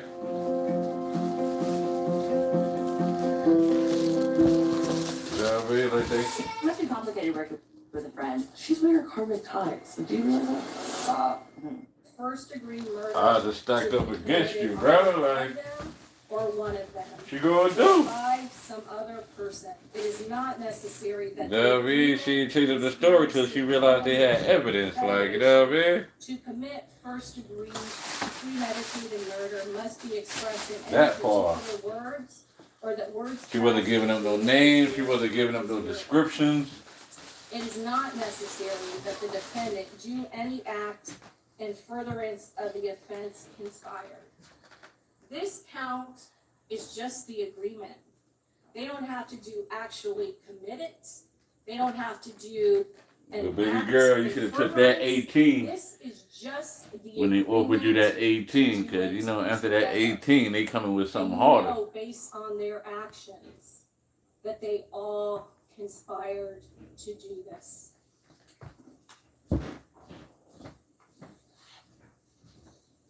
Rashad Murphy, more evidence. This investigation led to Auburndale in Florida, Sean Gathraight's grandmother's house, to Jacksonville, to his residence in Jacksonville, and it led to Gwinnett County as well, where he is caught in that silver Chevy Cruze that belongs to a person that dates one of his family members. And then Jacksonville Sheriff's Office. Yeah, this dickhead nigga right here, like.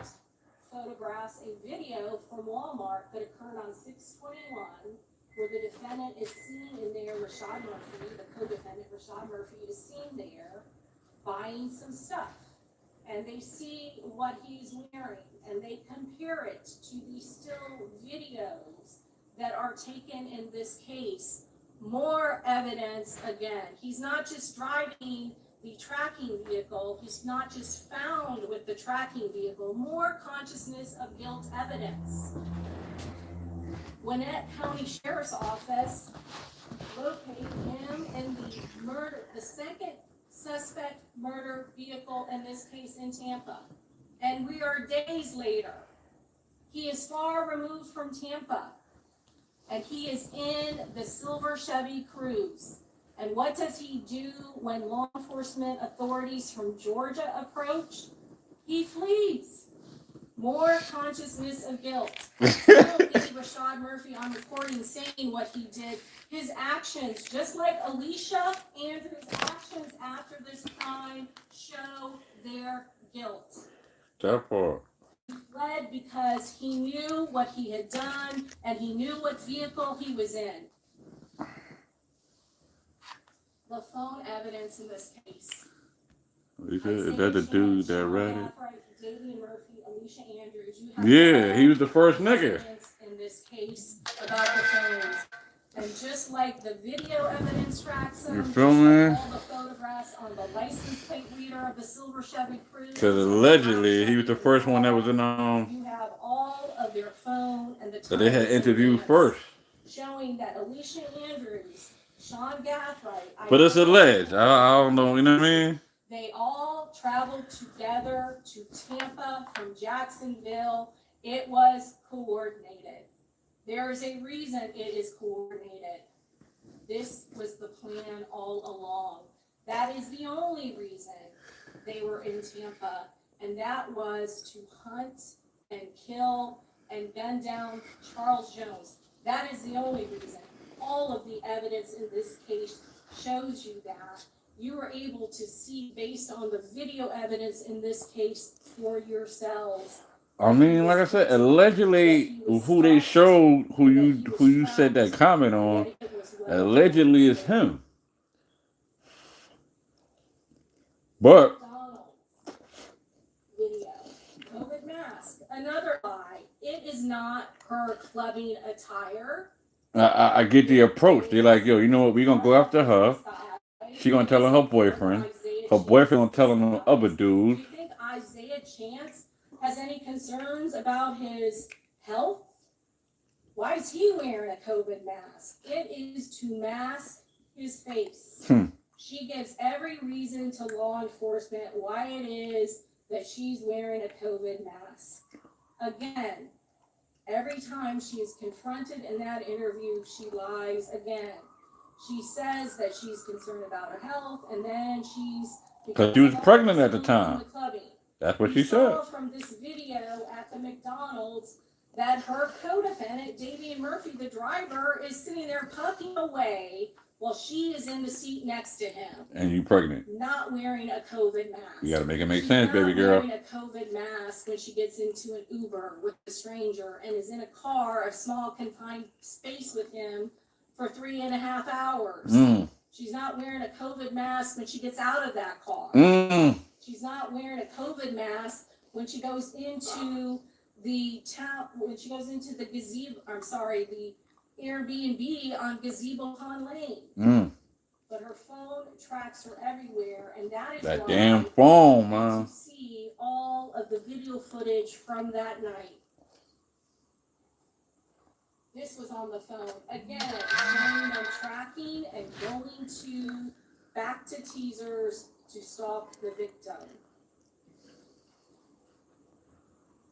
All of the license plate readers, all of the cell phone mapping, States Exhibit 77, which you heard from Detective Ramos, they don't just rely on the records provided to them by the cell phone companies. They actually verify and confirm the accuracy of those timing of the cell phone records by seeing if they could provide visual evidence. You heard from the defense expert and you heard from the defense attorney questioning the defense expert, saying like, oh, they purposely kept out Players Club.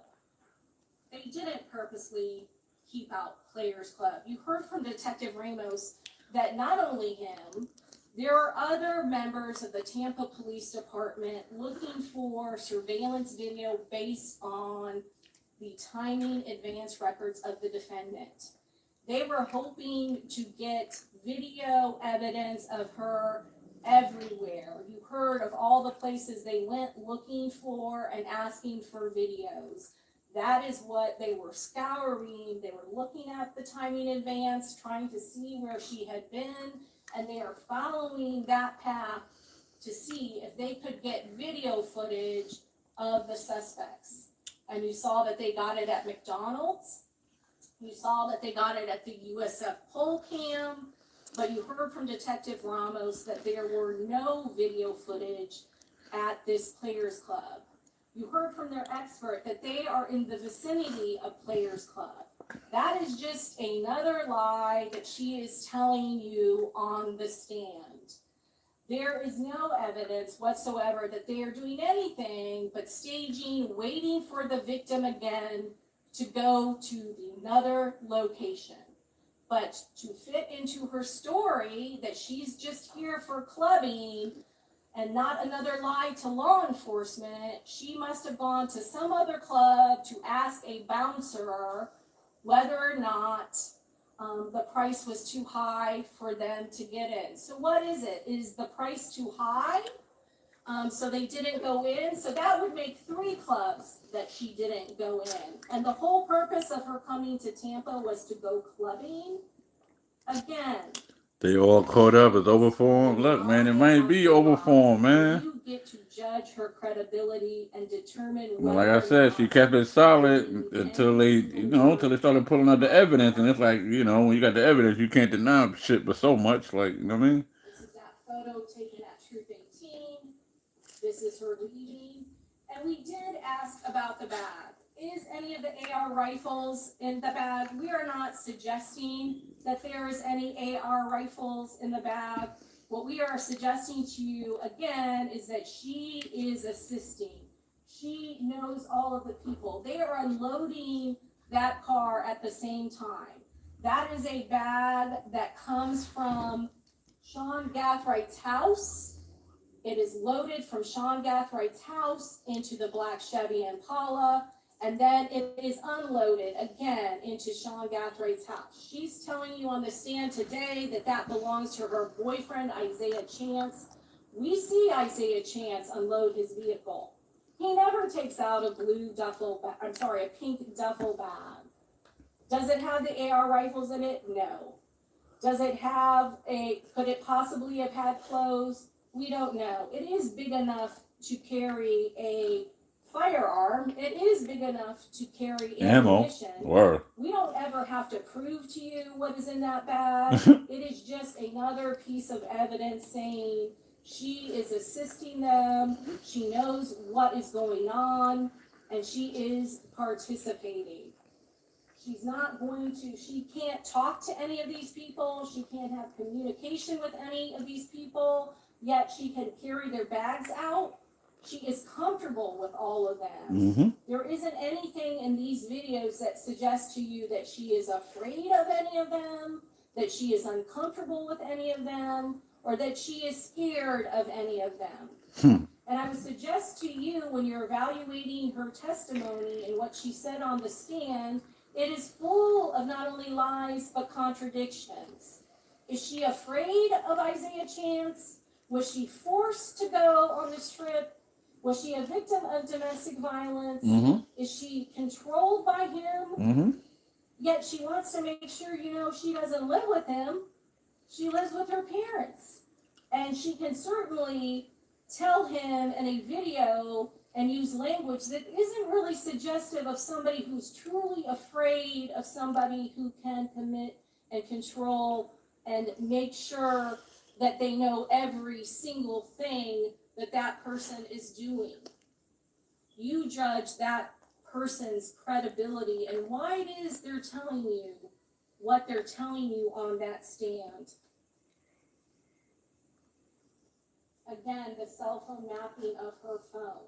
Cell phone mapping of her boyfriend's phone. There's only one time when he's using it, and that is close in time to the murder. And you know that there is a desperate attempt to get a hold of the other car. You have that pick up the phone, and then sharing of location, and then a couple of uses very close in time to where it is critical to get information to the shooters and the black Chevy Impala Dang. at 4:41 and 4:52 a.m. in the morning. This is at Silver Chevy Cruise, again, with some unique identifying information.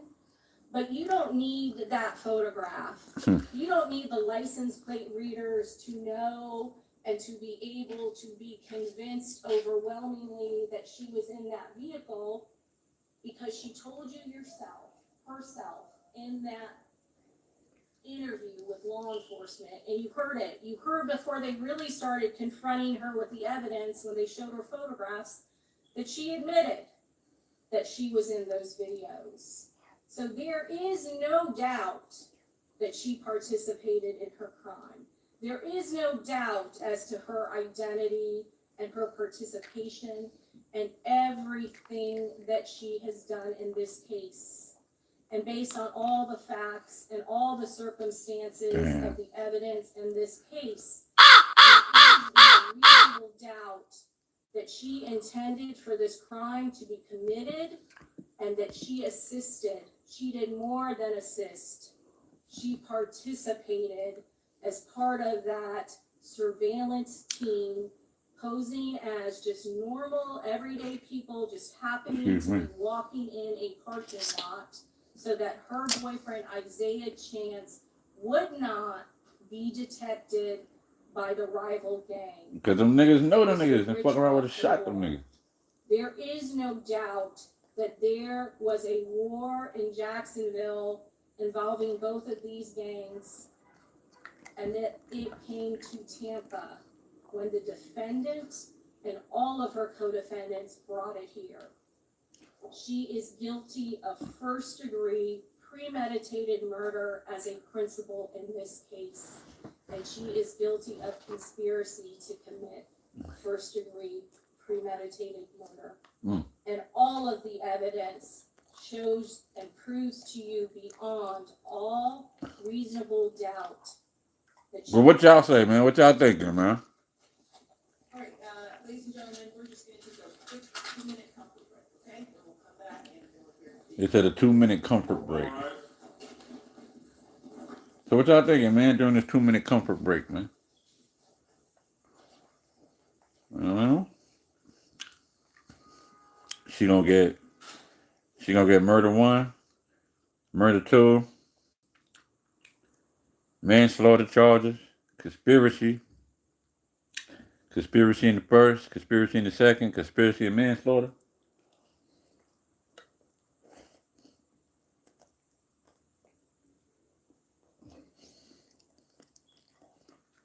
I mean, shit, right? Conspiracy is just like doing it.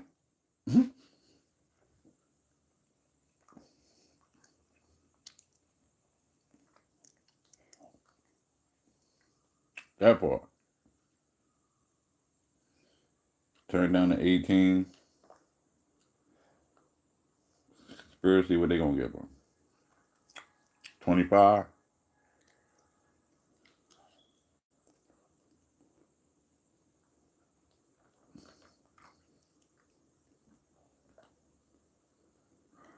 But I like how the DA, or whoever the fuck that was, try to flip it. Like, oh, you was with them. You know what I mean? The way she was putting emphasis on certain words and shit. Like, you know what I mean? That shit was funny. Pay attention to certain shit like that.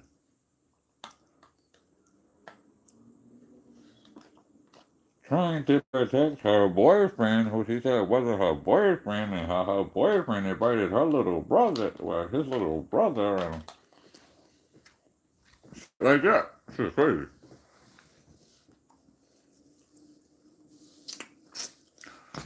You know? Well, now, like I said, when you do something with a family member, and the shit carries the motherfucking responsibility of 25 to life, you know, it's you and your cousin, you, your brother and your cousin, and what do? Sit back and wait for somebody to snitch?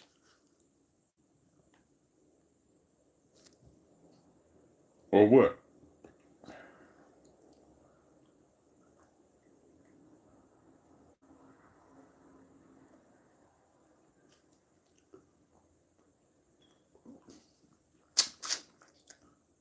You know what I mean? Like it's been said, right? Money and blood don't mix like two dicks and no bitch. Like, you know what I mean?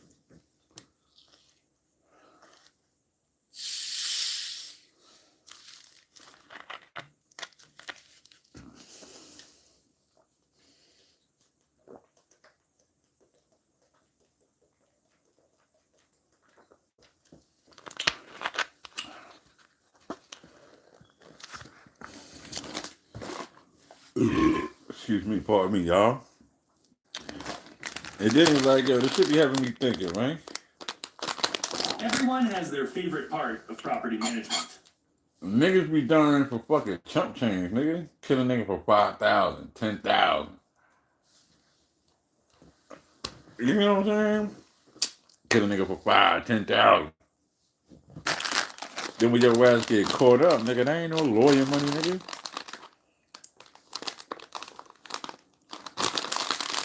You know what I mean? Motherfuckers be killing niggas and shit. And then go to the mall. Go get some Gucci or some shit. Like, you know what I mean? Like, is you fucking kidding me?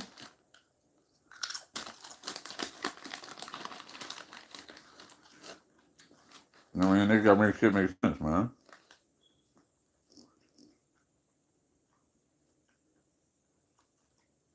We kill a nigga for the price of a funeral. You kill a nigga for the $10,000 it's gonna cost to bury your ass, nigga.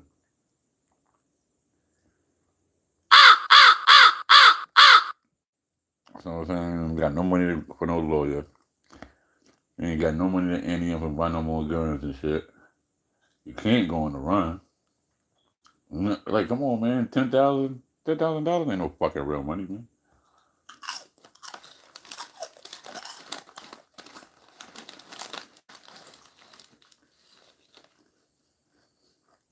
I mean, granted, too, I don't know what these niggas' situations be. Down in Atlanta, down in Florida. But you got niggas spending more than that on their fucking grill. Like, you know what I mean?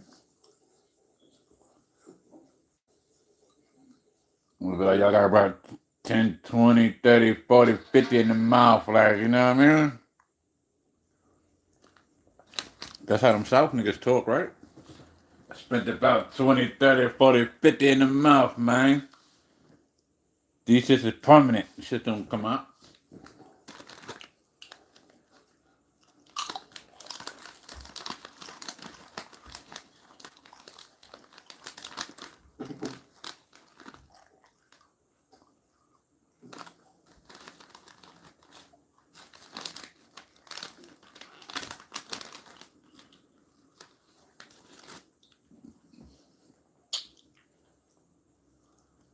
That's the longest 2-minute fucking.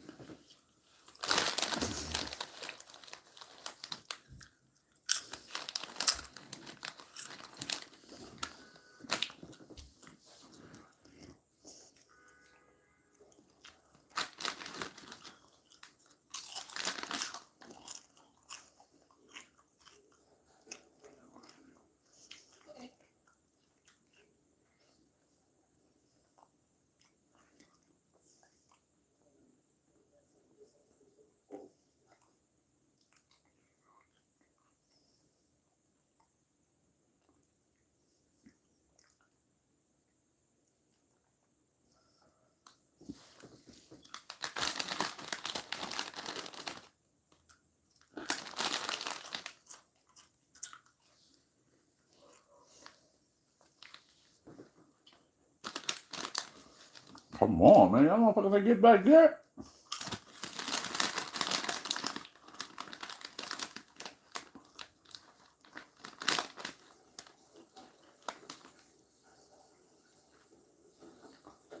She looking nervous now.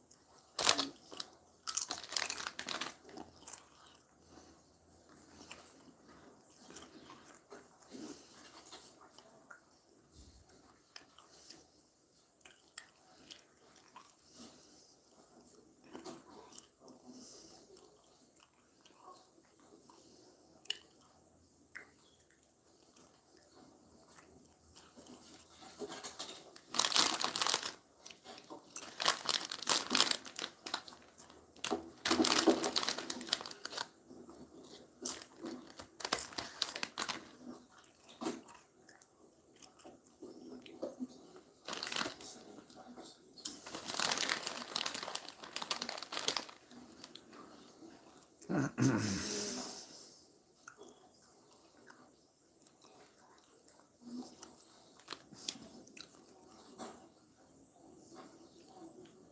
did her thing, man.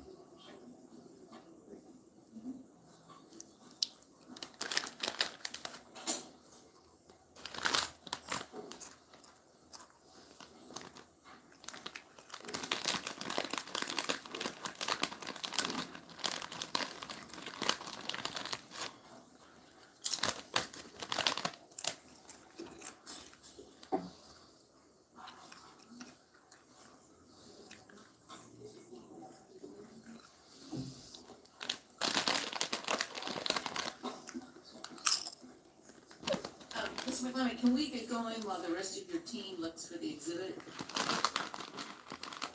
We trying to speed this shit up. Okay, very good. All right, let's bring in our jurors. Oh, and I'm sorry, before we begin, do either the state or the defense object to me reminding the jurors that their identities will be confidential and that I've entered an order sealing their records regarding their names and that the signature and name of the four-person will be redacted from the public record? Oh, I don't object. Okay, very good.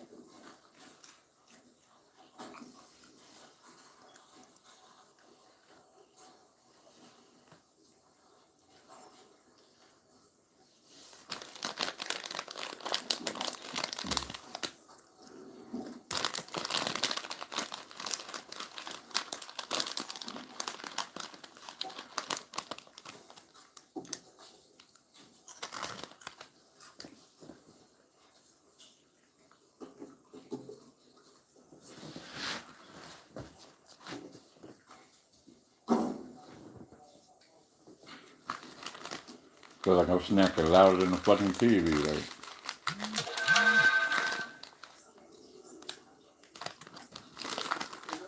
Yes? all right. Off your ass and on your feet. Get it together, cameraman. Get it together. Get your head out together, homie. I know it's been a long day.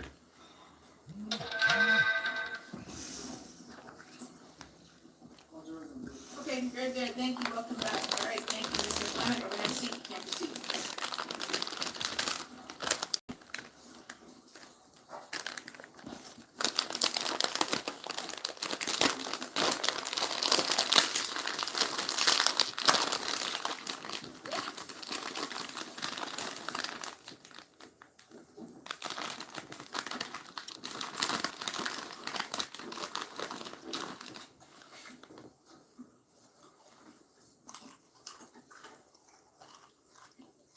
In the old days, in the old days, there was a warrior who had a best friend. This dickhead ass nigga. Oh man, yeah, you going to jail now, shorty.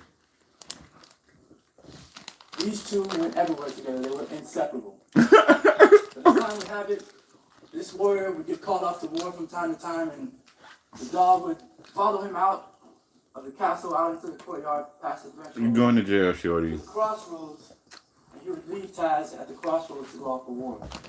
A month, 3 months, 6 months. Every time he came back from war to the crossroads, he saw his dog, Taz, there, his best friend. One time, he took a wife. The fuck? Think he a preacher? He had to go away to war. He came back one time, and he didn't see Taz at the crossroads. And that was strange. So he goes through the threshold, into the courtyard, and there he sees Taz. But something is wrong with Taz. He's on the ground, he's not really moving, he's low to the ground. And there's this weird color to his fur. Taz leads him into the courtyard, into the castle, into a room where the bassinet was at for the baby. Word. Blood all around the bassinet. The warrior knows exactly. The fuck out of here. She fried. He takes his sword and he kills his best friend Taz. And he hears a noise.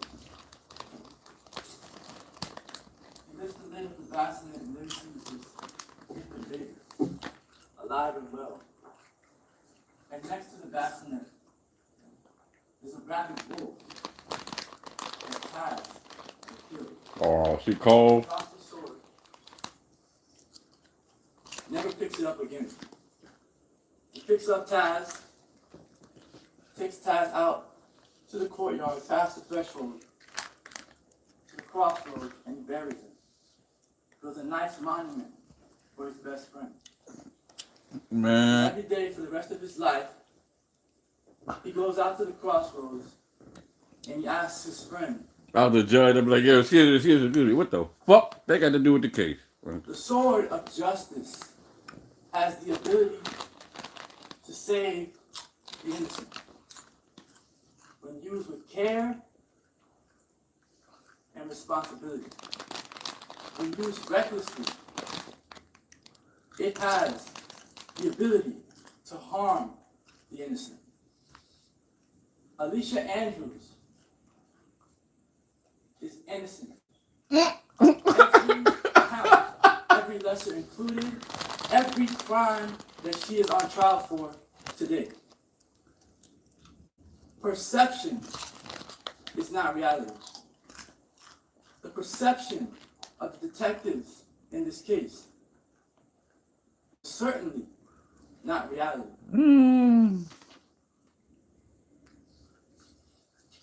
The state sees Alicia as some gangster queen pin.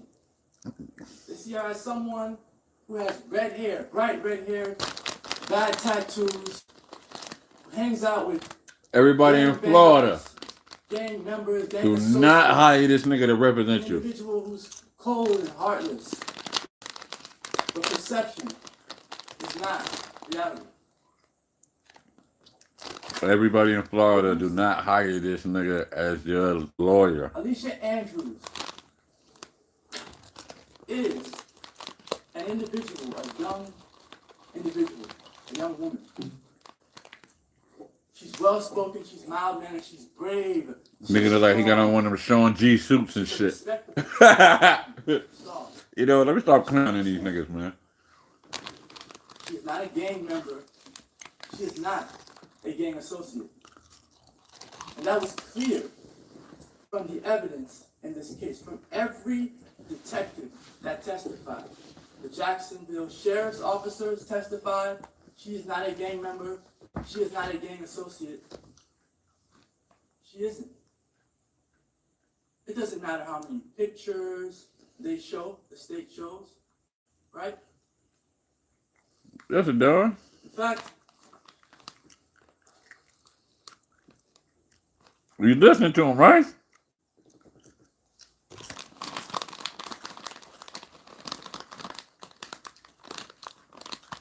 Look, he got one of them Sean G suits. You know Sean G. Nigga that be all over YouTube. Diddy. I love this exhibit. I love this exhibit.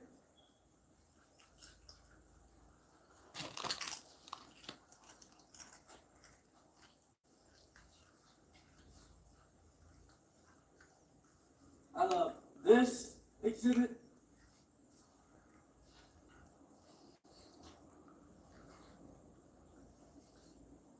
I love these exhibits from 2021.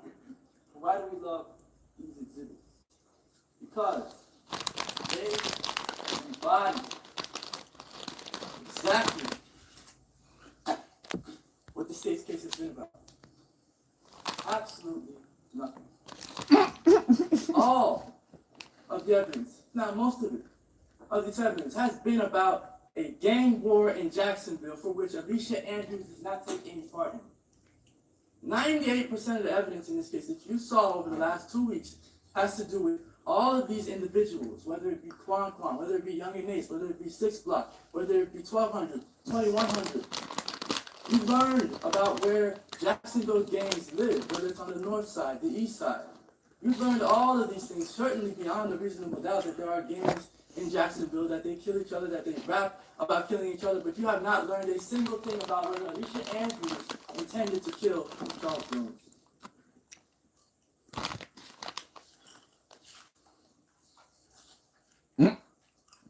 Get your shit together.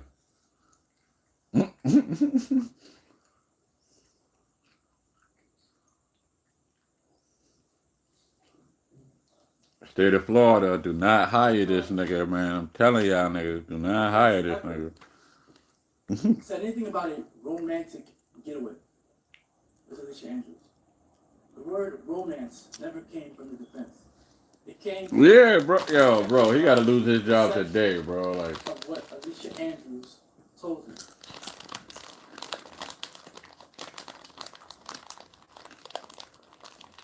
nigga, yo, he kind of like Mike Epps a little bit, like a little bit of makeup on or something, like.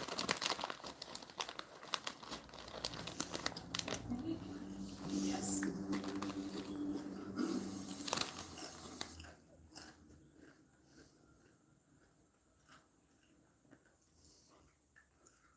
Right, I ain't gonna lie because yo, the two lawyers that just got up from her side, the black lady and the old black dude right here.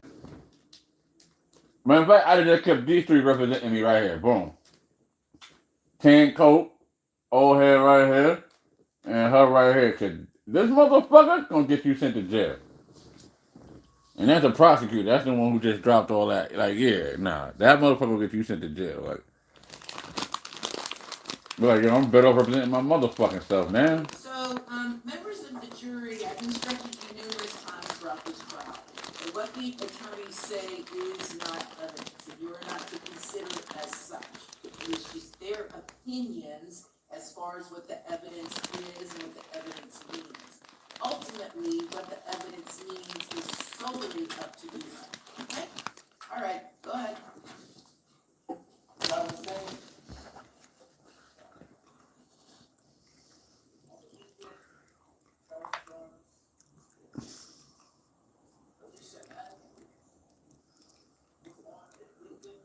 Is there a way to amplify this sound? Bro, amplify the fucking sound, nigga. Amplify the sound, nigga. I'm trying to hear that shit too, man. Hurry up. Turn that shit up. How they be saying in battle rap? Turn me up. I've been in an act.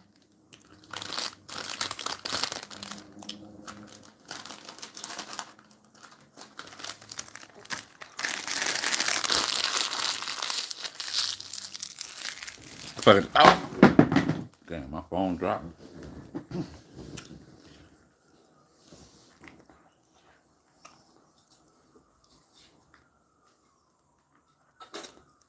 I want to start from the beginning. Alicia Andrews was asked by her boyfriend to inquire about an Airbnb. He doesn't say to her, Alicia, I need you to figure out about an Airbnb so that we can go to Tampa and we can kill Julio.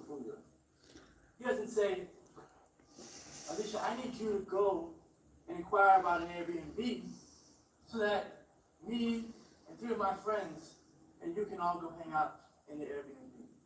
He doesn't give her any extra information. Sort of similar to how Baby girl. is not giving how to invite. You need to hold a meeting right now. Like, yo, everybody huddle up. He just asked her to Donald Trump, hey, yo, my dude, you're fired. Like, you know what I mean? Alicia Andrews does that. It's on Instagram, send a text message to someone she knows and asks, do you have an Airbnb available? And the person says to Alicia Andrews, what day do you want the Airbnb for? And Alicia Andrews, not knowing that this is some murder plot, says, the 23rd, or what day do you have available? The first indication is she has no idea. Yo, he gonna get you sent to jail, shorty. In Tampa on the 23rd for Foolio.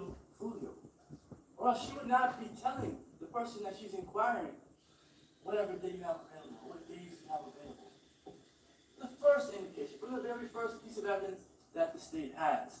If the detectives did not have this perception of Alicia Andrews that was flawed, maybe that would have been the first indication that she's innocent. That she did not know what was happening. The second indication from that same transaction is that Alicia Andrews never pressed the issue with this person. In fact, Isaiah Chance and Rashad Murphy, off in their own world, got impatient. And they went ahead and booked the Airbnb without Alicia. Because Alicia is not included. And because, like we said in opening statement, Alicia is not in the loop. Yeah, that bitch in the loop, alright. The next thing that happens is that on the morning of the trip, what happens? Sean Gathright, Isaiah Chance, they're at Sean Gathwright's home. That's what I don't be getting. How the fuck you a lawyer? You ain't got a proper haircut, my guy. In the loop. Alicia Andrews is at home. Doing whatever she's doing at home. Isaiah Chance gets to Sean Gathwright's house. You see he has a gun. You can see he gets out of the car with the gun. He puts it in his waistband. He goes inside the house. Yeah, that's the motherfucker. He and Sean Gathright begin to pack the bags. Moving bags from car. Whoever the fuck that was that had that gun. That's the fucking murder weapon. That shit right there. That Glock. That Glock with the switch on it. That Glock 45. Yeah. They then go and pick up Alicia Andrews. She's not around them to know what they're doing, what they're planning, what they're discussing.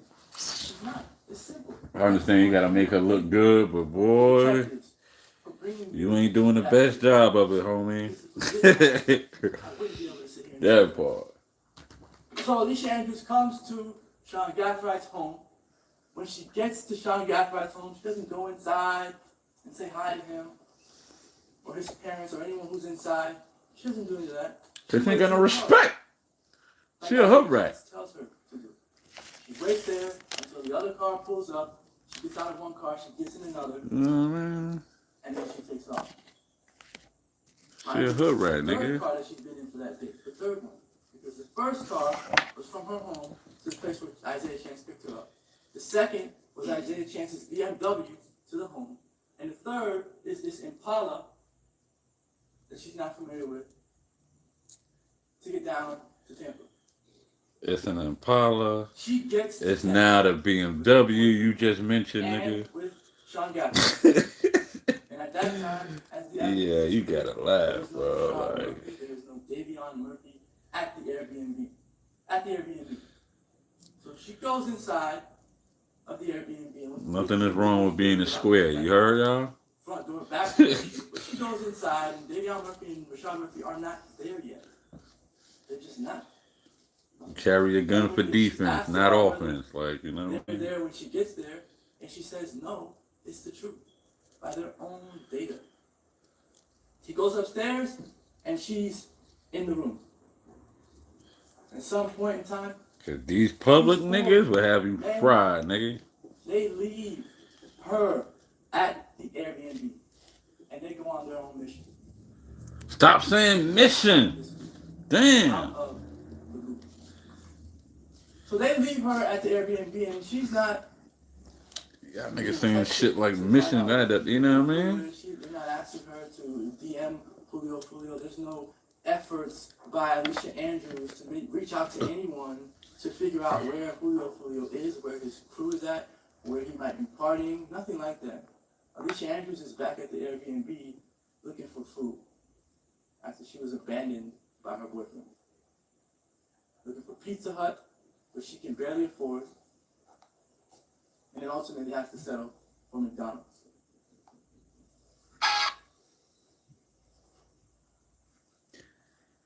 Damn, you can't afford Pizza Hut, baby girl? You had to go to McDonald's? What are you talking about, man? It costs money to beef.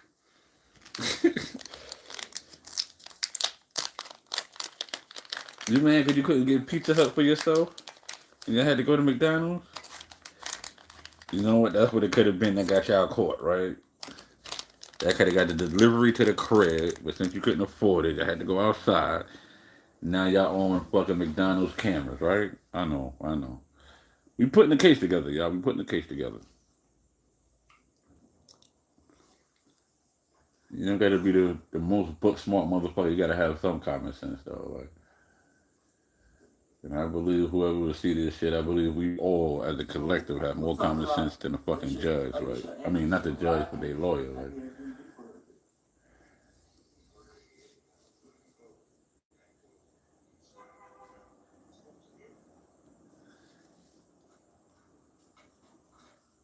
cause my thing, like, shit, I got mom and daddy in my corner. I need that motherfucker to put the house up. In this case, we're sure, 100% sure, that Alicia Andrews opened that front door with a code and let everyone else in through the back. Because it's their theory, their perception would have it, is that Alicia Andrews is the cover for them. Yeah, the code is 1200, So, nigga. that was their perception. So every piece of evidence How the fuck I know that? I live in Brooklyn, New York, nigga. that weird. Code is 1200, nigga. Like, come on, man. Alicia Andrews on the camera at the Airbnb. And they say, well, You use this internet for everything, nigga. You get to sharing too much on this internet shit. And she let everyone else into the back. In what kind of sense? Yeah, facts, yo. Very much disservice. Involved. Everyone's conspiring together. What kind of sense would it make for Alicia Andrews to know that there's a camera at the front door and for her to sacrifice herself for a group of men that she's never even met before? Allegedly, but she know all them The niggas. front door of the Airbnb, stare the camera But in the like I said, I'd be like, yo, I'd have called a little recess, like, yo, my dude, her identity. you're not representing me no more, you heard? What kind of sense would that make? Would not make any sense. Alicia Andrews is not even concerned with the camera. You can see that from the video. You can see it. She doesn't look at the camera. She's not staring it down. She's not worried about Shit, she in court the same fucking way, nigga. She don't seem like she worried or whatever. It ain't gonna hit until the judge hit that motherfucking gravel or whatever. Like, you know what I mean? See the way she was answering that bitch? So. Like, what's your point? Like,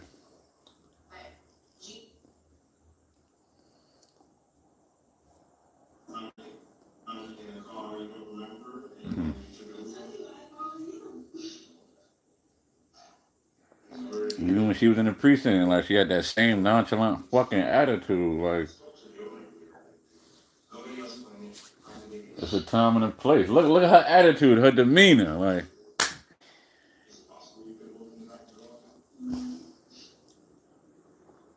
what did Detective Ramos say? got him. He said he spoke to the owner of the Airbnb. So he's confident that he knows what he's talking about because he spoke to the owner. He Damn. spoke to the owner as well. See with that head that looked down, like, damn. Spoke to the owner. And Fuck. after that, he spoke to the owner. After he actually got the log in this case. The log. After he actually received a fuck month is that? or two prior to trial, I can't remember the date, he then realized that he was wrong. But that's not the only thing that Detective Ramos has been wrong about. The state has been wrong about in this case. Okay. But with the You got a breakthrough? he did not have, with the video that he did have, he arrested Alicia Andrews on bad information. You got a breakthrough, homie?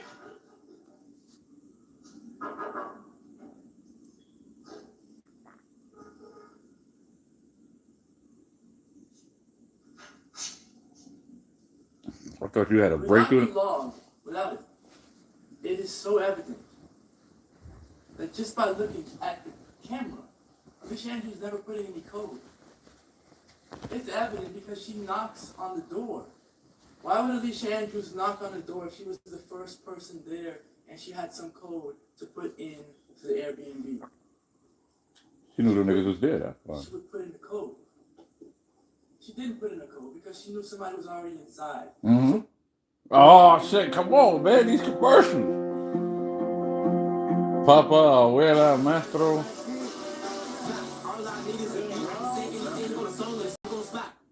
His perception was not gathered.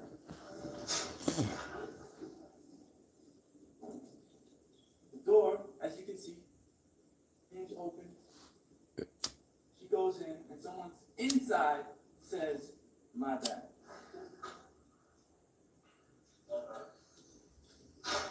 Wow. But it wasn't until a month before trial that Detective Ramos realized he messed up. Oh, okay. Cut out a little bit. Do representation early, definitely. The sooner the better, bro. There's conversation, argument from the state that because Alicia Andrews didn't park in those two front parking spaces in front of the Airbnb, that's some consciousness of it. First off, Alicia Andrews is not driving the car. She's not driving the vehicle.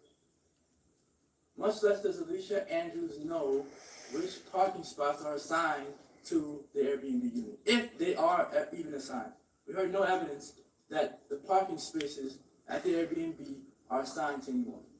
That those two spaces in front of it, right in front, are particularly for the individuals that rent that Airbnb. There's no evidence of that. Don't forget that. And she's not driving the car. So Isaiah Chance or Sean Gaspard parks on the side of the home, the Airbnb. She's going along with what they're doing. She's not going to tell them to park around the side. She doesn't even know where the door is until she's told where it's at.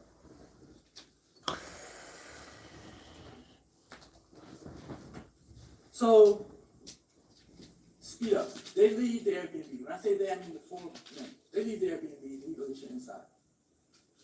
When they don't see any sign or trace of Julio Foolio at Teasers, what do? Here comes Sean Gaffright. Sean Gaffright says, I am going to text how to invite my girlfriend, and I'm going to see if she can get me the location for Julio Foolio. This is part 2 of their plan, or plan B. It's clear, because if Kyla Enright was a part of their plan the entire time, she would have been on point before they got there. It's clear that he's pivoting.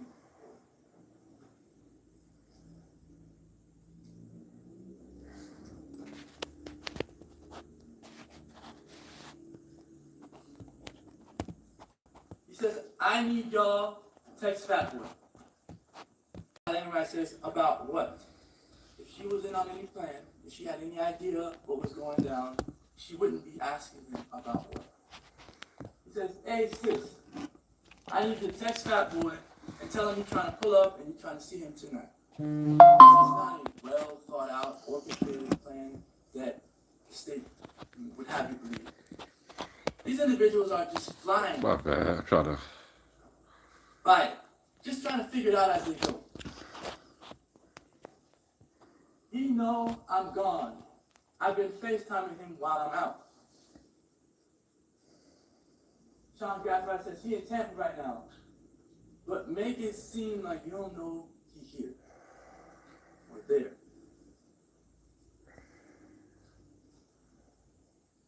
He at a B&B with 6. Try to line him up, try to back door. I want to pull up. I'm drunk. I'm drunk, I'm trying to fuck, I'm trying to pull up. He says, never mind. At 12:39. For whatever reason. Excuse me. He's texting her these things. And then she writes back to him and says, we at T of the club. You want to come to the B&B with us? ? She thinks he might be where she's at. In a different city. She has no idea what Sean Gaffright is texting her for or really about. But she's responding to him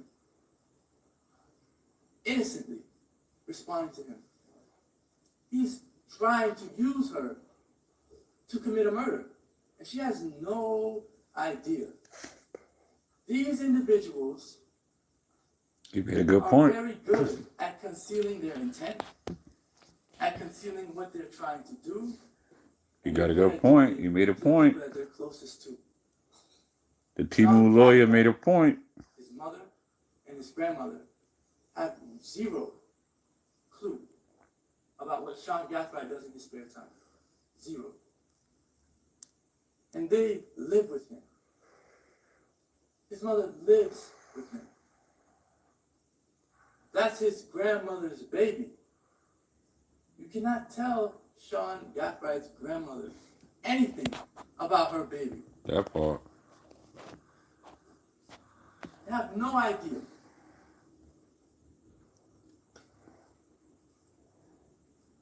She says, who B&B? And he says, sis, fools. And Fat Boy with him. Damn, everybody going live, man? What the fuck? She says, not here in Jacksonville. And he says, nah, they in Tampa. So whoever is texting from Kyla Enright's phone has no idea that it's one, Julio's birthday, two, that Julio's not in Jacksonville. And so is it really that difficult to understand that not everybody is looking at Foolio or watching his page or knows when his birthday is or knows what club he might be at? It's not difficult to believe that, to understand that, to comprehend that. Because it's here in your face. And this is not Alicia Andrews. But Alicia Andrews is in the same position because she doesn't follow his Instagram page like that. She may press the button. Foolio has millions of followers. But it's clear from the evidence that she wasn't searching his page. Man, look, they track your social media and know who you following, man. The state had evidence that Rashad Murphy was using his phone to search. That's why you can't follow your ops, man. You can stalk them. You can watch what they doing or whatever. The state. You don't never hit that follow or subscribe button, though. Searching for Foolio on Instagram. They would have rolled out the red carpet, put that evidence up there on the stand, and presented it to you all. There is absolutely zero evidence that Alicia Andrews knew that Charles Jones was going to be in Tampa that weekend. Zero evidence. Yo, my nigga, you stupid or what? She followed a nigga on Instagram. You know she seen that. When Sean Gaffright is back from California, Man, never mind. It's over. he's at Beezer's or something like that. It's over. Yo, Shorty, just hang yourself, man. But Sean Gaffright realizes that he's not getting anywhere with Kyle Enright because he's getting the same information that he already knew. So they have to pivot from that plan as well. So at that time, Isaiah Chance says, well, I might be able to figure this out. Alicia Andrews has a phone that maybe we can use. And you want to know why it's so obvious that Isaiah Chance was using Alicia Andrews? I mean, but for like the obvious detective realizing that in the interrogation. You don't know why it's so obvious outside of that? Why? Let me hear They you. don't need Alicia Andrews. They don't need her. You saw the photographs in Rashad Murphy's iCloud dump, which has a bag sitting in front of him with a burner phone or a prepaid phone. These individuals know how to get prepaid phones. You go to the store, they buy them, like Rashad Murphy did at the Walmart, and they're untraceable. But Isaiah Chance put his girlfriend's phone up as tribute. And she had no idea what was going on. 12,000, over 12,000 GPS coordinates. Damn. On her phone for that weekend. 12,000. The others had very minimal. You remember the testimony from Tom Fuller. Very minimal. They're using her as a scapegoat. 12,000 fuck, man. Had 70 or someone else had 47. Alicia Andrews had 12,000. She had no idea that she should be either turning off her phone or doing anything to conceal the GPS points. She had no idea because she wasn't in the group, because she had no role in this conspiracy, in this murder plot. So Isaiah Chance says, okay, you all go in another car, and I'll go with Alicia. I'll take her in the Chevy Cruze, or the silver Chevy Cruze, and you all go in the bigger car. How he tried to flip the narrative was crazy. And so he does come back. He gives her some McDonald's. He deals with her hunger very minimally. Like McDonald's, some chicken nuggets. And then he takes her to teasers under this guise that he's taking her out. Exactly, sure. Does she know what he's actually doing? Absolutely not. There's absolutely zero evidence that she knows what he's doing. So he takes her to teasers, and he's trying to use her phone. And he does use her phone. The state's version of the story is that she is covered for him outside of this club. And while he may have been, That's what it is. it makes absolutely Like, zero sense that Alicia Andrews is covered for him. this is what I don't Alicia get. Andrews is not an invisibility cloak. Standing next to Alicia Andrews does not make him less noticeable. If anything, it would make him more noticeable. Robert Howard knows who Isaiah Chance is, with or without the medical mask. So if Robert Howard saw Isaiah Chance outside as he testified, he would, I guess, let his friends know Isaiah Chance is around, he's in the vicinity. If Robert Howard saw Isaiah Chance outside with a mask on, he would certainly let his friends know that Isaiah Chance is outside. Yeah. Certainly. Cause see, Fat Boy don't like them Itself, niggas. that's That's not- with Julio. Like, That's not concealing anything. that's what they wanted to know about Fat Boy's whereabouts. Alicia Man, Andrews says that she's pregnant, and when she went out to the club, she decided to put on a mask. It's because she's pregnant and doesn't want to inhale smoke from all these people. but like the defense said, you in the car with a nigga that's smoking, baby. You gotta make it make sense. Like, You wanted to not be around somebody, so you put the mask on, even if it was just a couple of people. You put the mask on. And, you know, as time went on, people got lax. They wouldn't put the mask on if it was around people that, you know, a couple people. They would only put it on outside in the public.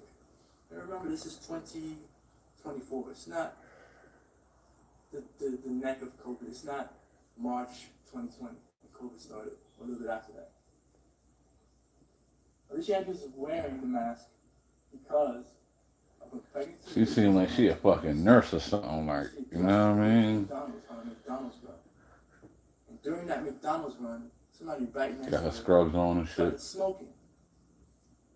And she wasn't going to tell Davion Murphy to put it out. Somebody doesn't know. This big individual. Everybody going live. Damn, yo. It's his car. She wasn't going to tell him to put it out.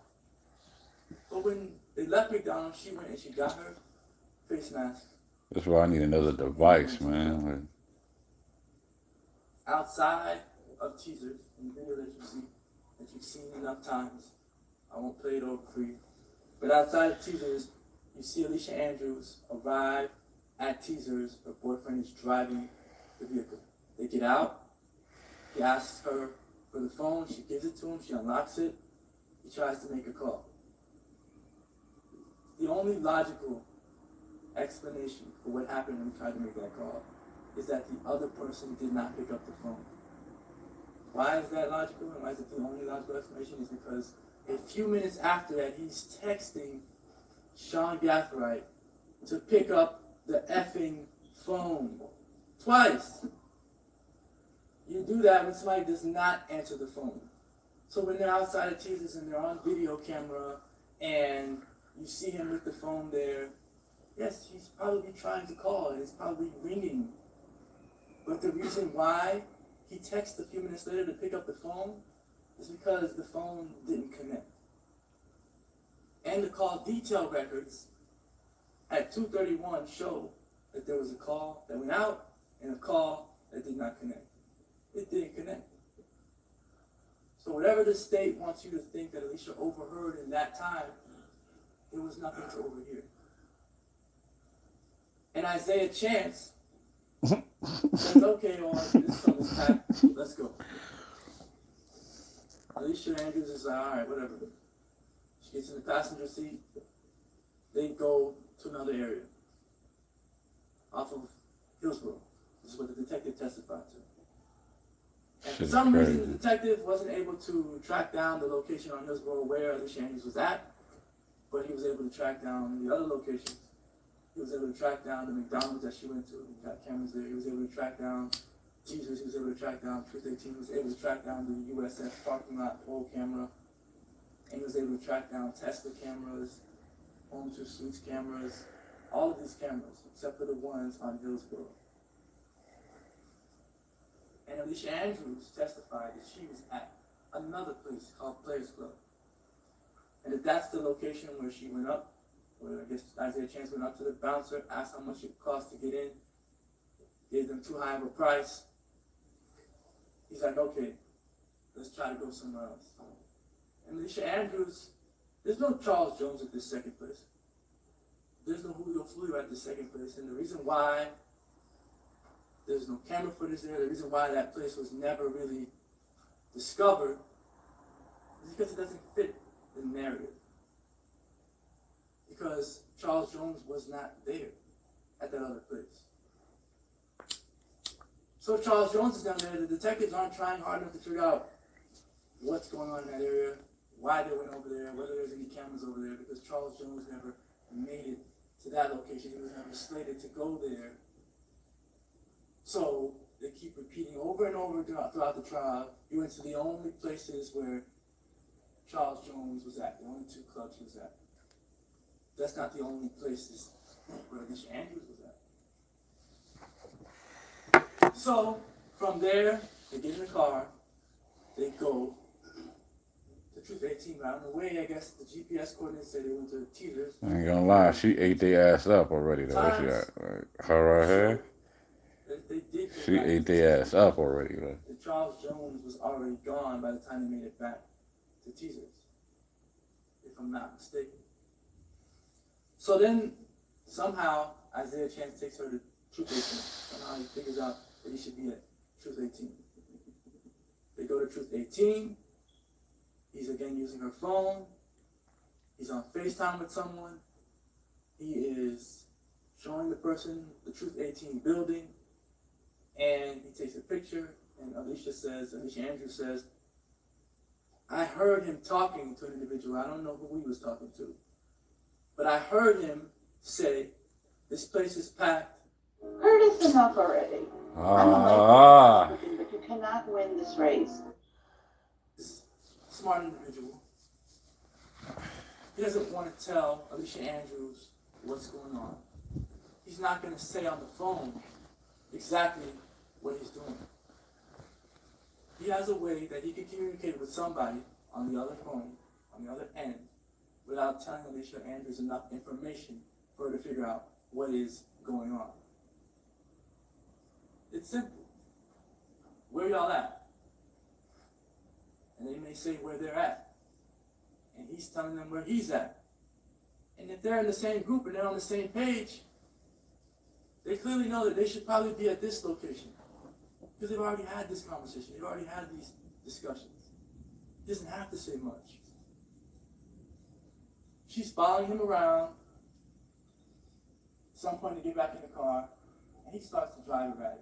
And Alicia Andrews said that this was different behavior. He was acting strange, he was acting funny. He drives on that USF full camera. You see he comes down this way. They make the right at the light. They make a U-turn and they make it right into USF. And they're over there for 5 minutes. That part of it is off camera. I don't know if there was another pole camera over there that Detective Ramos could have picked up, but it's off camera. Isaiah Chance gets out of the car, he stops the car in sort of like the middle of the road, gets out of the car, takes the phone with him, and is out talking. Out of earshot of Alicia Andrews. Come on, cameraman. For about 5 minutes, then he gets back in the car, runs a red light, goes into the Home 2 Suites parking lot, is in there for less than a minute. What, man? What the fuck going on with the cameraman? Leaves out. And why does he leave? You drunk on the job for things for Halloween? Happens. Because he doesn't want Alicia Andrews to see what happened. He doesn't want Alicia Andrews to witness what happened. He kept everything away from Alicia Andrews so that she wouldn't know what was happening. They get back to the Airbnb. These other individuals are already there. They're already there. whether they left their guns inside of whatever car they drove there in, whether they packed them up before Alicia got there. Damn, nigga. When she got there, she went inside, she just saw these individuals.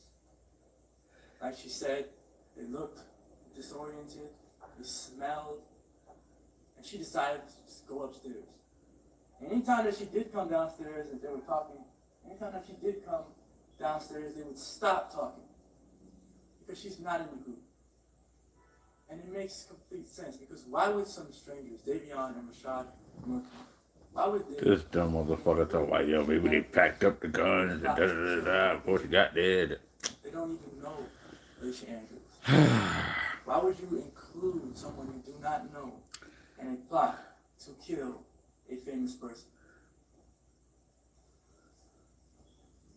But Isaiah Chance, he wanted to bring Alicia Andrews along, and whatever he had to work out with them, with these men or whatever, he worked out with them. I guess he's gonna use her as the alibi, like, you know what I mean?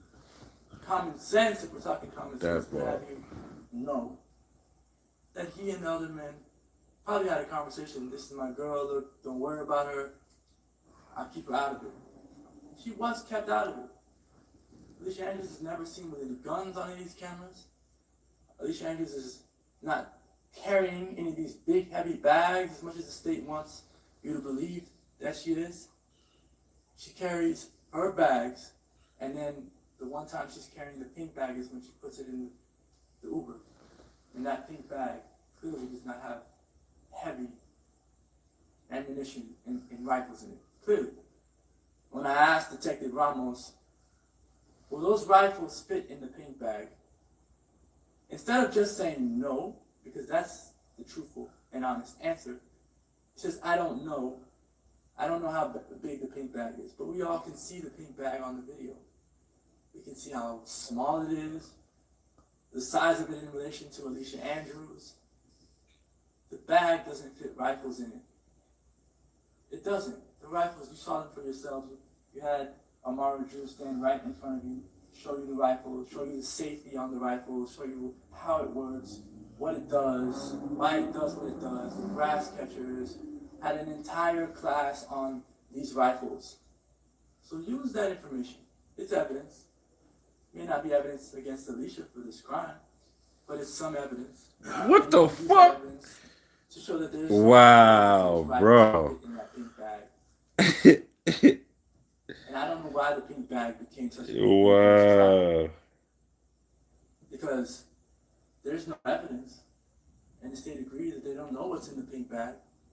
Yo, dude. There's no relevance. Yo, just put a muzzle on him. Put a muzzle on him. Put a muzzle on him.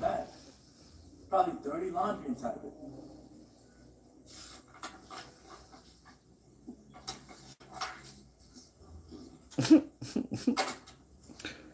So, when you deliberate, there's some things that you should know that Alicia did not know. Alicia did not know Right. to go through some back door at the Airbnb to conceal her face on the camera. It never made sense from the beginning. Alicia Andrews did not know who was going on this trip. She didn't know Davion Murphy and Rashad Murphy were going to join them. She didn't even know Sean Gathright was going to be joining her and Isaiah Chance on this trip. Isaiah Chance said, I'm going to Tampa. She said, I don't want to go. I don't know. It kind of like she's trying to hold back them tears now. He meets with Alicia Andrews. They go to Sean Gathright. It's looking a little bit glossy over there. Sean Gathright. She's like, all right, whatever. She didn't know who was going on the trip. Alicia Andrews didn't know who was on the other end of the phone calls that Isaiah Chance was making. She did not know who was on the other end of the text messages that Sean Gathright sent out. She didn't even know that Sean Gathright was sending out any text messages to an individual named Kyla Enright. Alicia Andrews did not know that she should stay off her phone, that she should turn it off. That's evidenced by the fact that she had over 12,000 GPS points, data points on her phone. She did not even know who Davion and Rashad Murphy were. That wasn't clear throughout this trial. Didn't know them. Barely knew Sean Gathright. Met him one time at a family gathering. And when you go to these gatherings and there are a lot of people that you do not know, it is difficult to remember who was even at the gathering. You see a bunch of people, you grab a plate of food, you go outside. People you could probably have seen and come in contact with. I don't know. And not realize. I don't even think he want to be a lawyer. I think he's trying to audition to be a preacher or something. You met this person before. She didn't stay there for an extended period of time. She wasn't hanging out with Sean Gathright in the house. You heard what she said. Her boyfriend does not like her around other men, his friends, because he's controlling, he's possessive, he's jealous, he's manipulative. So he doesn't want her around other men that he knows, or other men that he doesn't know, for that matter.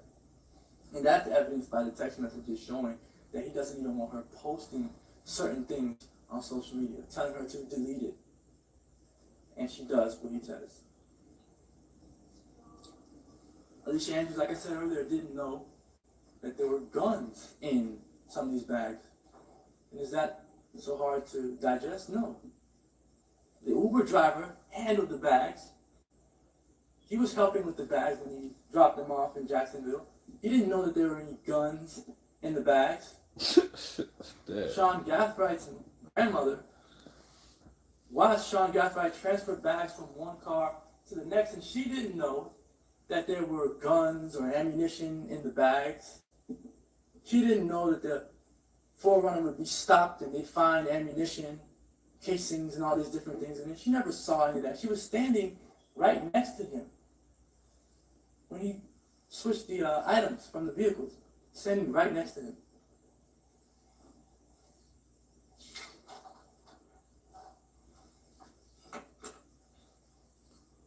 Alicia Andrews did not know where she was going in Tampa, except for, with the exception of the McDonald's, but she asked to go there. But she didn't know which club she was going to, just like any of the other women that testified.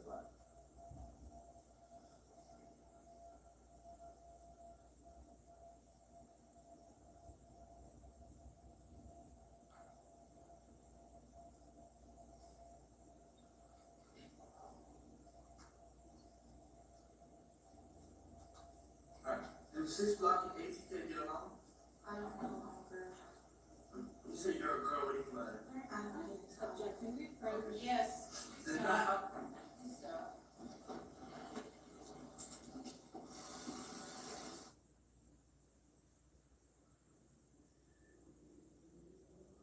Wow.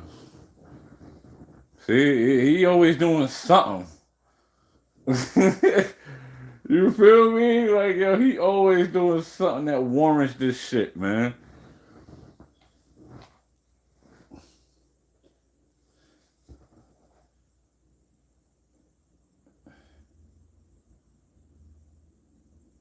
This nigga like, damn, another failed attempt at some shit.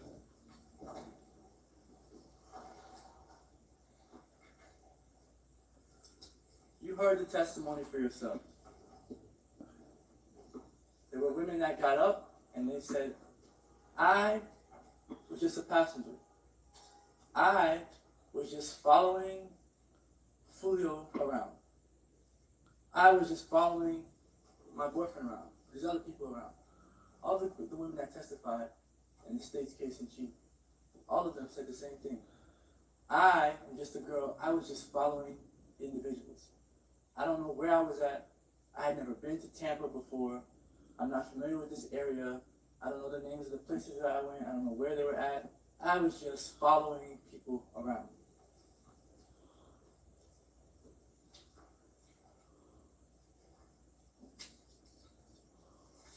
Alicia Andrews' phone came up in this trial.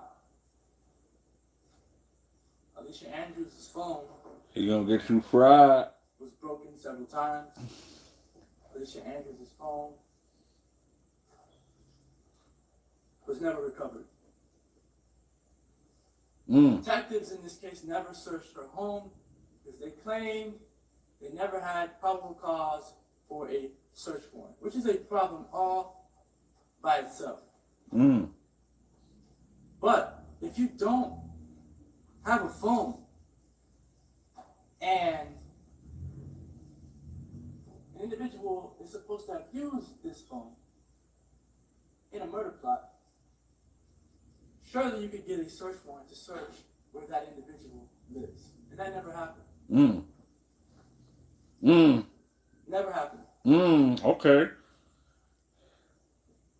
The Text Now application that Alicia Andrews was using. The Text Now application, as we heard, is an application that you can use on an iPhone either when you don't have service, or if somebody blocks you from regular service, you can use the Text Now application to text. And Alicia Andrews would use the Text Now application to text Isaiah Chance.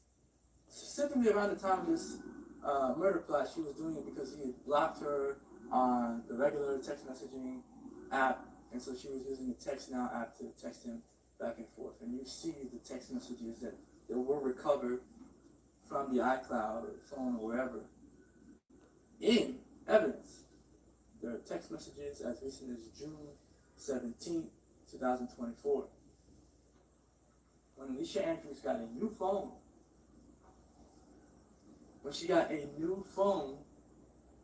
her iCloud was still there. And they were able to pull from the iCloud. No evidence that Alicia Andrews knew of any murder plot. No evidence that Alicia Andrews intended to kill Charles Jones. No evidence that she conspired with any of these individuals. Alicia Andrews had messages that went back years. And they have them. Thousands of messages. They all the way back to 2020, 2021. Back when she was in high school, talking to her best friend at the age of 17. They went all the way back. And the best that they could find is that Alicia Andrews in 2021, when she was 17 years old, told her best friend that she thought Charles Jones was ugly and that he needed to die. And why did she say he needed to die? Charles Jones, as you all heard, was an individual who caused a lot of havoc in Jacksonville. Does that mean she wants him dead? Does that mean that she was going to actually kill him? She formed it in her mind at the age of 17 that she was going to, like, one day, group up together with 4 individuals, go to Tampa and kill him? No, that's not what it means. It's an ignorant comment at a very young age. It's an ignorant comment at a very young age.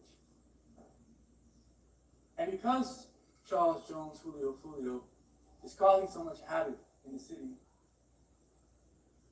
there's only so many ways that he could stop doing that he could stop causing the killing, the back and forth, because that is what he was doing, perpetuating it. Stops making the music, or he decides that, hey, I'm going to make music that is actually good for the community, or what happened? He's perpetuating this stuff. They all are, all these people in these gangs, perpetuating it back and forth. And it actually becomes reality for them. Because they're talking about it day in and day out. And they're going back and forth with each other, day in and day out. But whether it be for money, whether it be for views, whether it be for clicks, it becomes their reality because they speak it into existence. And this is a tragic situation. All of those boys, those men that died, I don't care if it's ATK, 1200, 2100, it's completely tragic. This entire gang war that they have going on in Jacksonville, or so they call it. Individuals dying, going to prison. I mean, Alicia Andrews is really just a regular girl.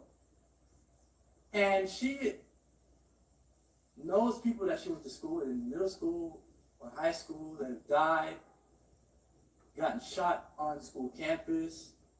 These things aren't regular. These things aren't normal. This is a terrible situation that these young men are in Jacksonville. And you heard all about it throughout the trial. It's terrible, it's tragic, but it has nothing to do with whether Alicia Andrews intended to go to Tampa and kill Charles Jones. Nothing. All of what you saw was a smokescreen. All of what you saw was an attempt by the state, by the detectives, to put Alicia Andrews in a box, to put Alicia Andrews in this circle of people. Get hooked up with Cash App Card. Just add an offer and save instantly when you pay. I don't know, man. Dude fucking her up. Where she knows this person. This Dude is definitely fucking her up, man. There was really no evidence that she really spoke to him. She spoke about him in a text message. Okay. She spoke about Robert Howard too. She doesn't know him. He doesn't know her. She spoke about Bibby. She doesn't know him. He doesn't know her. She was just speaking about things that she had seen in either real life or on social media. She doesn't know these individuals, but she knows of them.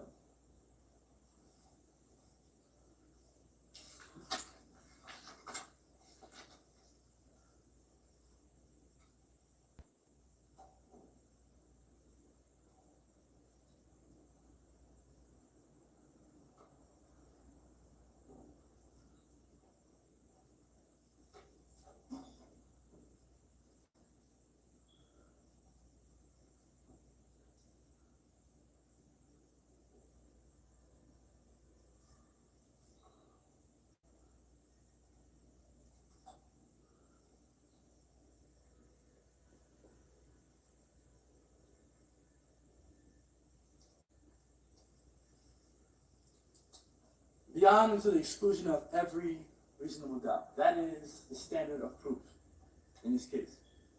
That is the standard by which the state has to prove this case. They have to prove that Alicia Andrews committed both crimes beyond a reasonable doubt. And if you ask yourselves whether at the close of evidence you felt or you knew that the state proved this case beyond a reasonable doubt, you can almost guarantee that that was not the situation. So let's talk about reasonable doubt. The judge is going to read instructions to you and tell you where you can find reasonable doubt. And I have an acronym for it. It's called CLE. You find reasonable doubt in the conflicts in the evidence, in the lack of evidence, and the evidence itself.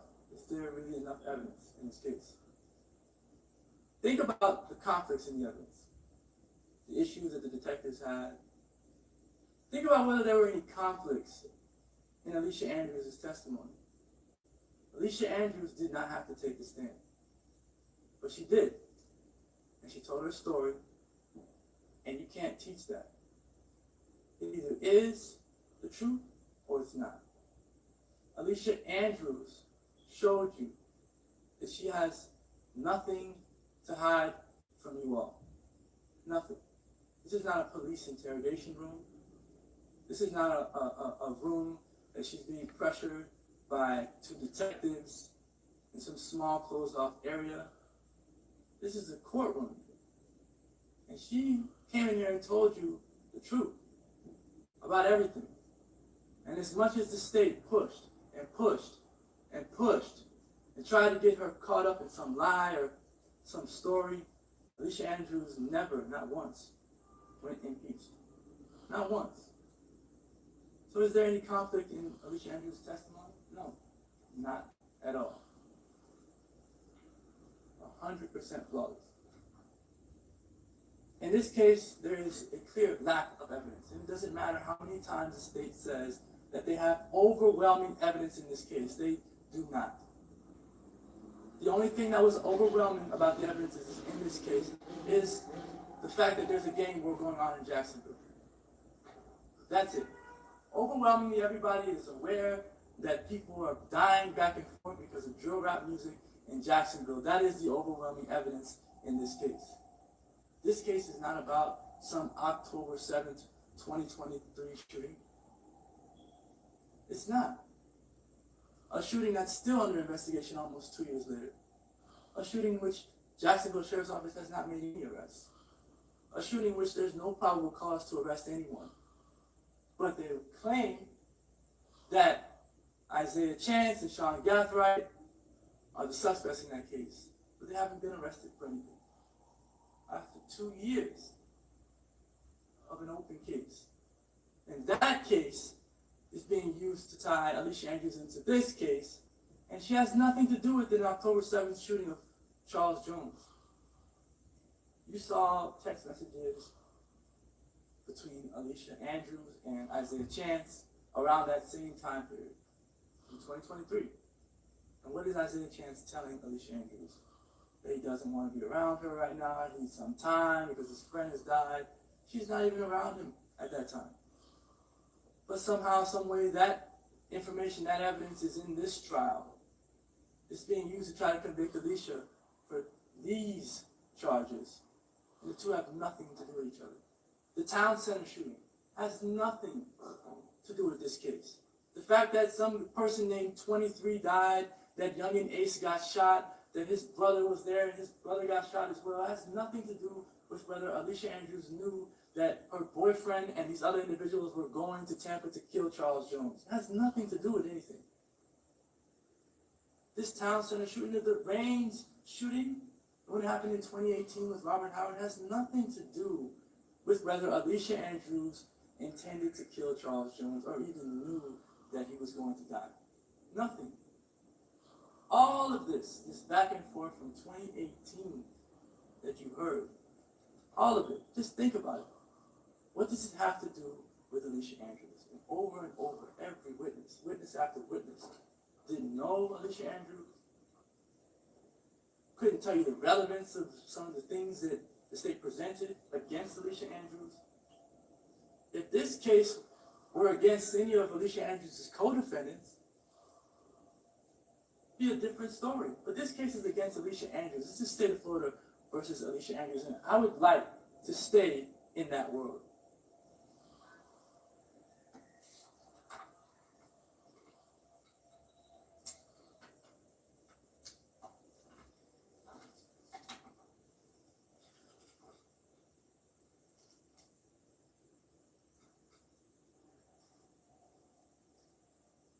Probable cause is a standard. You've heard about it in this trial. You need probable cause to make an arrest. You also need probable cause to get a search warrant. It's not reasonable doubt.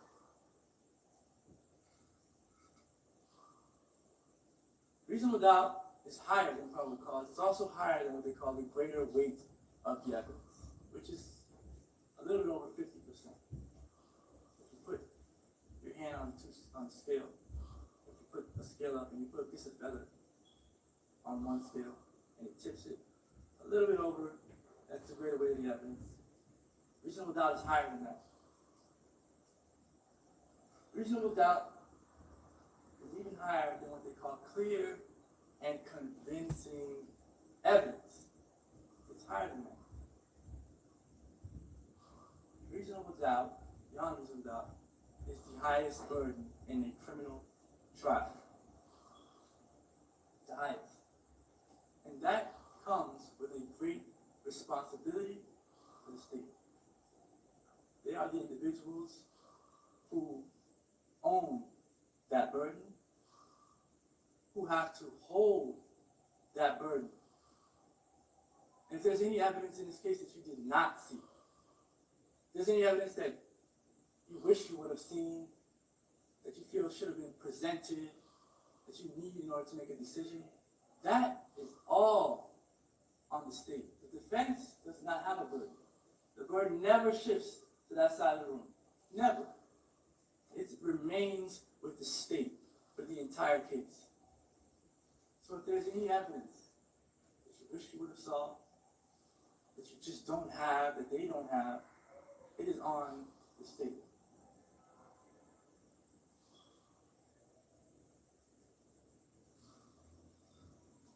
Every Thanksgiving, there's a grandmother. She would make food. She make this food for her family. She makes the food and she sits at the kitchen counter. She likes to make food with a glass of wine. She takes a sip from the glass of wine and she's making different things. She's seasoning the curry chicken, the brown stew chicken, the oxtail, the dumplings. She's handling it. And as she's taking a sip from this glass of wine, she drops it by accident. She starts to pick up the pieces of the glass, and she starts to put them together.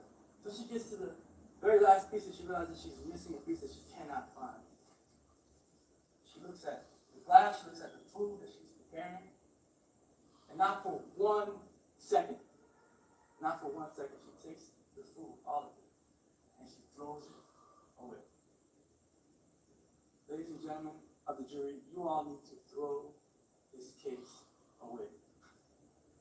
Alicia Andrews is not guilty of anything. Not first-degree murder, certainly. Not second-degree murder. Not manslaughter. Nothing. Not conspiracy to commit first-degree murder.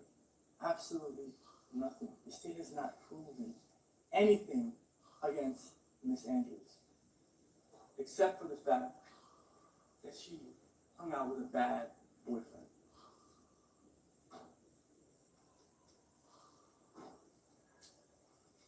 Fortunately for Miss Andrews, there are several reasons to doubt.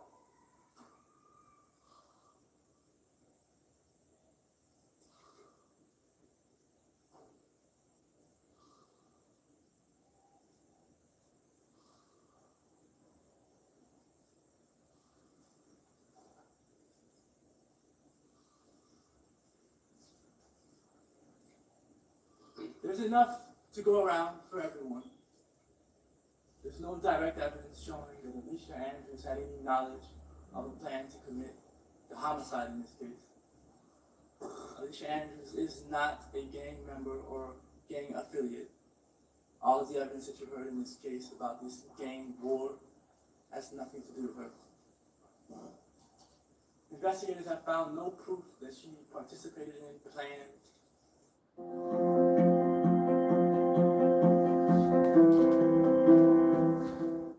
You think you've got what it takes to keep up with me, Paddy the Baddy? One round with me and you'll be stinking up the place, you scruffy bum.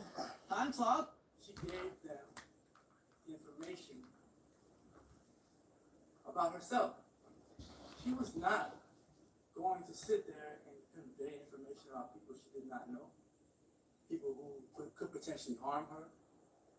She was not going to do that. And the detective started off the conversation. Both of them said it. If you don't want to talk about something, you don't have to talk about it. She decided she wasn't going to talk about certain things.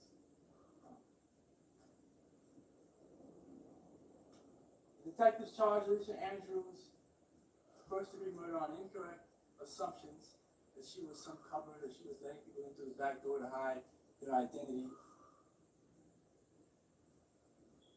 Unlike the other individuals, Alicia Andrews made no attempt to conceal her whereabouts. The phone was on, fully active. She walked into that Airbnb, the front door camera. No issues. Made no attempts to conceal that. Alicia Andrews never possessed a firearm. All the other individuals in this case had on black. Black, all black. Alicia Andrews went out with her blue jean jacket, her Crocs on. This is not attire to go stalking anyone. This is not the attire to go running around shooting anyone. She went outside, colorful as ever. There's no confession in this case. There's no cooperating witness in this case. At all. And there's no physical evidence tying Alicia Andrews to this case. The only evidence that was sent off during testing was the cases that were left at the scene. 30 cases. And those came back with nothing, no DNA, no evidence. There was other evidence that could have been tested. All the evidence that Sean Gathright had on him, the evidence at Sean Gathwright's mother's house, or when I say the evidence that was on Sean Gathright, I mean the evidence in the forerunner, the ammunition, the guns, and whatnot. Those things could have been swabbed for DNA, for fingerprints, and had Alicia's fingerprints or DNA been on any of those items, you would know that she must have been involved in some sort of plan. Because as people conspire to do things, and then they conspire to shoot someone with weapons, what do? They pass them around. These get passed around. You take this gun, you take that gun.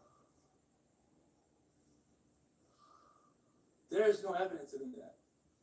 There's no evidence that any of that stuff was ever analyzed. Not by the ATF, not by Tampa Police Department, not by Jacksonville Sheriff's Office, not by the Gwinnett County Police Department. This was a multi-agency effort. And they presented zero evidence that any of that stuff was analyzed for any DNA or fingerprints. And they did that because, or they didn't do it, because they felt they had a strong enough case without it. And maybe they do for the other individuals, but not for Alicia Andrews, not for an innocent person, not for a person who had no knowledge of this conspiracy, not for a person who had no intent to kill anyone, not for a person who did not commit any acts to kill someone.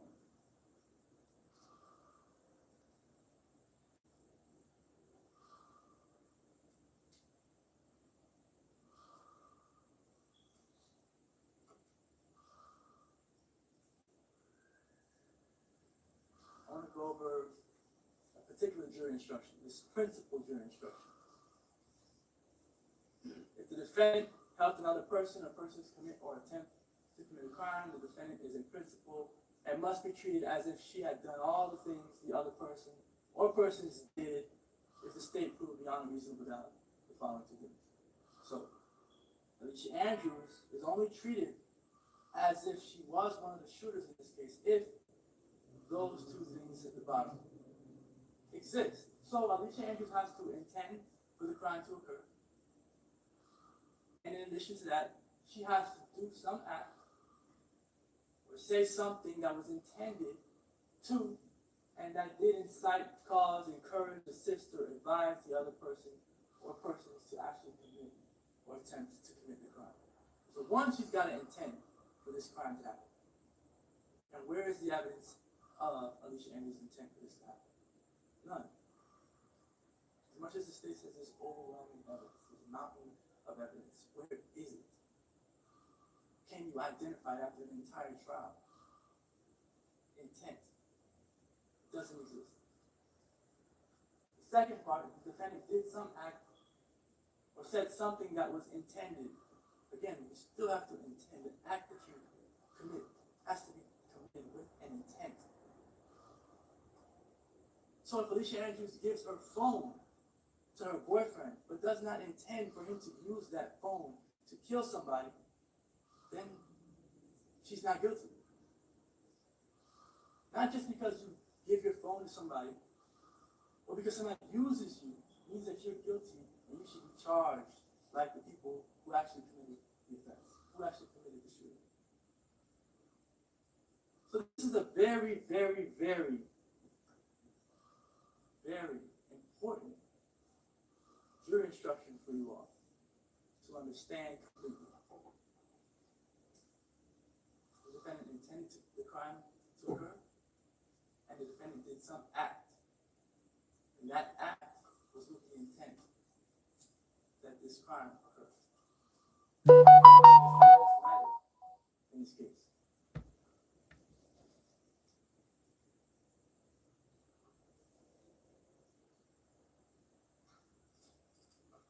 I do want to go over second-degree murder.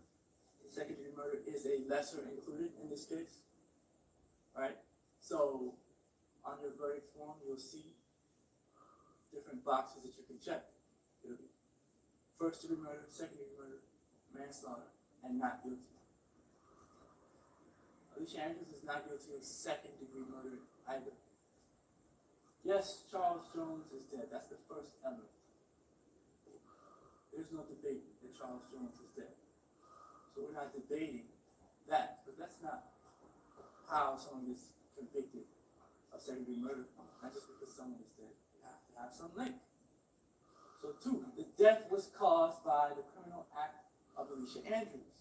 What act did Alicia Andrews do that caused Charles Jones's death? Absolutely nothing. 3, there was an unlawful killing of Charles Jones by an act eminently dangerous to another and demonstrating a depraved mind without regard for life. Alicia Andrews did not commit any acts that caused Charles Jones to die, and therefore she is not guilty also of second degree murder.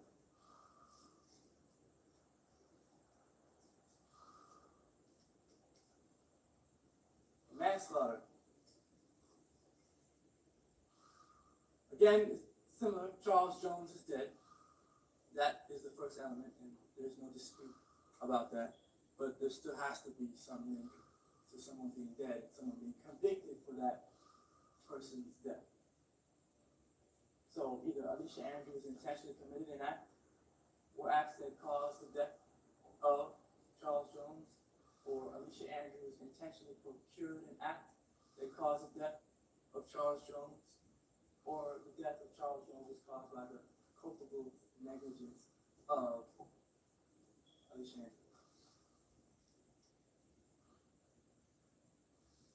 And Alicia Andrews is not guilty of manslaughter either. Alicia Andrews had no idea, not at any point that night, that her boyfriend at the time, or that any of his friends intended to kill Charles Jones that night. No evidence of that whatsoever. The state keeps mentioning a consciousness of guilt. That is not an element in this case. Consciousness of guilt does not equal an intent to kill. Consciousness of guilt does not equal an act which is required under the jury instructions. Consciousness of guilt is a term that has no bearing in your decision. Again, ladies and gentlemen of the jury, these are just the opinions of the attorneys and their closing arguments. You will be given the law, and you are to follow the law that I give. Okay, thank you. As the judge gives the law at the end of this case, when the judge reads the jury instructions, I want you to look for anywhere where it says consciousness of guilt.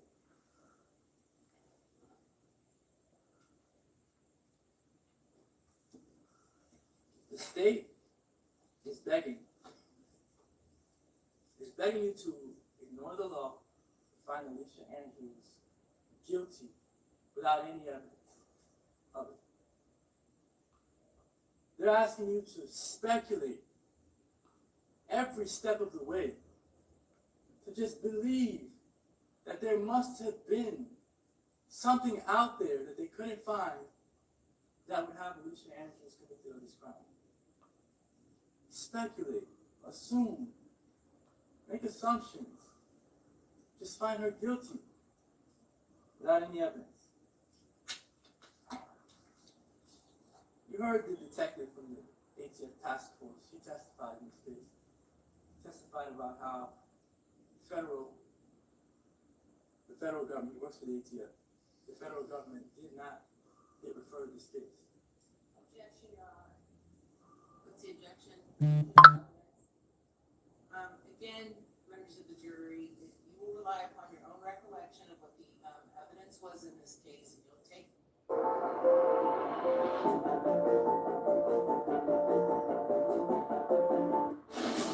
The Hall of Fame, ALICIA is getting ready to off in Vegas. A doubleheader. College basketball is here. I said the ATF agent testified that the feds would not refer this case. Okay, well, that is not relevant to this, to your, Testified to the judge. I understand, but it should have been objected to, so.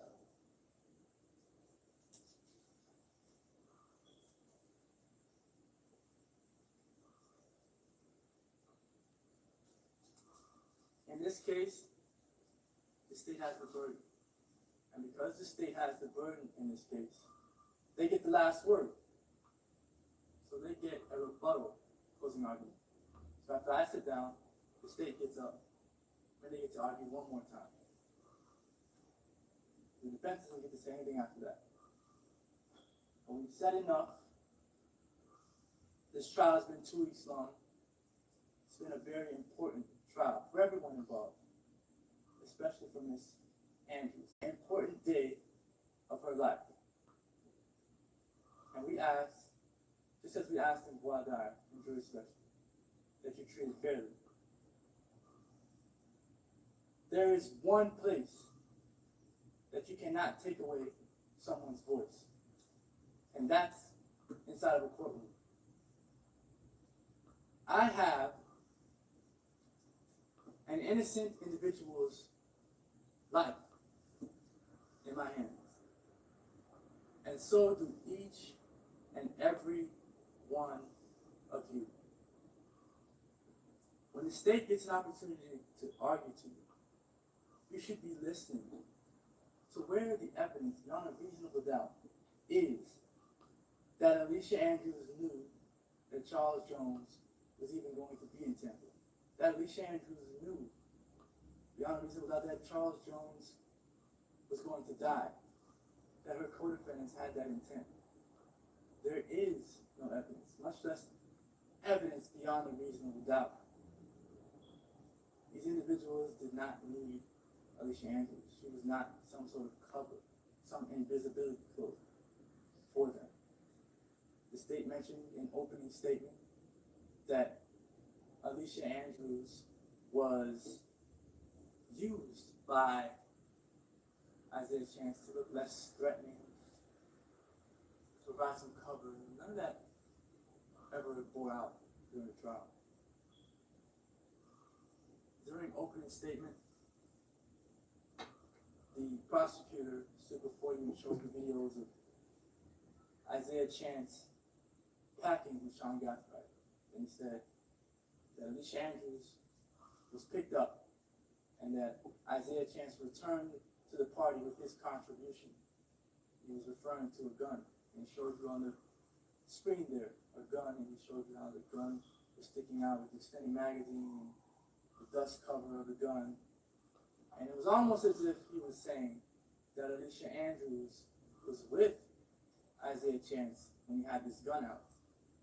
Because if that was the case, she would know that there's guns involved. She would know. But that wasn't the case, because none of that happened in Alicia Andrews' presence. The prosecutor in this case, in an opening statement, said twice that Alicia Andrews was driving. We alluded to the fact that Alicia Andrews was driving a vehicle in this case. And at no point in time is there any evidence that Alicia Andrews drove in the vehicle. There is evidence to the contrary. Alicia Andrews doesn't drive, she doesn't make the decisions. She's not in control of the vehicle. And Alicia Andrews is not in control, or was not in control of what happened to Charles Jones.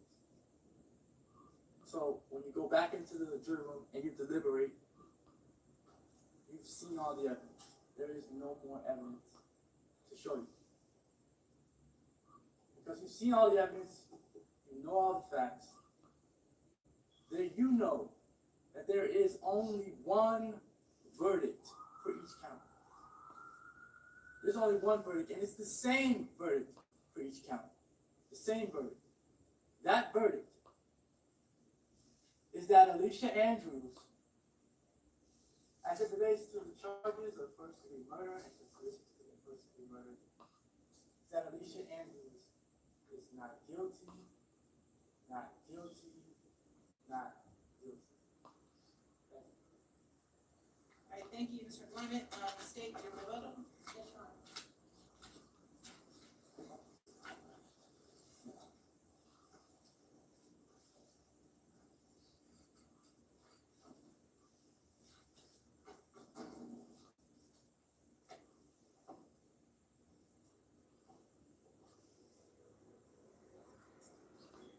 Members of the jury, we're almost there.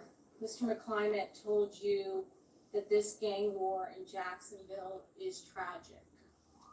That's the only thing that I think that the state is in agreement with what he just argued to you. It is very tragic.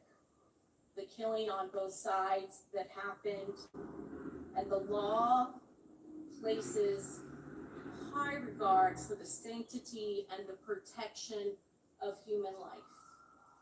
And the law protects everyone equally. It doesn't matter who the victim is, and it doesn't matter what the victim does for a living. If you purposely intend to commit first-degree premeditated murder and kill a person, regardless who that person is, and we have proven all of those elements, the law requires that that person be convicted. And when you talk about the standard of proof, proof beyond a reasonable doubt, that is what you have in this case, and you have higher than that. The defense attorney has asked or suggested to you, where is the DNA? Where is the fingerprints? All of that type of evidence is to establish one thing: who is the perpetrator? When there is a killer and there is no evidence, there is no eyewitness, and there is no videotape, then the law allows us to present evidence, direct evidence, and circumstantial evidence to you to establish and prove the identity of the perpetrator. Somebody broke into a house and shot and killed a person, and nobody saw it, and that person broke a window to get in and left their blood on that window, that could be used to establish what? The identity of the perpetrator. If they weren't wearing gloves and they touched that window and the law enforcement officers dusted for prints, they would send it off. It is very, very rare when you capture the entire crime on video. This age of digital technology proves beyond all reasonable doubt what happened in this case. You don't need an eyewitness to come in here and tell you what happened to Charles Jones on June 23rd of 2024. You don't need a fingerprint analyst to come in here and tell you who killed Charles Jones on that date. And you certainly don't need a DNA analyst because you saw it. His murder is captured on video. There are 2 cars involved, and you saw what happened at each and every location. You don't have to present DNA evidence to you. You don't have to present fingerprint evidence to you. Law enforcement officers didn't need to submit any sort of DNA to the labs to figure out what happened in this case. Because of digital evidence and video evidence, you know everything that happened to that victim. He was hunted. He was stalked. He was hunted at teasers. He was stalked, and then he went to a second location to Truth 18, and he was followed, and he was hunted, and he was stalked. And you saw both of the vehicles that are involved in this case. And she is in the silver Chevy Cruze. There is no doubt about that. We don't have to fingerprint the silver Chevy Cruze. We don't have to dust it or swab it for DNA to know that she is in that car with her boyfriend. You saw that silver Chevy Cruze. You saw it at teasers, following, going, parking, and then the 2 of them get out to get in eyesight of the victim. all of that is clear. What is also clear is she is not going up to the club. She's not going clubbing. Neither is her boyfriend. It is for one purpose: to stalk the victim, Charles Jones, in this case. And at the second scene, all of that is on video as well. You see the parking lot of that location. You see it with your own eyes. And there is no doubt who every single individual is in both of those cars. We have proven it beyond and to the exclusion of all reasonable doubt. And you saw it at the Home to Suites video. You saw it at the USF poll cam. That victim is followed. And you saw those text messages from Sean Gathright to Kayla Enright. They want to know where Foolio is, where 6 is. And in those messages to Kyla Enright, you know that they are watching him. You know, and you saw what Charles Jones is doing that night. He's on Instagram. When Sean Gathright contacts Kyla Enright, they say, what? We're looking for 6. He's in Tampa. He's at an Airbnb. You saw his Instagram story. He's posting live. He's at an Airbnb. The only location that they weren't aware of that wasn't planned is this pool party at the Airbnb. When the silence gets too loud, we hear you. Call, text, or chat 988. Oz, for the fact classic first-timers. They don't know that nearly half of all used cars have been in an accident. But Carfax shows how accidents impact price. Shop the all-new Carfax.com. We have to prove that the person who assists, the person who is a principal, intended the crime to be committed and did something to assist. Kyla Enright is in no way in the same position as this defendant. She is not in a vehicle with all of the perpetrators.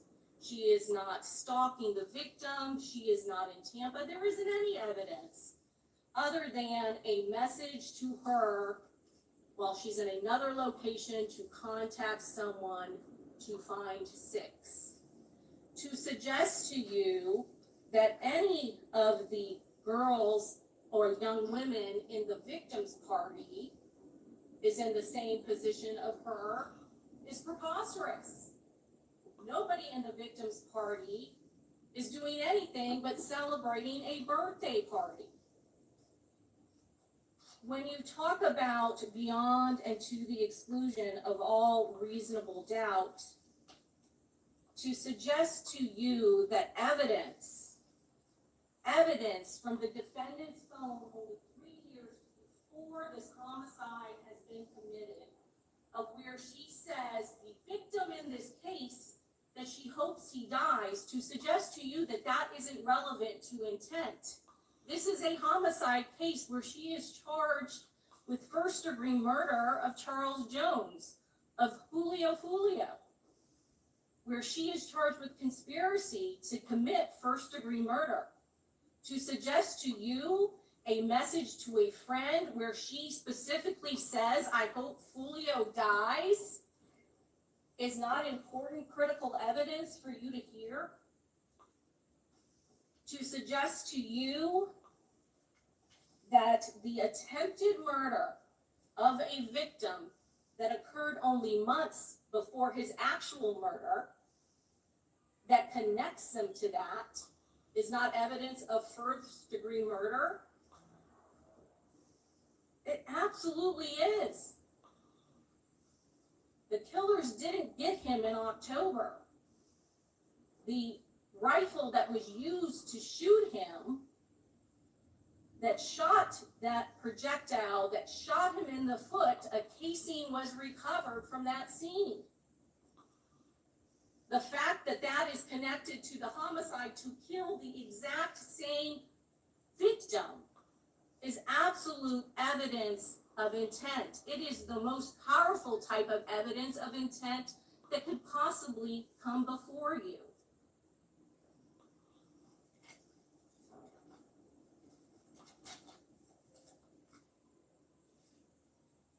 When we talk about her phone evidence, when we talk about what we have to show to prove that she had the knowledge and the requisite intent, that is why we brought that phone evidence to you. Because there's no doubt of what happened to this victim. There's absolutely no doubt of how he was stalked. And I think the defense attorney said and talked about Rashad Murphy and Davian Murphy about how they would not allow her to know what was going on. What I can make an argument about that and submit to you is that I do agree with that. There is no way that people who are going to commit first-degree premeditated murder would allow anybody into their inner circle unless they were absolutely trusted, that they absolutely trusted that person 100%, that that person is ride or die, because all of them can be identified if law enforcement finds out. And she absolutely proves that that's exactly what she is, because when faced with law enforcement, when faced with telling her that you could be charged, that you will be charged with first-degree premeditated murder, she would not give any of them up. She would not give a name, she would not give a description, because she did not want to implicate any of them. And when we talk about consciousness of guilt, that is evidence. Just like circumstantial evidence, all of that is considered evidence in a case. There's not going to be anything in these instructions that define for you what direct evidence is, what circumstantial evidence is, or what consciousness of guilt evidence is. But all of the evidence that is presented to you can be evaluated by you to determine whether or not the defendant is guilty or not guilty. And she is not innocent. The evidence in this case proves overwhelmingly that she lied to law enforcement. And that evading of law enforcement, that lying to them, shows that she has something to hide. Innocent people don't have to lie to law enforcement. Innocent people are cooperative and tell what they know when somebody has been killed in cold blood. And that is what has happened in this case. Charles Jones was hunted and he was tracked down and he was killed. And to suggest to you that she was not a trusted member of this group, of this conspiracy, flies in the face of all of the evidence. We rely on you to use your common sense when you evaluate this evidence, and when you look at what is on her phone, and when you see the personal animosity and what she was living in at the time when she wrote those messages. The one message that isn't in evidence, when I asked her about Antonio Tilley and the person who died the day before Charles Jones is shot in the foot. Remember that? I refreshed her recollection. Well, again, you need to link it up to evidence they did here, okay? You heard her testimony. I questioned her on her conversations with Isaiah Chance, her co-defendant, her boyfriend, the person that she continues to protect again and again and again. I questioned her about the communication she specifically had with him in 2023, not 3 years before this homicide, less than a year before this homicide. And she claims she knows nothing about the gang stuff. She knows nothing that is going on. There is more than one conversation with her and Isaiah Chance about what is going on in this gang war and who has been killed, personal in their lives. One you saw, in evidence the town center, where it is clear they have talked about it before, because her response when she realized it's about the town center and that 23 has been killed there, she says, I forgot. I'm sorry, we don't have to go there. That conversation is in evidence. You also have testimony from her on the stand specifically about the death of her boyfriend's good friend, Antonio Tilley, that occurred on October 6th, the early morning hours going into October 7th of 2023, where I specifically asked her on the stand, you've talked to him about that. Oh, I can't really remember. So we refreshed her recollection. It's not in evidence, but we refreshed her recollection with the conversation. All of a sudden, she remembers it, right? That's what she does. She doesn't remember it until she's faced with hard evidence. She sees that conversation, and now she's got to answer questions about it, right? And what is it about? It is about another person close to her boyfriend that has died in this gang war. It's about Antonio Tilley, Tilley's death. He is upset about it. And before I can even get a question out, she says, oh, yep, he didn't want me to be around him at that moment. He's so upset, he didn't want me to be around. He needed to be by himself. And then there's another conversation on October 8th, the very next day, where he has done something and they have talked about it. And he needs her to be loyal. She remembers that, right? She would have you believe, now that we've confronted her with that evidence, that he wants her to be loyal and that she needed to delete that conversation that they had texted about, that that's about her cheating again. The same boyfriend that she has testified to you about domestic violence, that she's afraid of him. Now you hear that she's worried about him and that he needs her to be loyal, and that he's confided something to her on that day. That is the day that Charles Jones is shot in the foot. That is the crime that also is connected to this case and evidence of all of the perpetrators' intent. They tried to kill him in October and failed. They were successful here in Tampa on June 23rd of 2023. That is why that evidence is so important. Conspiracies to commit first-degree murder don't happen in front of eyewitnesses. They don't happen in the light of day. They happen in dark places where people know that it is a crime and they know what they're doing and they want to get away with it. Actions speak louder than words. The defendant is never going to come in here and admit to being involved in a conspiracy to commit first-degree murder. Defendant is never going to be admitting to anyone, to law enforcement, or on the stand about her knowledge, to agreeing to be a... Curtis, enough already. I'm a lifelong Republican, but you cannot win this race. Every vote you get is a vote for the socialists.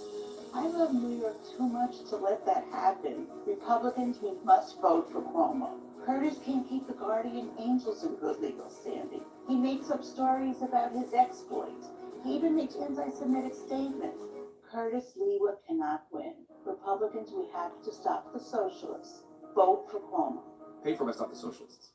Hollandia, where men can be lads and lads can be men. Can I use natural soap instead of this synthetic cleanser? You sure, lad? Hollandia is also the home to Dr. Squatch. Because there are many ways to man, but only one way to smell like that. With Dr. Squatch. Because again, to law enforcement, she lied about it. She lied about knowing anything about the gang. She wants them to believe that she has no knowledge. She wants them to believe that she doesn't even know about her boyfriend's nickname, Gutta. And you all know, again, the the evidence is overwhelming that that is a lie.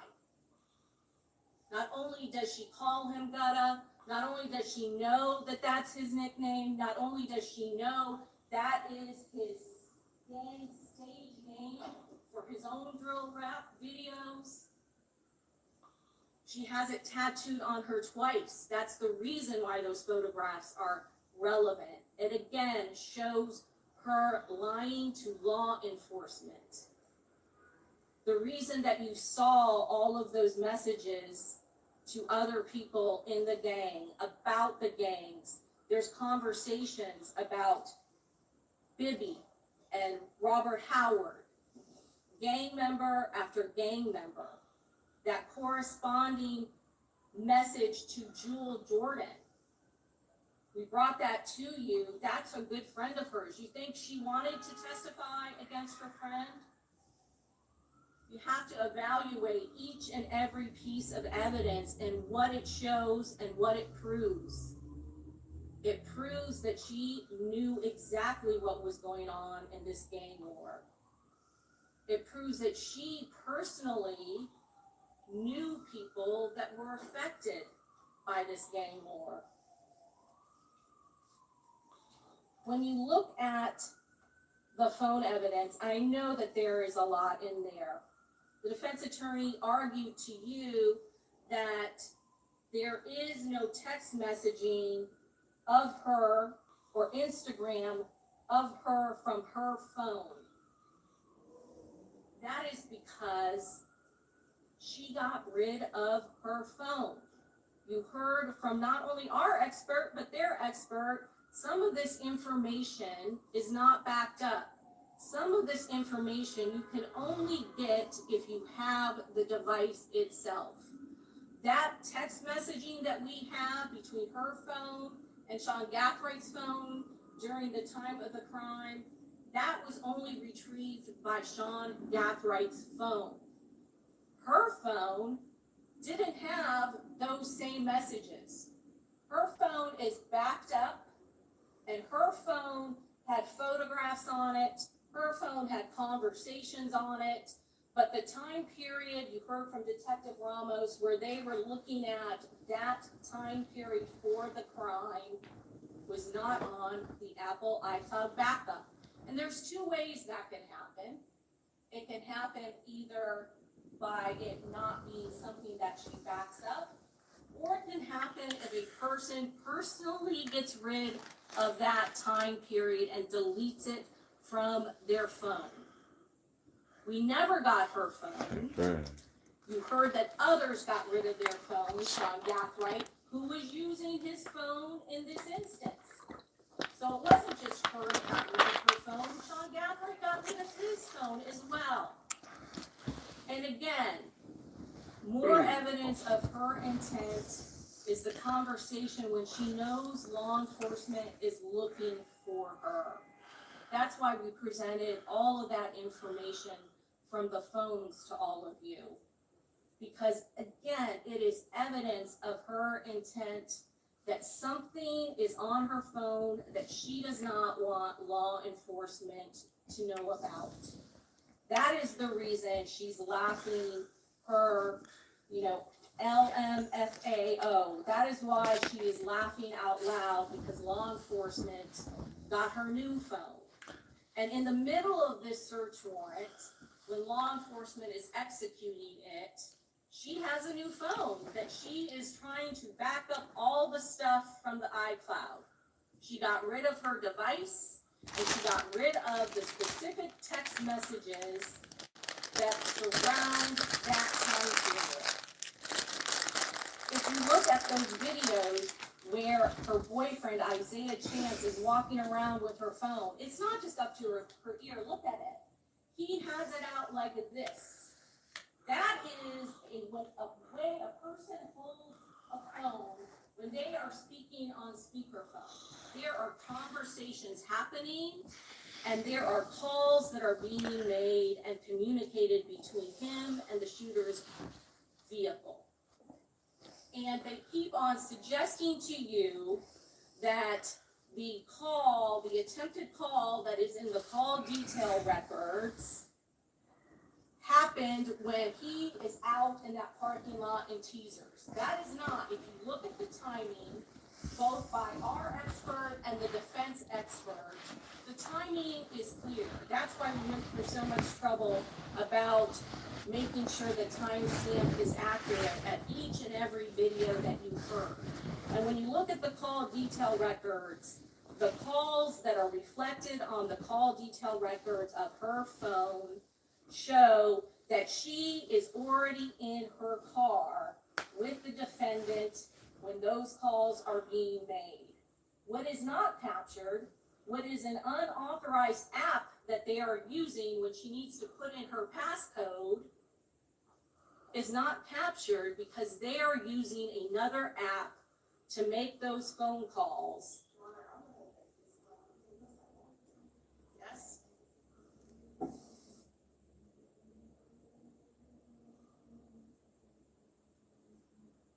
Damn.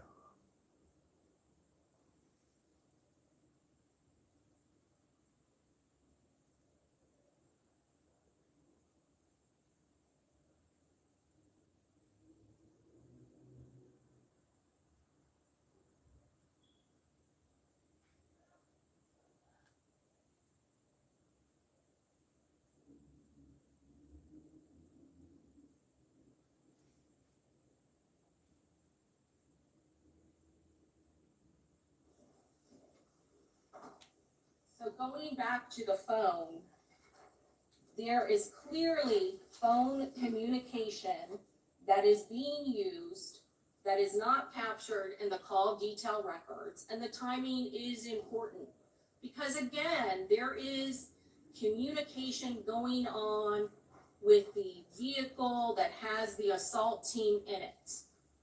And that is not something that they want tracked. The other piece of evidence that is important that she says to law enforcement in that interview is that she has to enter her passcode. Her phone is protected. She has a passcode that she has to put in there, and that is something that happens automatically. Anybody who has an iPhone that has a password or has to get into their phone by their face knows that that is something that happens automatically. When you have a phone, it goes dark and you have to put in your passcode. That is what is happening there. She is still using her phone. She uses her phone all the time, and she is allowing her boyfriend to use her phone. And when it goes dark, she has to put in the passcode for him. She knows what is being said on that phone to that second vehicle. There is no way that she did not hear what was going on. There is no way that she did not know everything that was planned to occur in Tampa. This whole story about teasers, and now to make it, I guess that she didn't lie to law enforcement this one time about the bouncers, they're saying that that was about that was about the Players Club.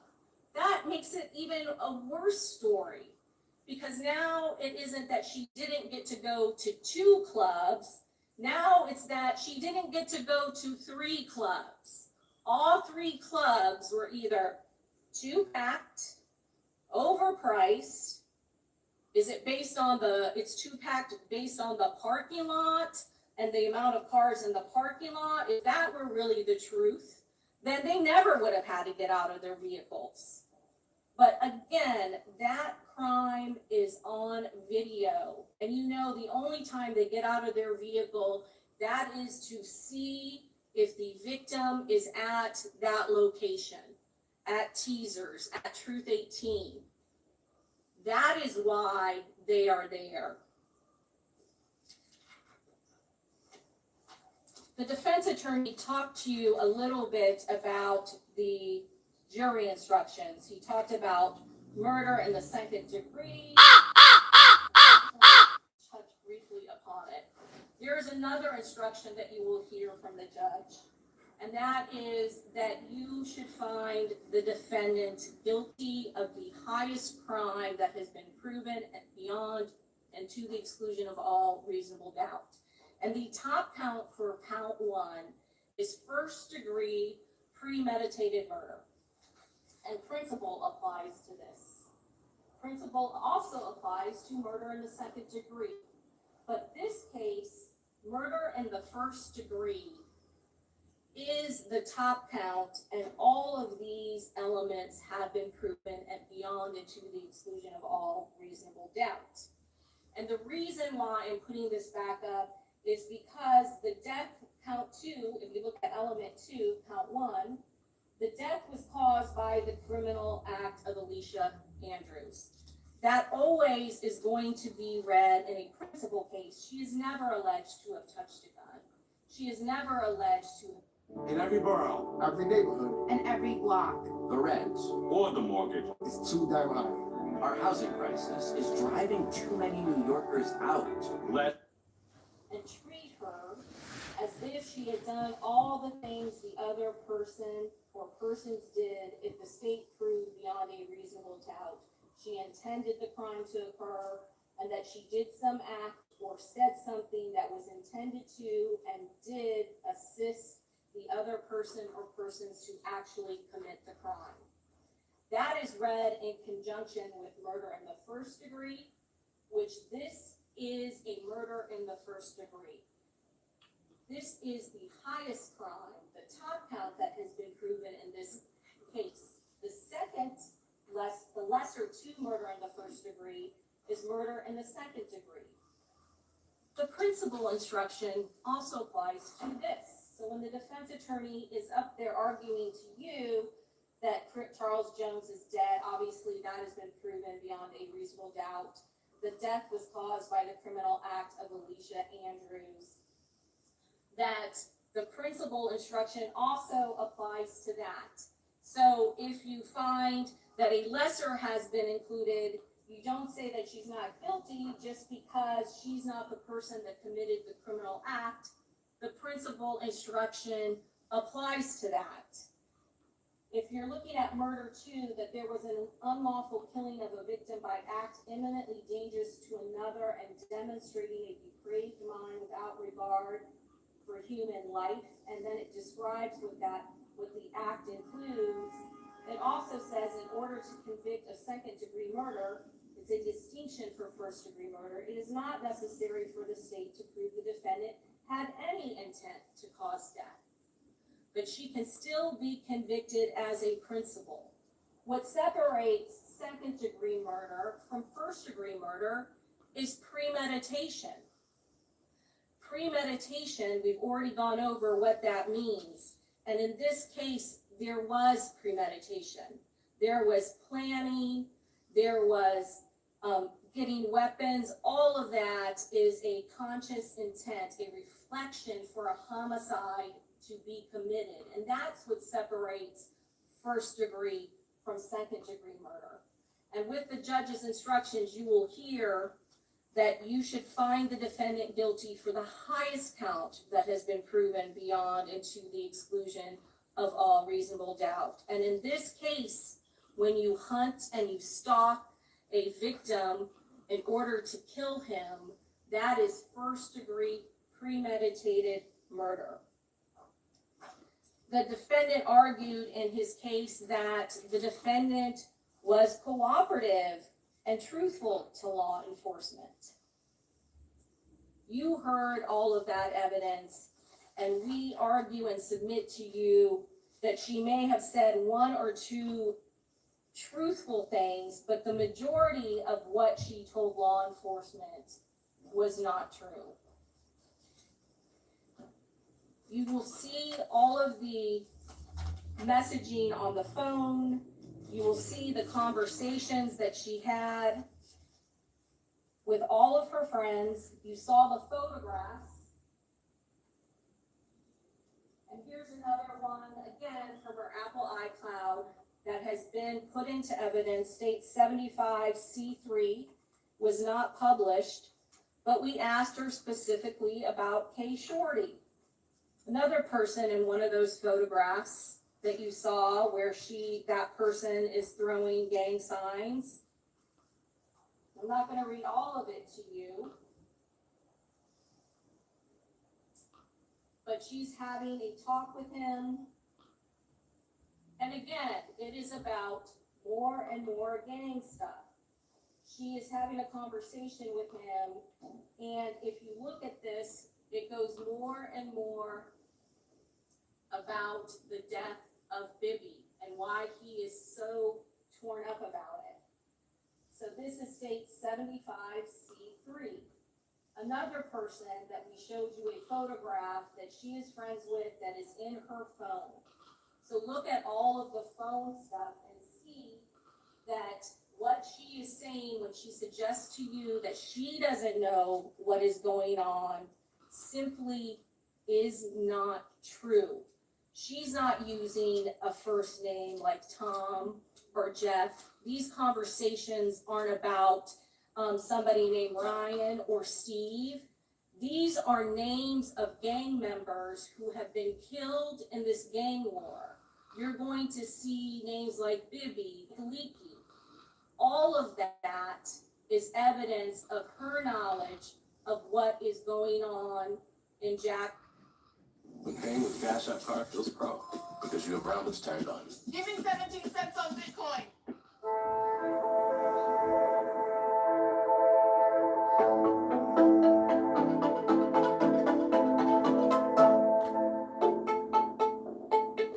People who she is dating to such of effect that she has to delete messages from conversations that they have had about it. That is overwhelming evidence of her guilt.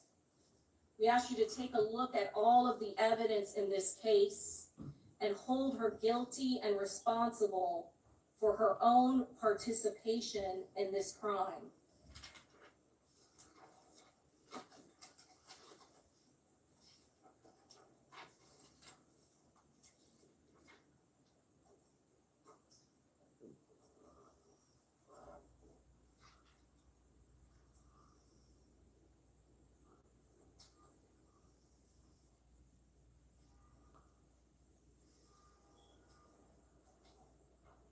She says she doesn't know Davian Murphy,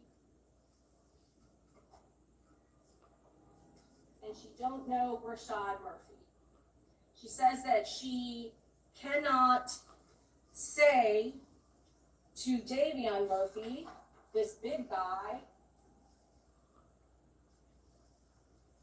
that he shouldn't be smoking because she's pregnant. That's not what she says to law enforcement. In fact, and that's not even what she says on the stand. She's not saying that she's not giving their names because she's afraid of them. She's not saying she's not giving them their names because they're in a gang. She's saying she's not giving their names because she don't know them. She doesn't know he's in a gang, that she's not going to give any information on these people. And then in the same testimony on the stand, she is saying that crime had occurred. She didn't know Davian Murphy, doesn't know that he's connected to a gang, even though he's related to the person who was killed at Rains High School when she went there. She doesn't know that Rashad Murphy is in a gang. She don't know him. She don't know them. I don't know those people, right? And in the same breath, she is saying that nobody offered her protection. Did she look afraid in that interview? Did she look scared talking to law enforcement? Did she look intimidated talking to law enforcement? Or was she laughing? Was she bored? Was she annoyed? All of the evidence in this case show that the victim in this case was killed. All of the evidence in this case shows that the way that he was killed is first-degree premeditated murder. And the way it was done, it was planned, it was premeditated, and none of that can be done unless everybody talked about it and planned it and conspired together to do it. Based on all of the evidence in this case, we are confident that you will find her guilty of first-degree premeditated murder and guilty of conspiracy to commit first-degree premeditated murder.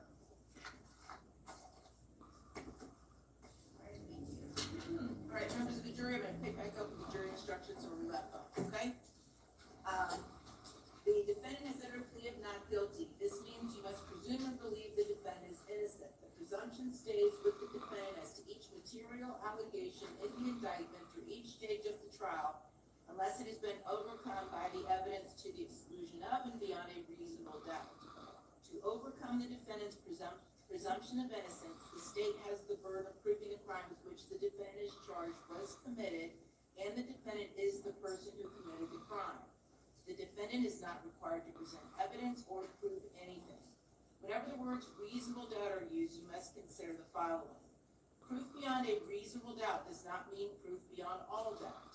A reasonable doubt is not a mere possible doubt, speculative, imaginary, or forced doubt. Such a doubt must not influence you to return a verdict of not guilty if you have an abiding conviction of guilt. On the other hand, if after carefully considering, comparing, and weighing all of the evidence, there is not an abiding conviction of guilt, or if having a conviction it is one which is not stable, but one which wavers and vacillates, then the charge is not proved beyond every reasonable doubt, and you must find the defendant not guilty because the doubt is reasonable. It is to the evidence introduced in this trial and to it alone that you are to look for that proof.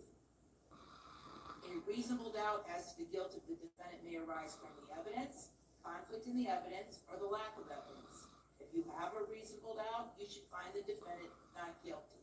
If you have no reasonable doubt, you should find the defendant guilty. It is up to you to decide what evidence is reliable. You should use your common sense in deciding which is the best evidence and which evidence should not be relied upon in considering your verdict. You may find some of the evidence not reliable or less reliable than other evidence. You should consider how the witnesses acted as well as what they said. Some things you should consider are: 1, did the witness seem to have an opportunity to see and know the things about which the witness testified? 2, did the witness seem to have an accurate memory? 3, was the witness honest and straightforward in answering the attorney's questions? 4, did the witness have some interest in how the case should be decided? 5, does the witness's testimony agree with the other testimony and other evidence in the case? 6, had any pressure or threat?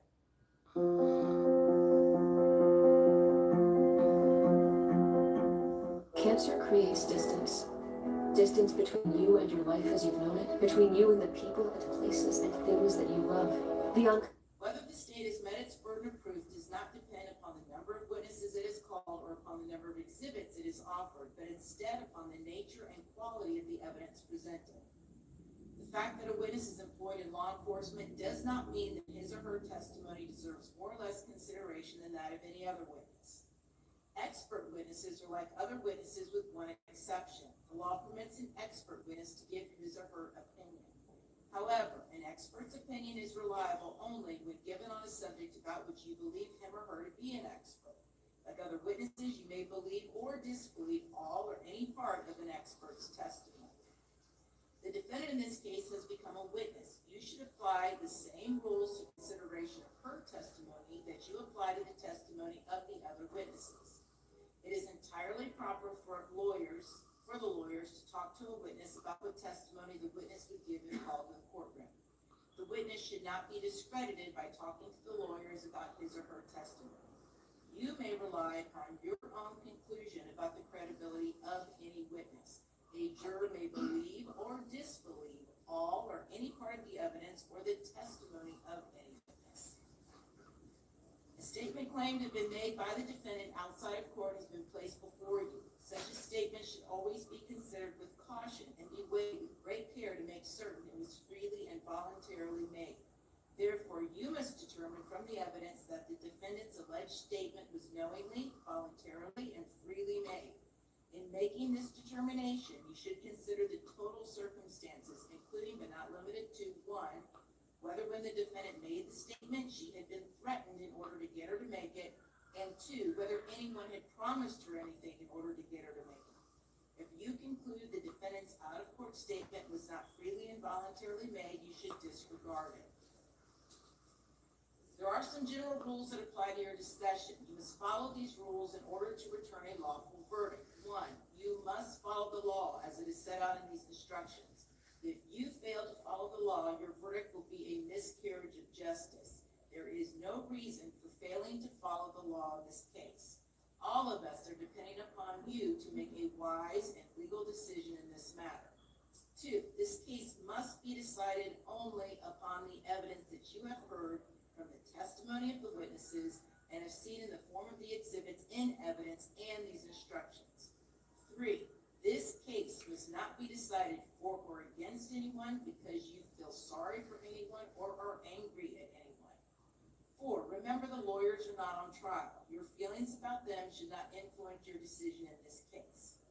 5, whatever verdict you render must be unanimous. That is, each juror must agree to the same verdict. 6, your verdict should not be influenced by feelings of prejudice, bias, or sympathy. Your verdict must be based on the evidence and on the law contained in these instructions. Deciding a verdict is exclusively your job. I cannot participate in that decision in any way. Please disregard anything I may have said or done that made you think I preferred one verdict over another. You may find the defendant guilty as charged or guilty of such lesser included crimes as the evidence may justify or not guilty. If you return a verdict of guilty, it should be for the highest offense on the verdict form for each count that has been proven beyond a reasonable doubt. If you find that no offense has been proven beyond a reasonable doubt, then of course your verdict must be not guilty. The verdict must be unanimous, that is, all of you must agree to the same verdict. Only one verdict may be returned as to each crime charged. The verdict must be in writing, and for your convenience, the necessary verdict form has been prepared for you. It is as follows. In the Circuit Court of the 13th Judicial Circuit of the State of Florida and in Fort Hillsborough County Criminal Justice Division, State of Florida versus ALICIA LaToya Andrews, case number 24 CF 11996, Trial Division 1, verdict form. We the jury find as follows as to count 1. Check only A, B, C, or D. A, the defendant is guilty of first-degree murder as charged. B, the defendant is guilty of second-degree murder, a lesser included offense. C, the defendant is guilty of manslaughter, a lesser included offense. D, the defendant is not guilty. We the jury find as follows as to count 2. Check only A or B. A, the defendant is guilty of conspiracy to commit first-degree murder as charged.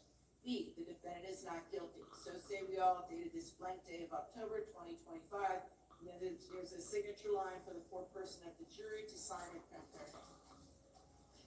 A separate crime is charged in each count of the indictment, and although they have been tried together, each crime and the evidence applicable to it must be considered separately, and a separate verdict returned as to each. The finding of guilty or not guilty as to one crime does not affect your verdict as to the other crime charged. In just a few moments, we'll be taken to the jury room by the bailiff. The first thing you should do is choose a foreperson who will preside over your deliberations. The foreperson should see to it that your discussions are carried on in an organized way and that everyone has a fair chance to be heard. It is also the foreperson's job to sign and date the verdict form when all of you have agreed on a verdict and to bring the verdict form back to the courtroom when you return.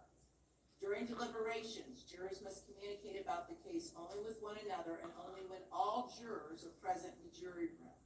If a juror goes to the restroom, the deliberation should stop until the juror returns.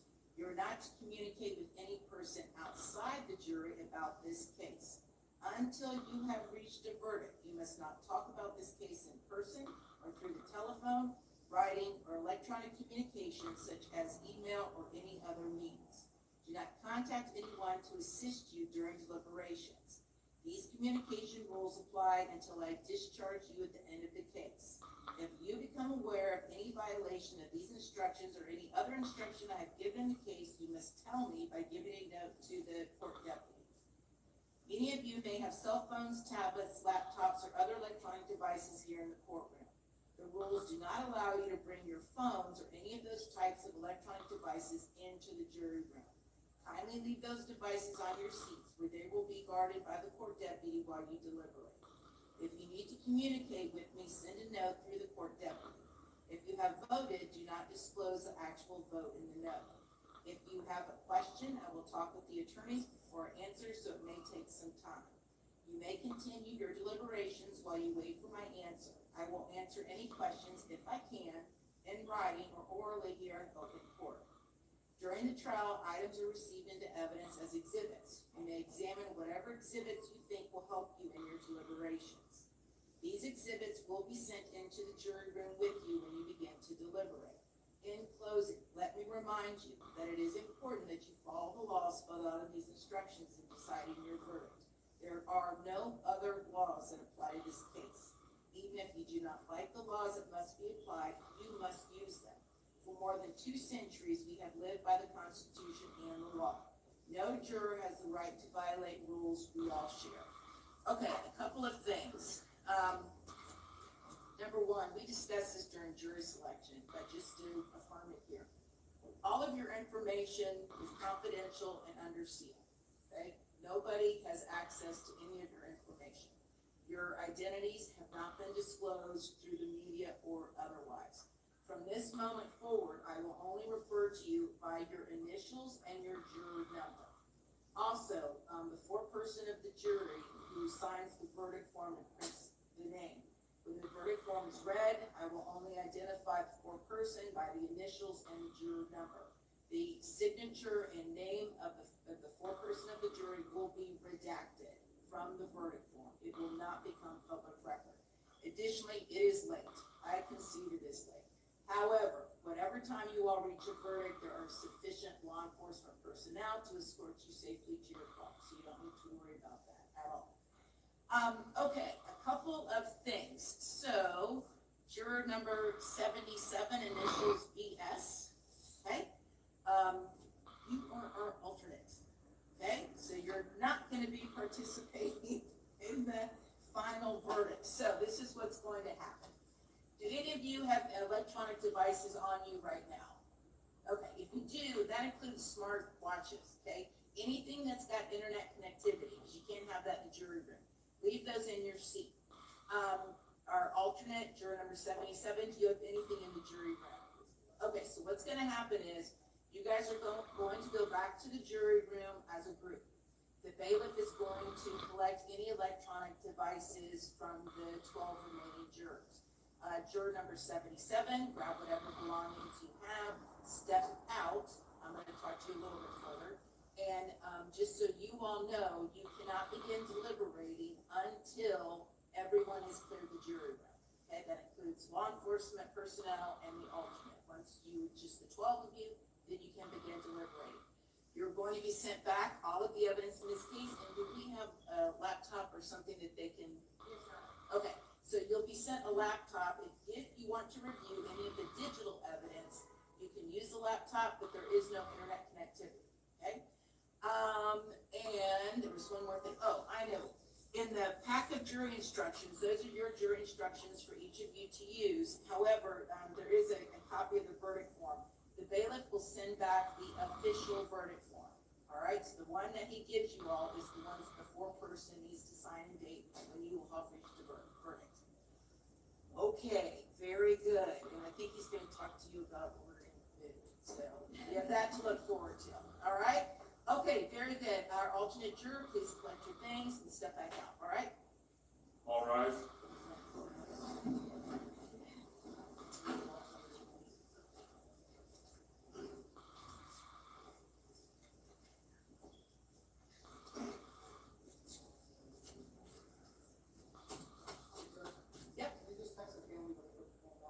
Yeah, that's fine. Do me a favor, if you need to notify a family member, do it now while the law enforcement's in there with you, and then turn over your electronic device. And also, if anybody needs to reach you in emergency, we have your devices, so, but you can do that before you begin deliberations, okay? All right, thank you.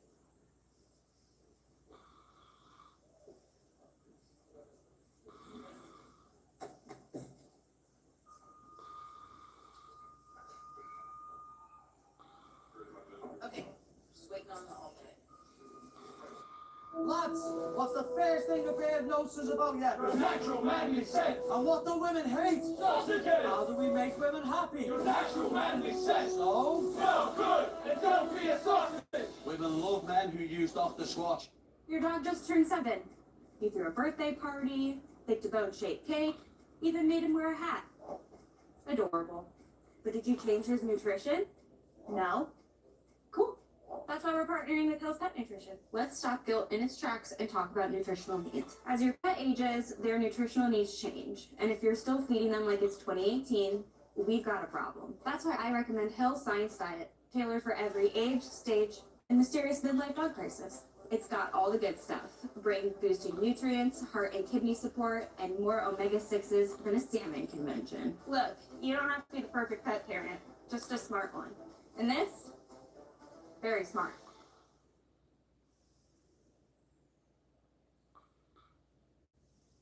You may be elated that you're not participating in the final verdict. You may be incredibly disappointed.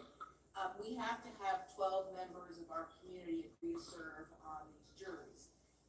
As you can see, a lot goes into these trials. And if one of the other jurors had gotten sick or had a family emergency and had to drop out, I would have to declare a mistrial, make you start all over again. So I sincerely hope that you don't feel your time was wasted. We are indebted to you. All of us are indebted to you so very much. So with that, you're now free to talk to anybody that you would like about this case. You're free to stick around. You're free to run out of here as quickly as you can, whatever you wish to do. And on behalf of everyone involved, again, thank you so very, very much. Okay, thank you.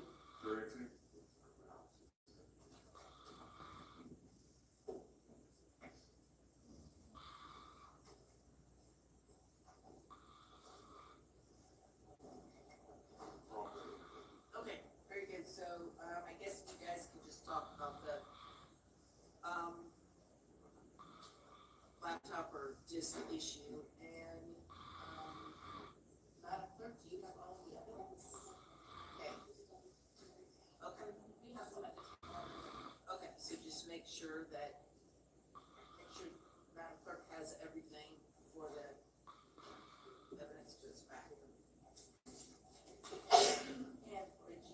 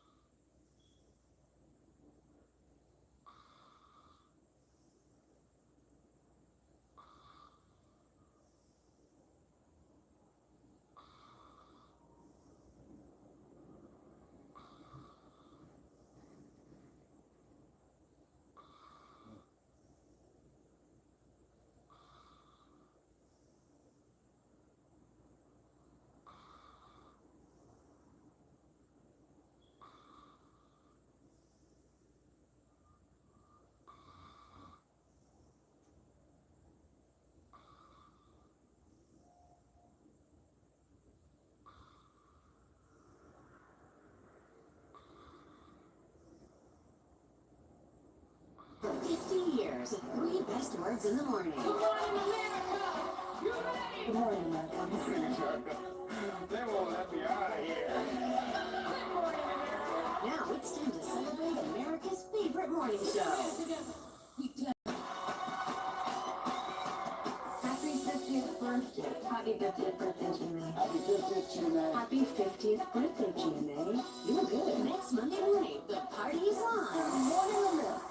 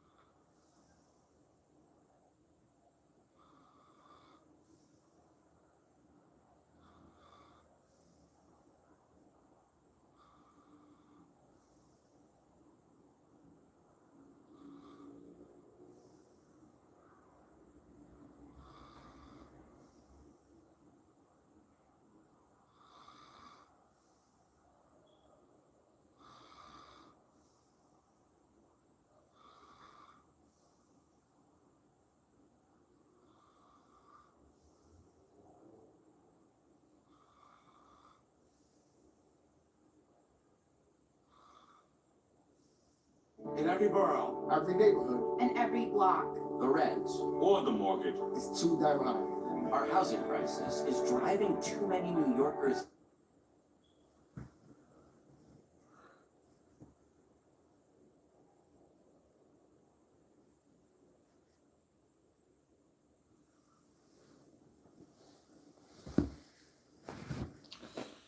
These niggas living rate a little bit too much for me, nigga.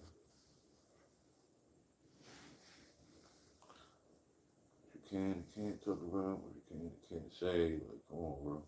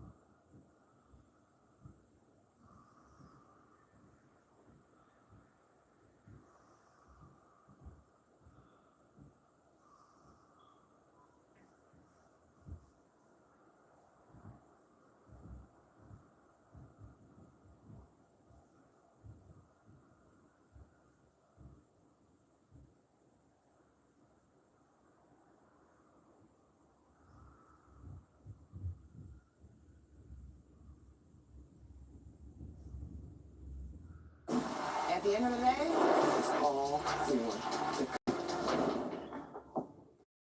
we see it every day. The slowness of a night shift. Then a shift.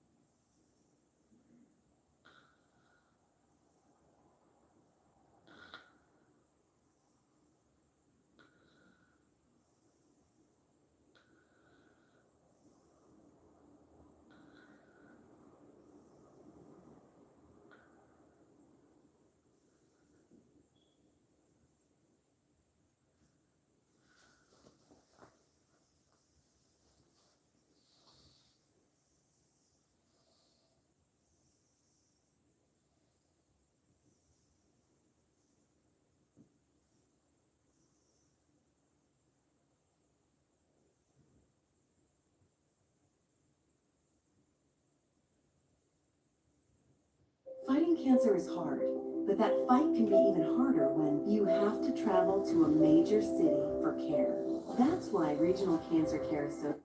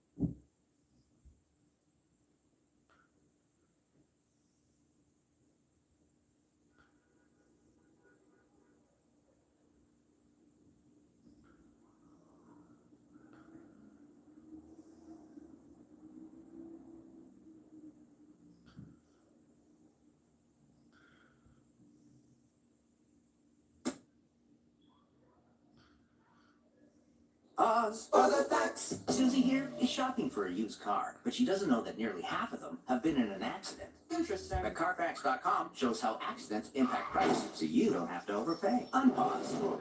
Shop the all-new Carfax.com. Inspired by a true story. My name's Sarah. You can call me Bert. A girl's ambition. I got her on my land. It's a sign. I believe in signs. A corporation's greed. I don't trust anything you say. He had eyes like a sneaky pig. Experience an inspiring story They might have the money, but we have the dignity. for the whole family. I'll give you $20 an acre. I ain't selling. An 11-year-old girl booted you out of here. That must be so embarrassing. Sarah's Oil. Rated PG. Only in theaters November 7th.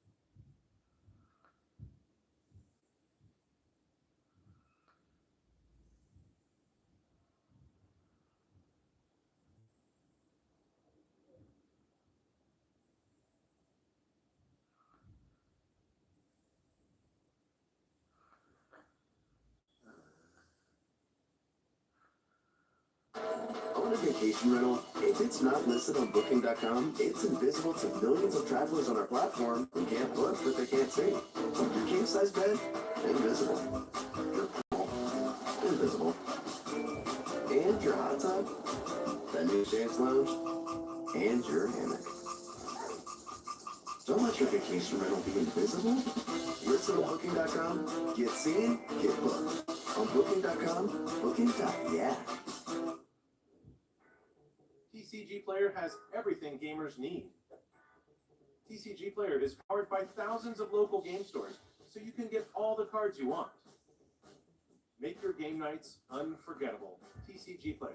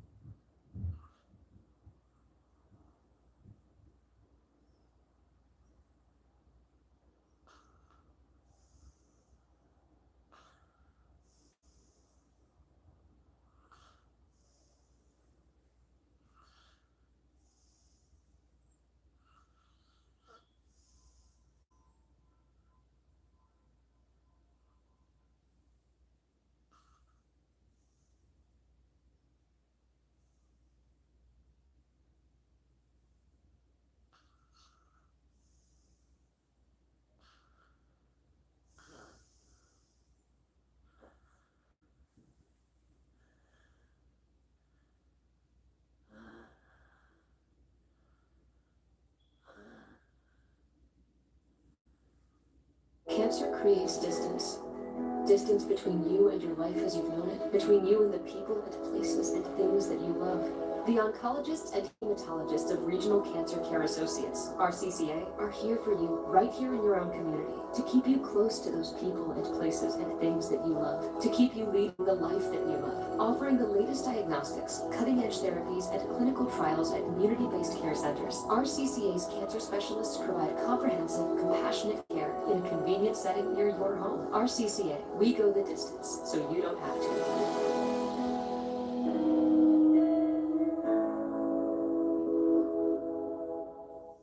In every borough, every neighborhood, And every block. The rent Or the mortgage. is too damn high. Our housing crisis is driving too many New Yorkers out. Let's stop that. With proposals 2 through 5. To help working families. Keep seniors and future generations here. And build tens of thousands of new affordable housing units across every block. We can't afford to wait. Flip your ballot and vote yes. Yes. Yes. Yes. Yes. Paid for by Yes on affordable housing.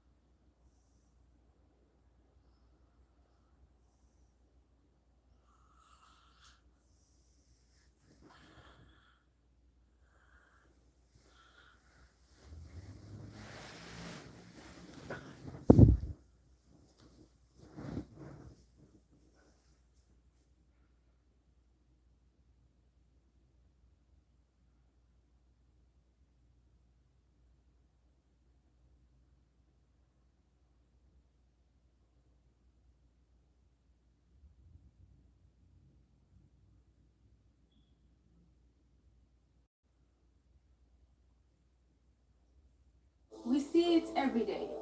The slowness of a night shift. Then a shift change and a hustle. New York is ready for a shift change too. That's Zora. He'll be a mayor who fights for people like us. With 3 kids, the cost of childcare doesn't add up. Rents rising, pushing us further away. Zoran will fight for the childcare we need. Housing we deserve. A new shift for New York. Zoran is the man we need. Paid for by hotel workers for stronger communities. Turns out, the fall you wait all year for isn't staged for your social feed. In Pennsylvania, fall is the real deal. Like cider so good, you forget the selfie. Get lost and find the kind of fun that makes you feel like a kid again. Heck, PA practically invented memory lane. That's fall the way it should be, the way you remember it. Fall is trending? Nah, get away to where fall is tradition. Pennsylvania, the great American getaway.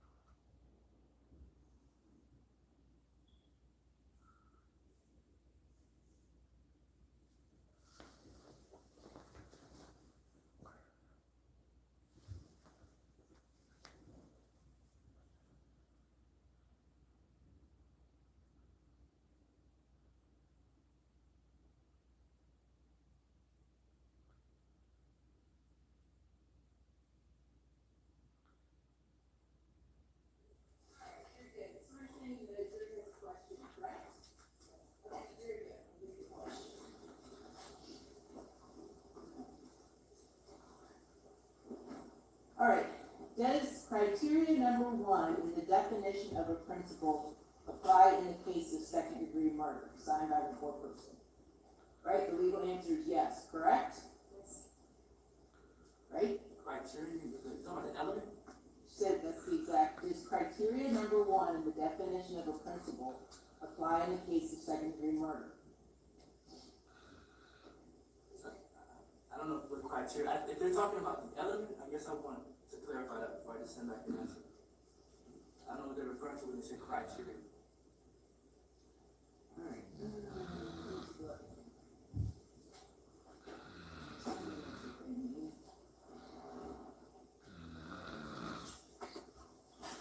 So you want to send a question back, or just bring it back and ask them? Or bring them out and ask them? I guess they can come out.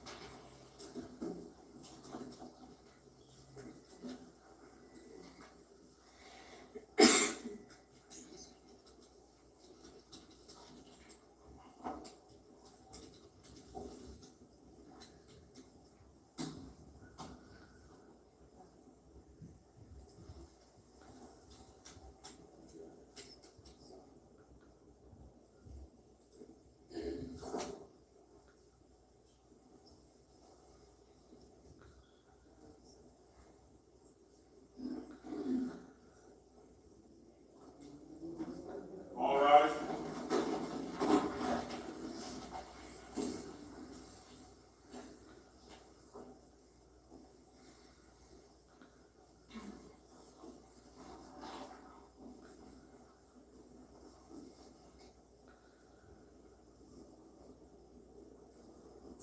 Okay, very good. Welcome back, and I received the following communication from the jury. This criteria number 1 in the definition of a principle applied in the case of second-degree murder, signed by the foreperson of the jury. And by criteria, do you mean element 1, the defendant intended the crime to occur? Okay. So, any objection, any answering the question? Okay. Someone nodded their head yes. Is that correct? Yes? Okay. No objection. Okay, the answer is yes. Okay? Alright. Okay, very good. Sorry about taking off the box I gave you, okay? It's coming, they promised us, okay? Alright. Okay, very good. Thank you all for that. Alright.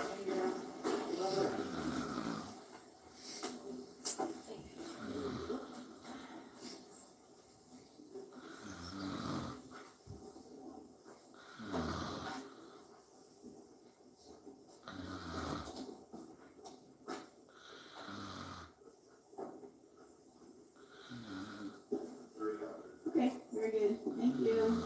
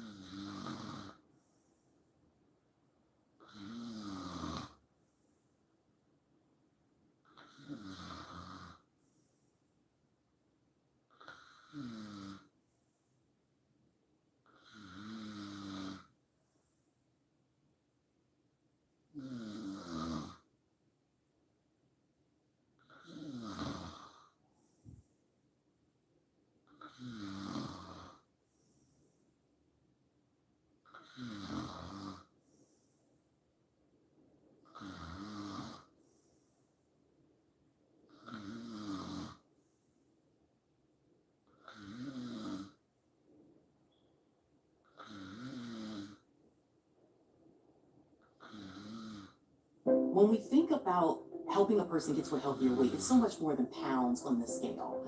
We know that if a person is carrying excess weight, it increases their risk for chronic diseases such as cardiovascular disease, high blood pressure, high cholesterol, diabetes, and so many others.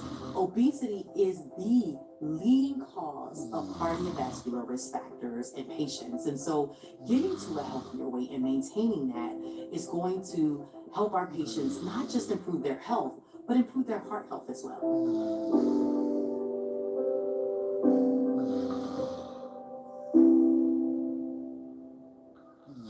You think you've got what it takes to keep up with me, Paddy the Paddy? One round with me and you'll be stinking up the place, you scruffy bum. Thanks, lad. Dr. Squatch. No BO, no BS. Just natural madness.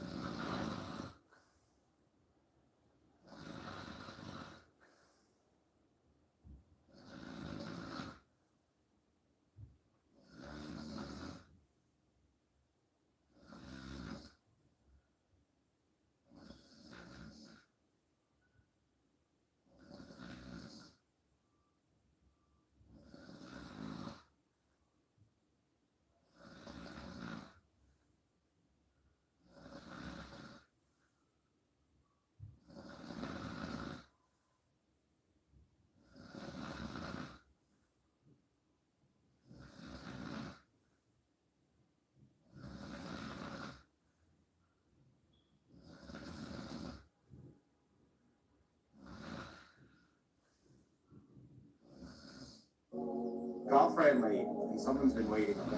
Good thing I partnered with Hill's Pet Nutrition. Science-led nutrition trusted by vets that meets pets' needs at every stage of life. It helps keep them healthy and happy, so I can worry less about being late and focus on moments like these. Because you're only human, there's Hills. 50 years, the 3 best words in the morning. Good morning, America! Good morning, America. They won't let me out of here. Now it's time to celebrate America's favorite morning show. Happy 50th birthday. Happy 50th birthday, GMA. Happy 50th, GMA. Happy 50th birthday, GMA. You look good. Next Monday morning, the party is on. Good morning, America.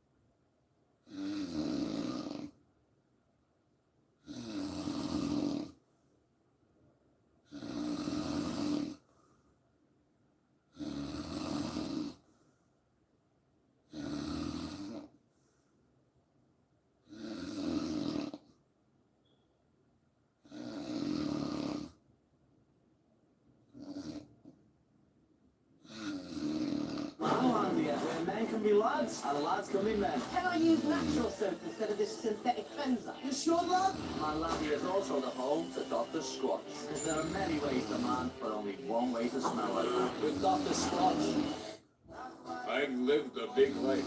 Nuts and bolts is what I'm all about. When I learned I had heart valve failure, TAVR was the fix I needed. Heart valve failure isn't how I go out. Talk to your doctor and live big with TAVR.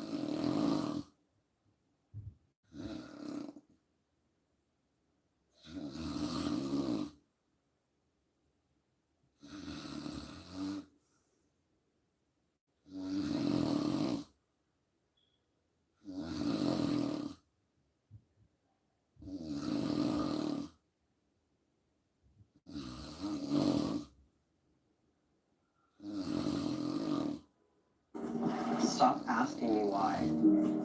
I didn't fight. Why didn't tell anyone? Why didn't you call the cops? Instead, can you just be there for me?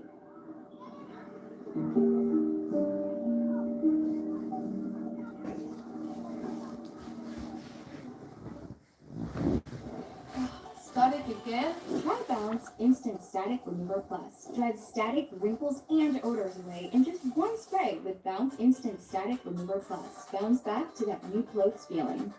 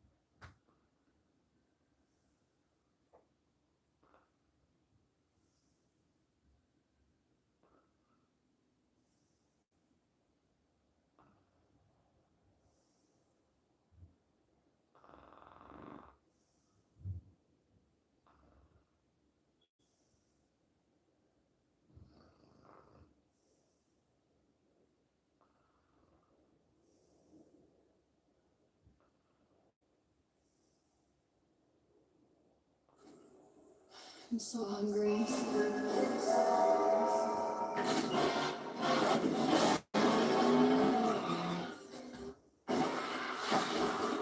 Auntie? At UGLA, I took a class called How to Grow a Small Business, and it's so funny. The pitch that I created in that class is what I do now. It's Sierra Green Gallery.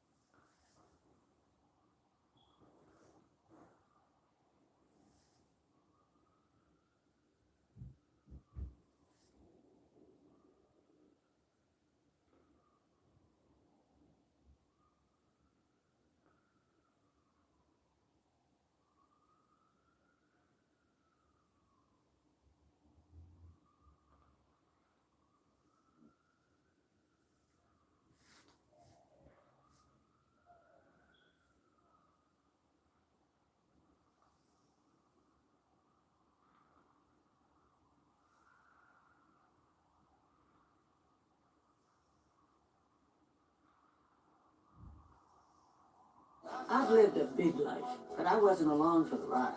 I don't wait for anything, especially not heart valve failure. I took action with TAVR. Heart valve failure isn't how I go out. Talk to your doctor and live big with TAVR. In Pennsylvania, fall is the real deal. Get lost and find the kind of fun that makes you feel like a kid again. Heck, EA practically invented memory lane.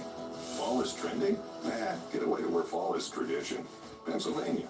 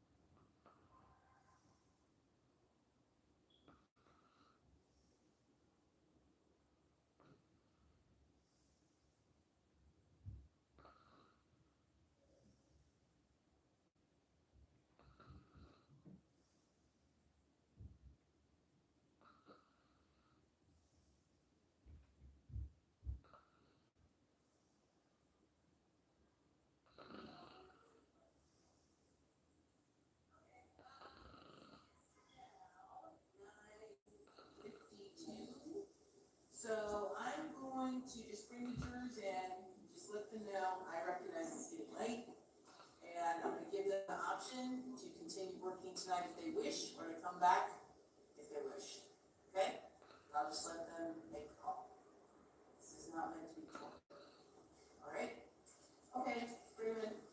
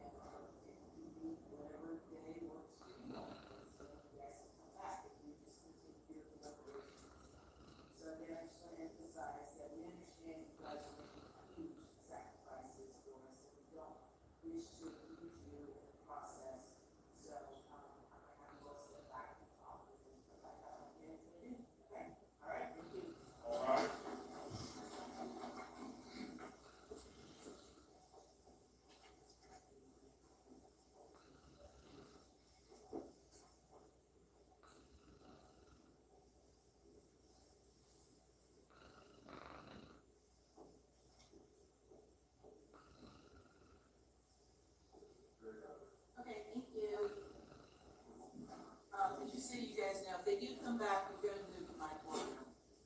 Okay, forward to that.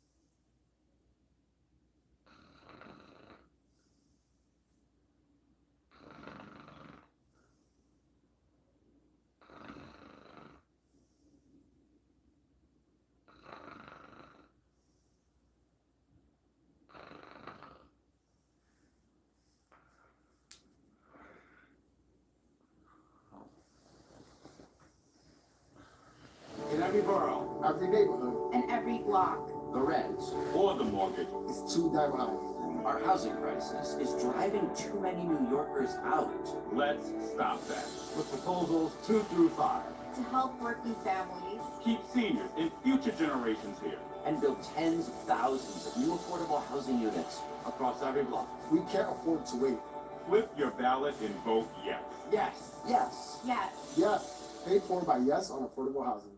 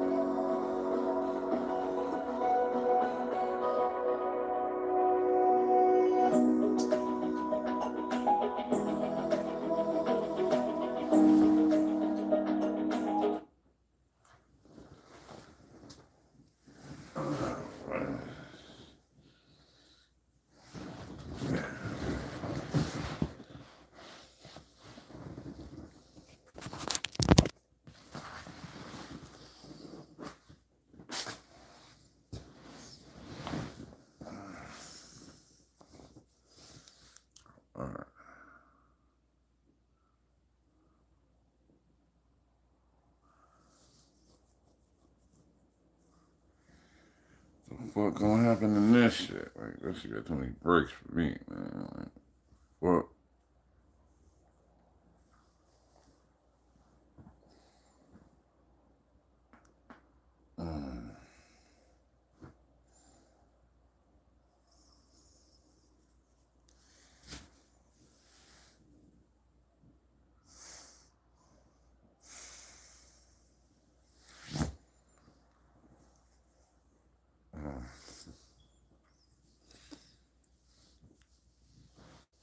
This shit got too many breaks for me, man.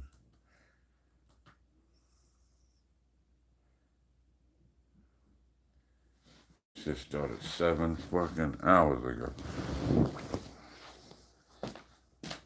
Damn, nigga.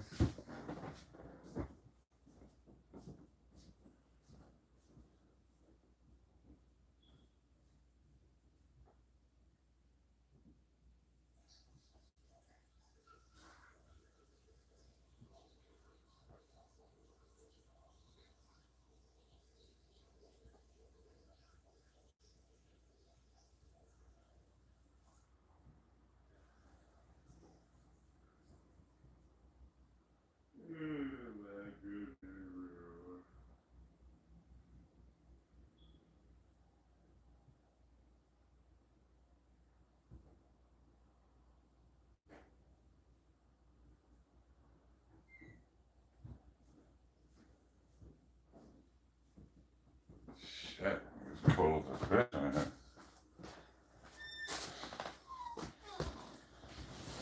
It's cold as a bitch.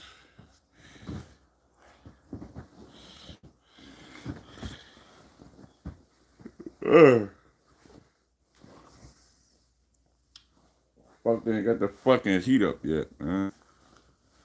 The fuck?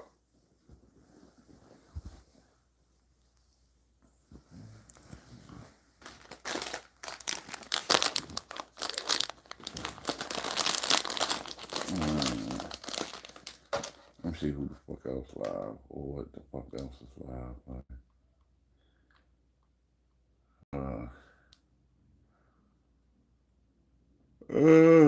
Yeah. Doctor. Yeah, college football on.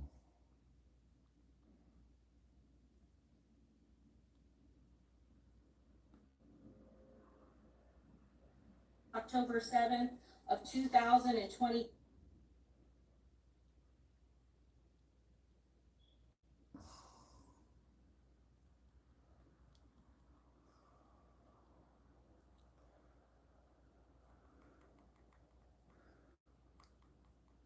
I know what?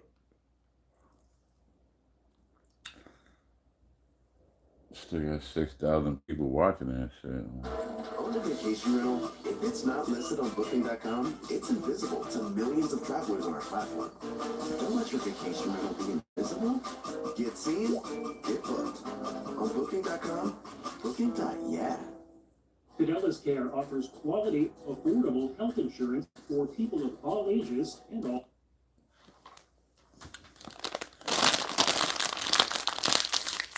Got 6,000 motherfuckers tuned in, man. Like, what?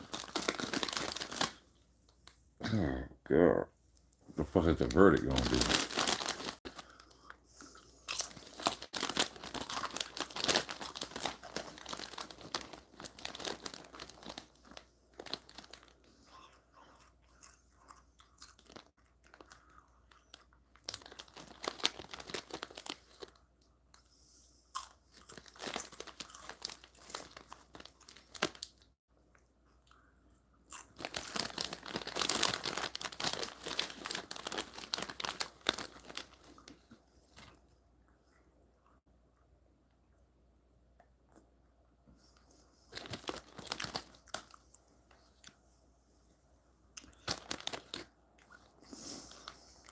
All right.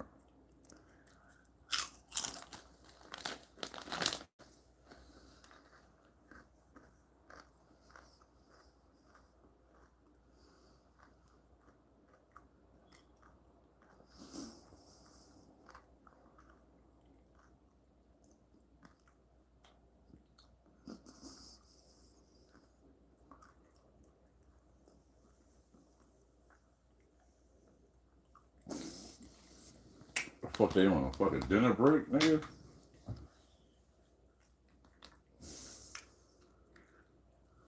All right, let me refresh my shit.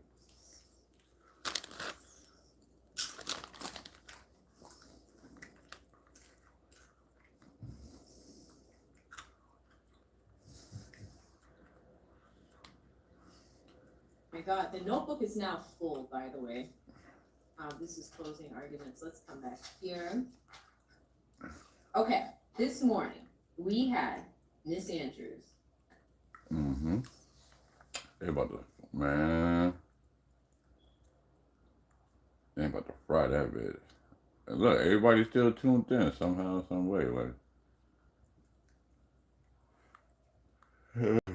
yeah.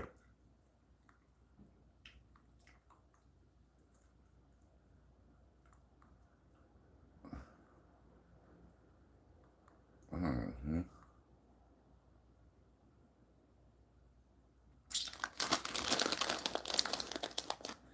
Yeah, other people that streaming this shit.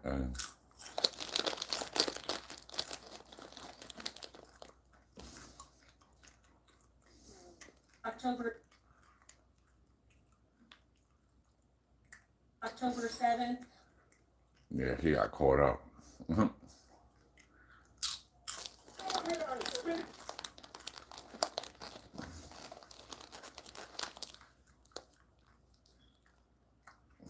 She got caught up.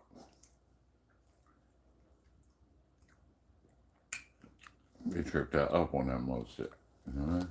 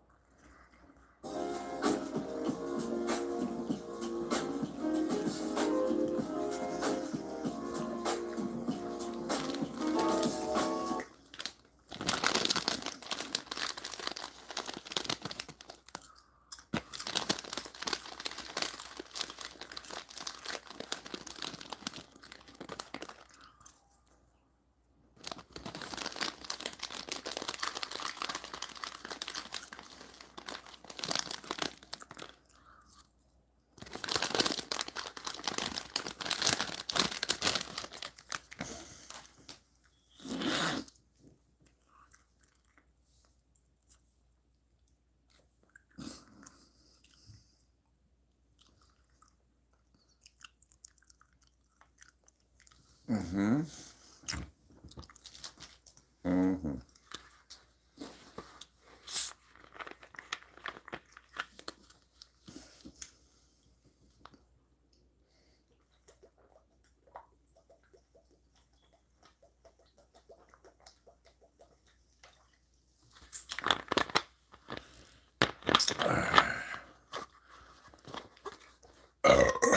Excuse me.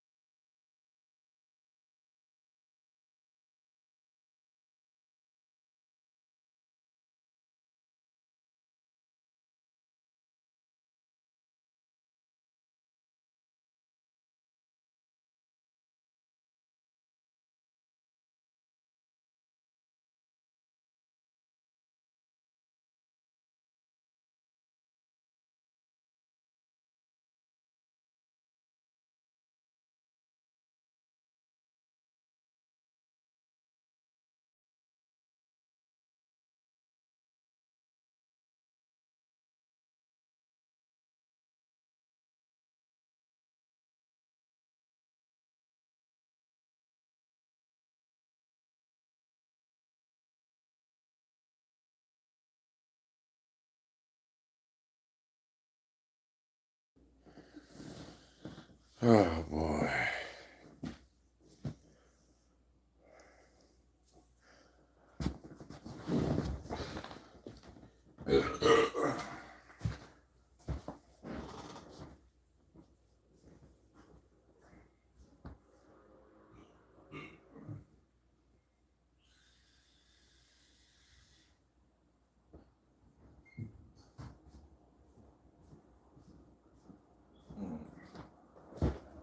Oh shit.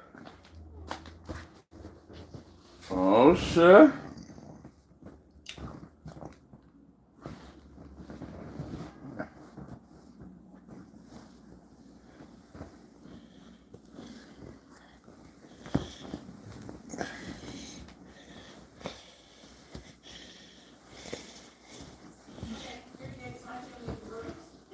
Okay, very good. Mrs. Bennett's present, Ms. Council's present, State's present.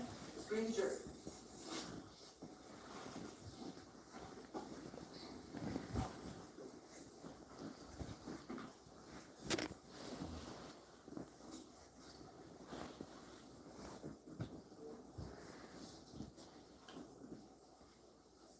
Oh shit.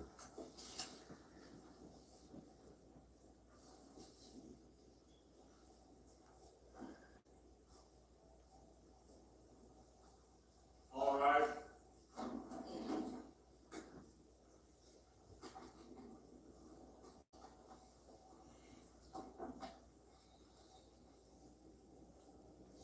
Mm-mm-mm.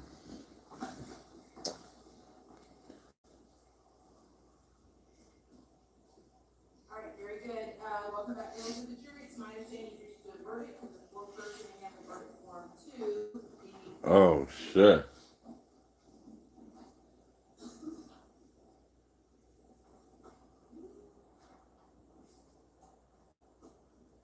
Okay, very good. Madam Clerk, please publish the verdict.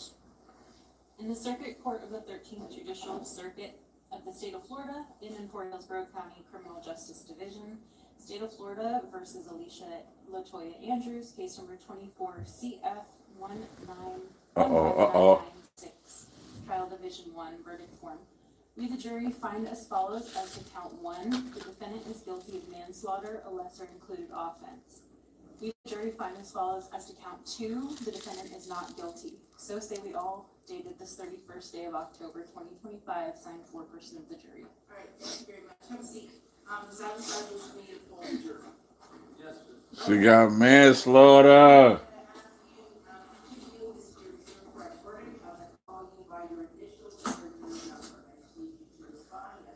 She got manslaughter. Initials DC. Is your true and correct verdict? Juror number 13. Initials LN. Is this your true and correct verdict?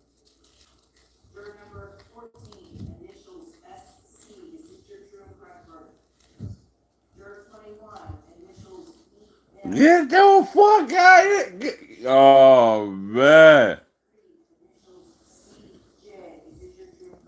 Get the fuck out of here.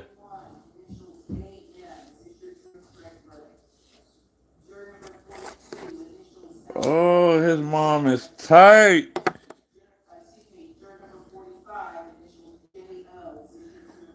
His mom is tight.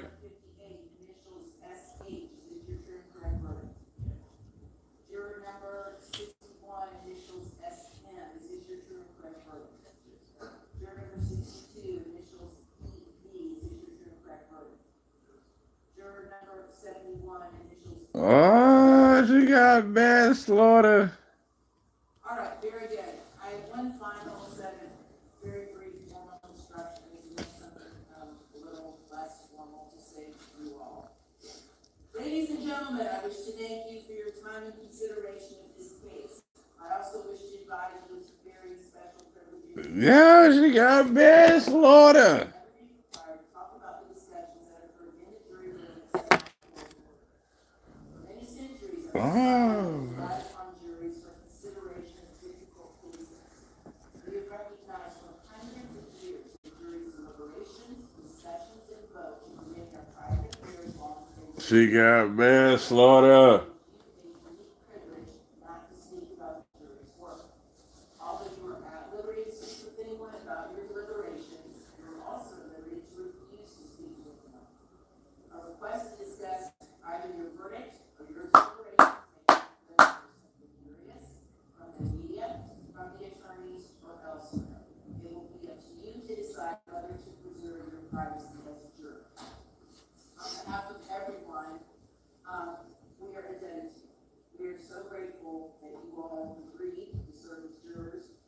I would never tell anyone we have a perfect legal system. We do not have a perfect criminal justice system. But in my humble opinion, it's the best in the history of the world, because as you can see, we have citizens like yourself. You come from all different backgrounds. Yeah, she got man.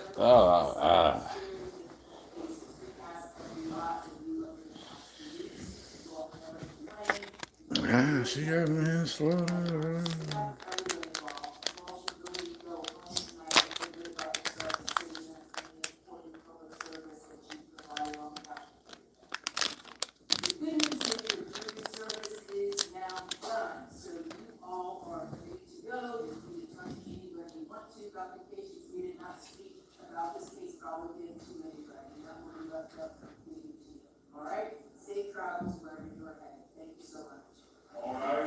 Manslaughter. She got manslaughter charges. Oh, shit.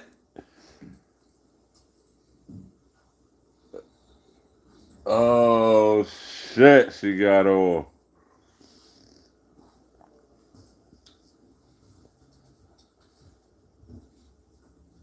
They came back with that verdict quick. You guys cannot have a seat. So, you all wanted PSI prepared? So we're gonna set off sentencing.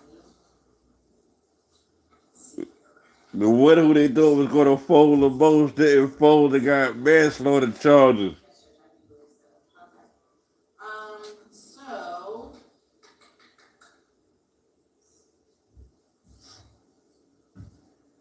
I could do it a couple days before Thanksgiving. I don't know if you guys want to or are available. The next week I'm scheduled to be in a murder trial, but I could specially set this that Monday morning, December 1st.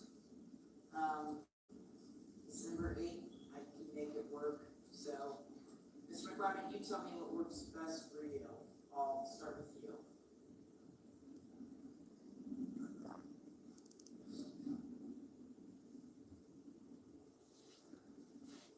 She got manslaughter.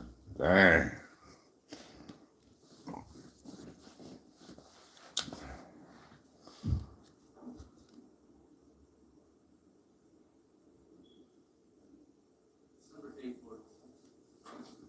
December 8th, y'all. We gonna pick it. Yo, this shit about to stretch out. This shit about to be a series. Like,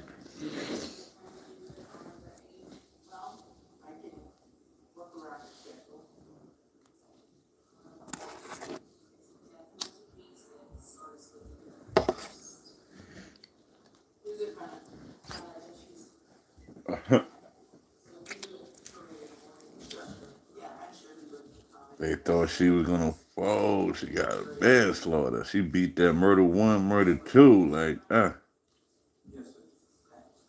we will set sentencing Ms. Andrews for December 8th at 8:30 in the morning.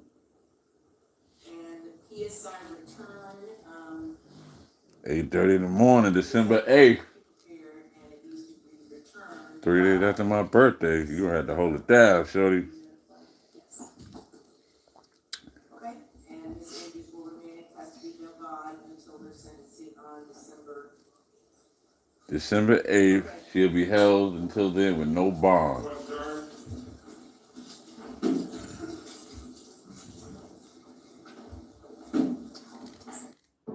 Oh, how y'all gonna go to commercial? Oh, fuck. We hear you. December 8th. Now what these other niggas gonna do? That's what I wanna know.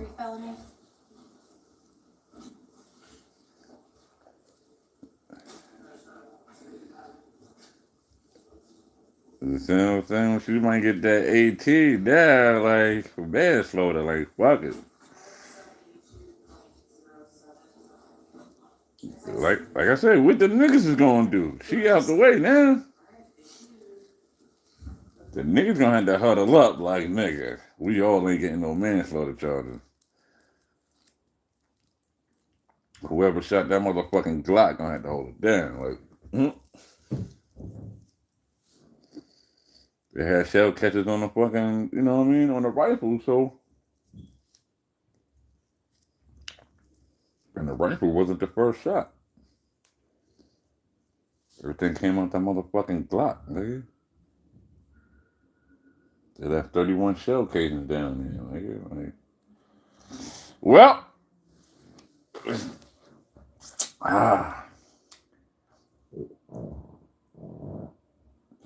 that shit started 13 hours ago. This shit is fucking content, like, for real, like. Especially if YouTube ain't on no hating shit, blocking and all that shit, like. Alright, dang. She got best, you know, I could spark up for that, like. You know what I mean? Shout out to Shorty. Like they said, the realest person on your team would be a fucking female. Like,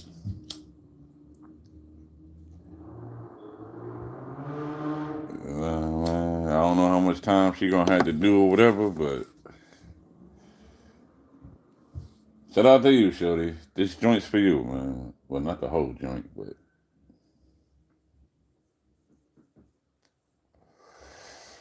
you feel me? You stayed 10 toes down, like, you know what I mean?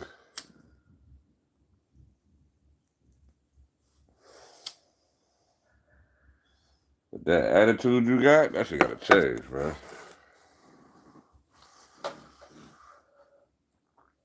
Look, niggas is still watching. You still got 5,000 people watching this shit. Like, yeah, man. Let me see who else on, man.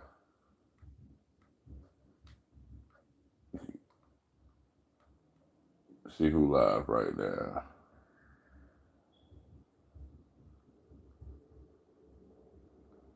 See who or what's live right now. Like, oh, well, our show Speed is live. I don't know. Niggas be doing anything to get famous and shit. Oh, but the World Series is on right now, right? Oh, that's why. A lot of motherfuckers can't compete with the World Series, nigga. Who live that's gaming? I don't fucking know.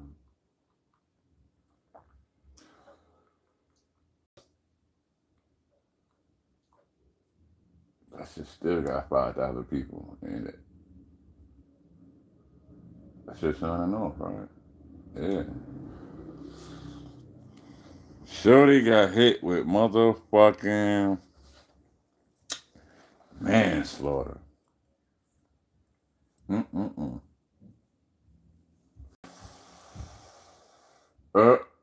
Man, how much battery I got? 94%. I feel like doing a motherfucking panel, nigga. Like, tap in, nigga. Tap in. Tap the fuck in, right?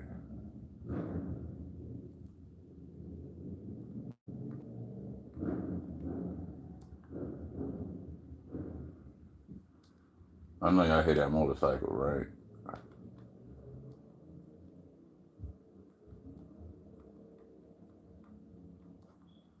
I know y'all heard that motherfucking motorcycle.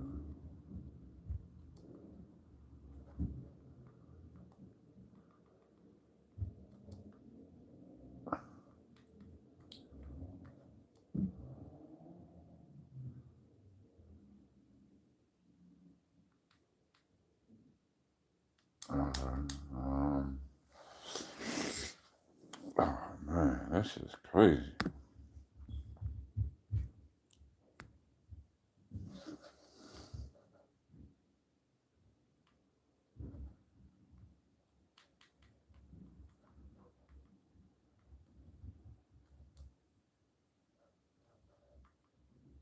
You got Dateline. That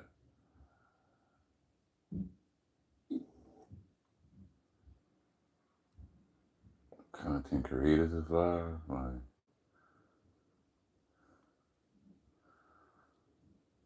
I don't see how niggas be. How motherfuckers be having motherfucking 24,000 motherfuckers watching them play punk ass roadblocks, man. A little bit more labor there. And now he's working hard. Wow. Yeah, I don't know if YouTube would allow that. You know, they don't like my motherfucking. You know what I mean? Oh, they got the festival in motherfucking the village to get. The Alphabet Festival, like, you know what I mean? That's going on in the village right now, man. Who up there, yo? Y'all heard Shorty got motherfucking, Shorty got manslaughter charges, man.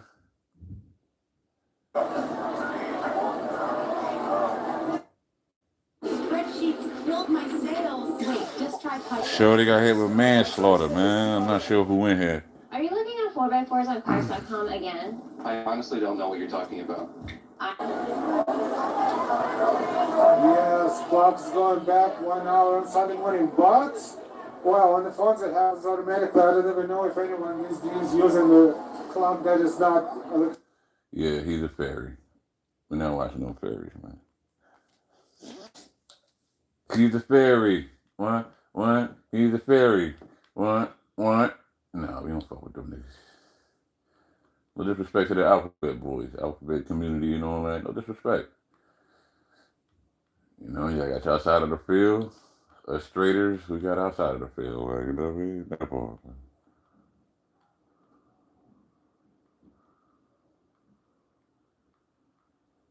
Stone Buck. Nigga, what? Nigga, what?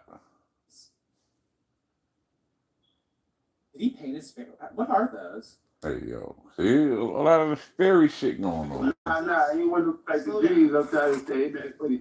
It's just, you know what I'm saying, you know, I watch you a lot and listen to you a lot, excuse me, but it was. Are you from Riot Heights, sir? Where are you from? You said N.A. Rock. Nah, I'm from Madison and Bedford. Madison, Bedford, no shit. Okay. You're still there?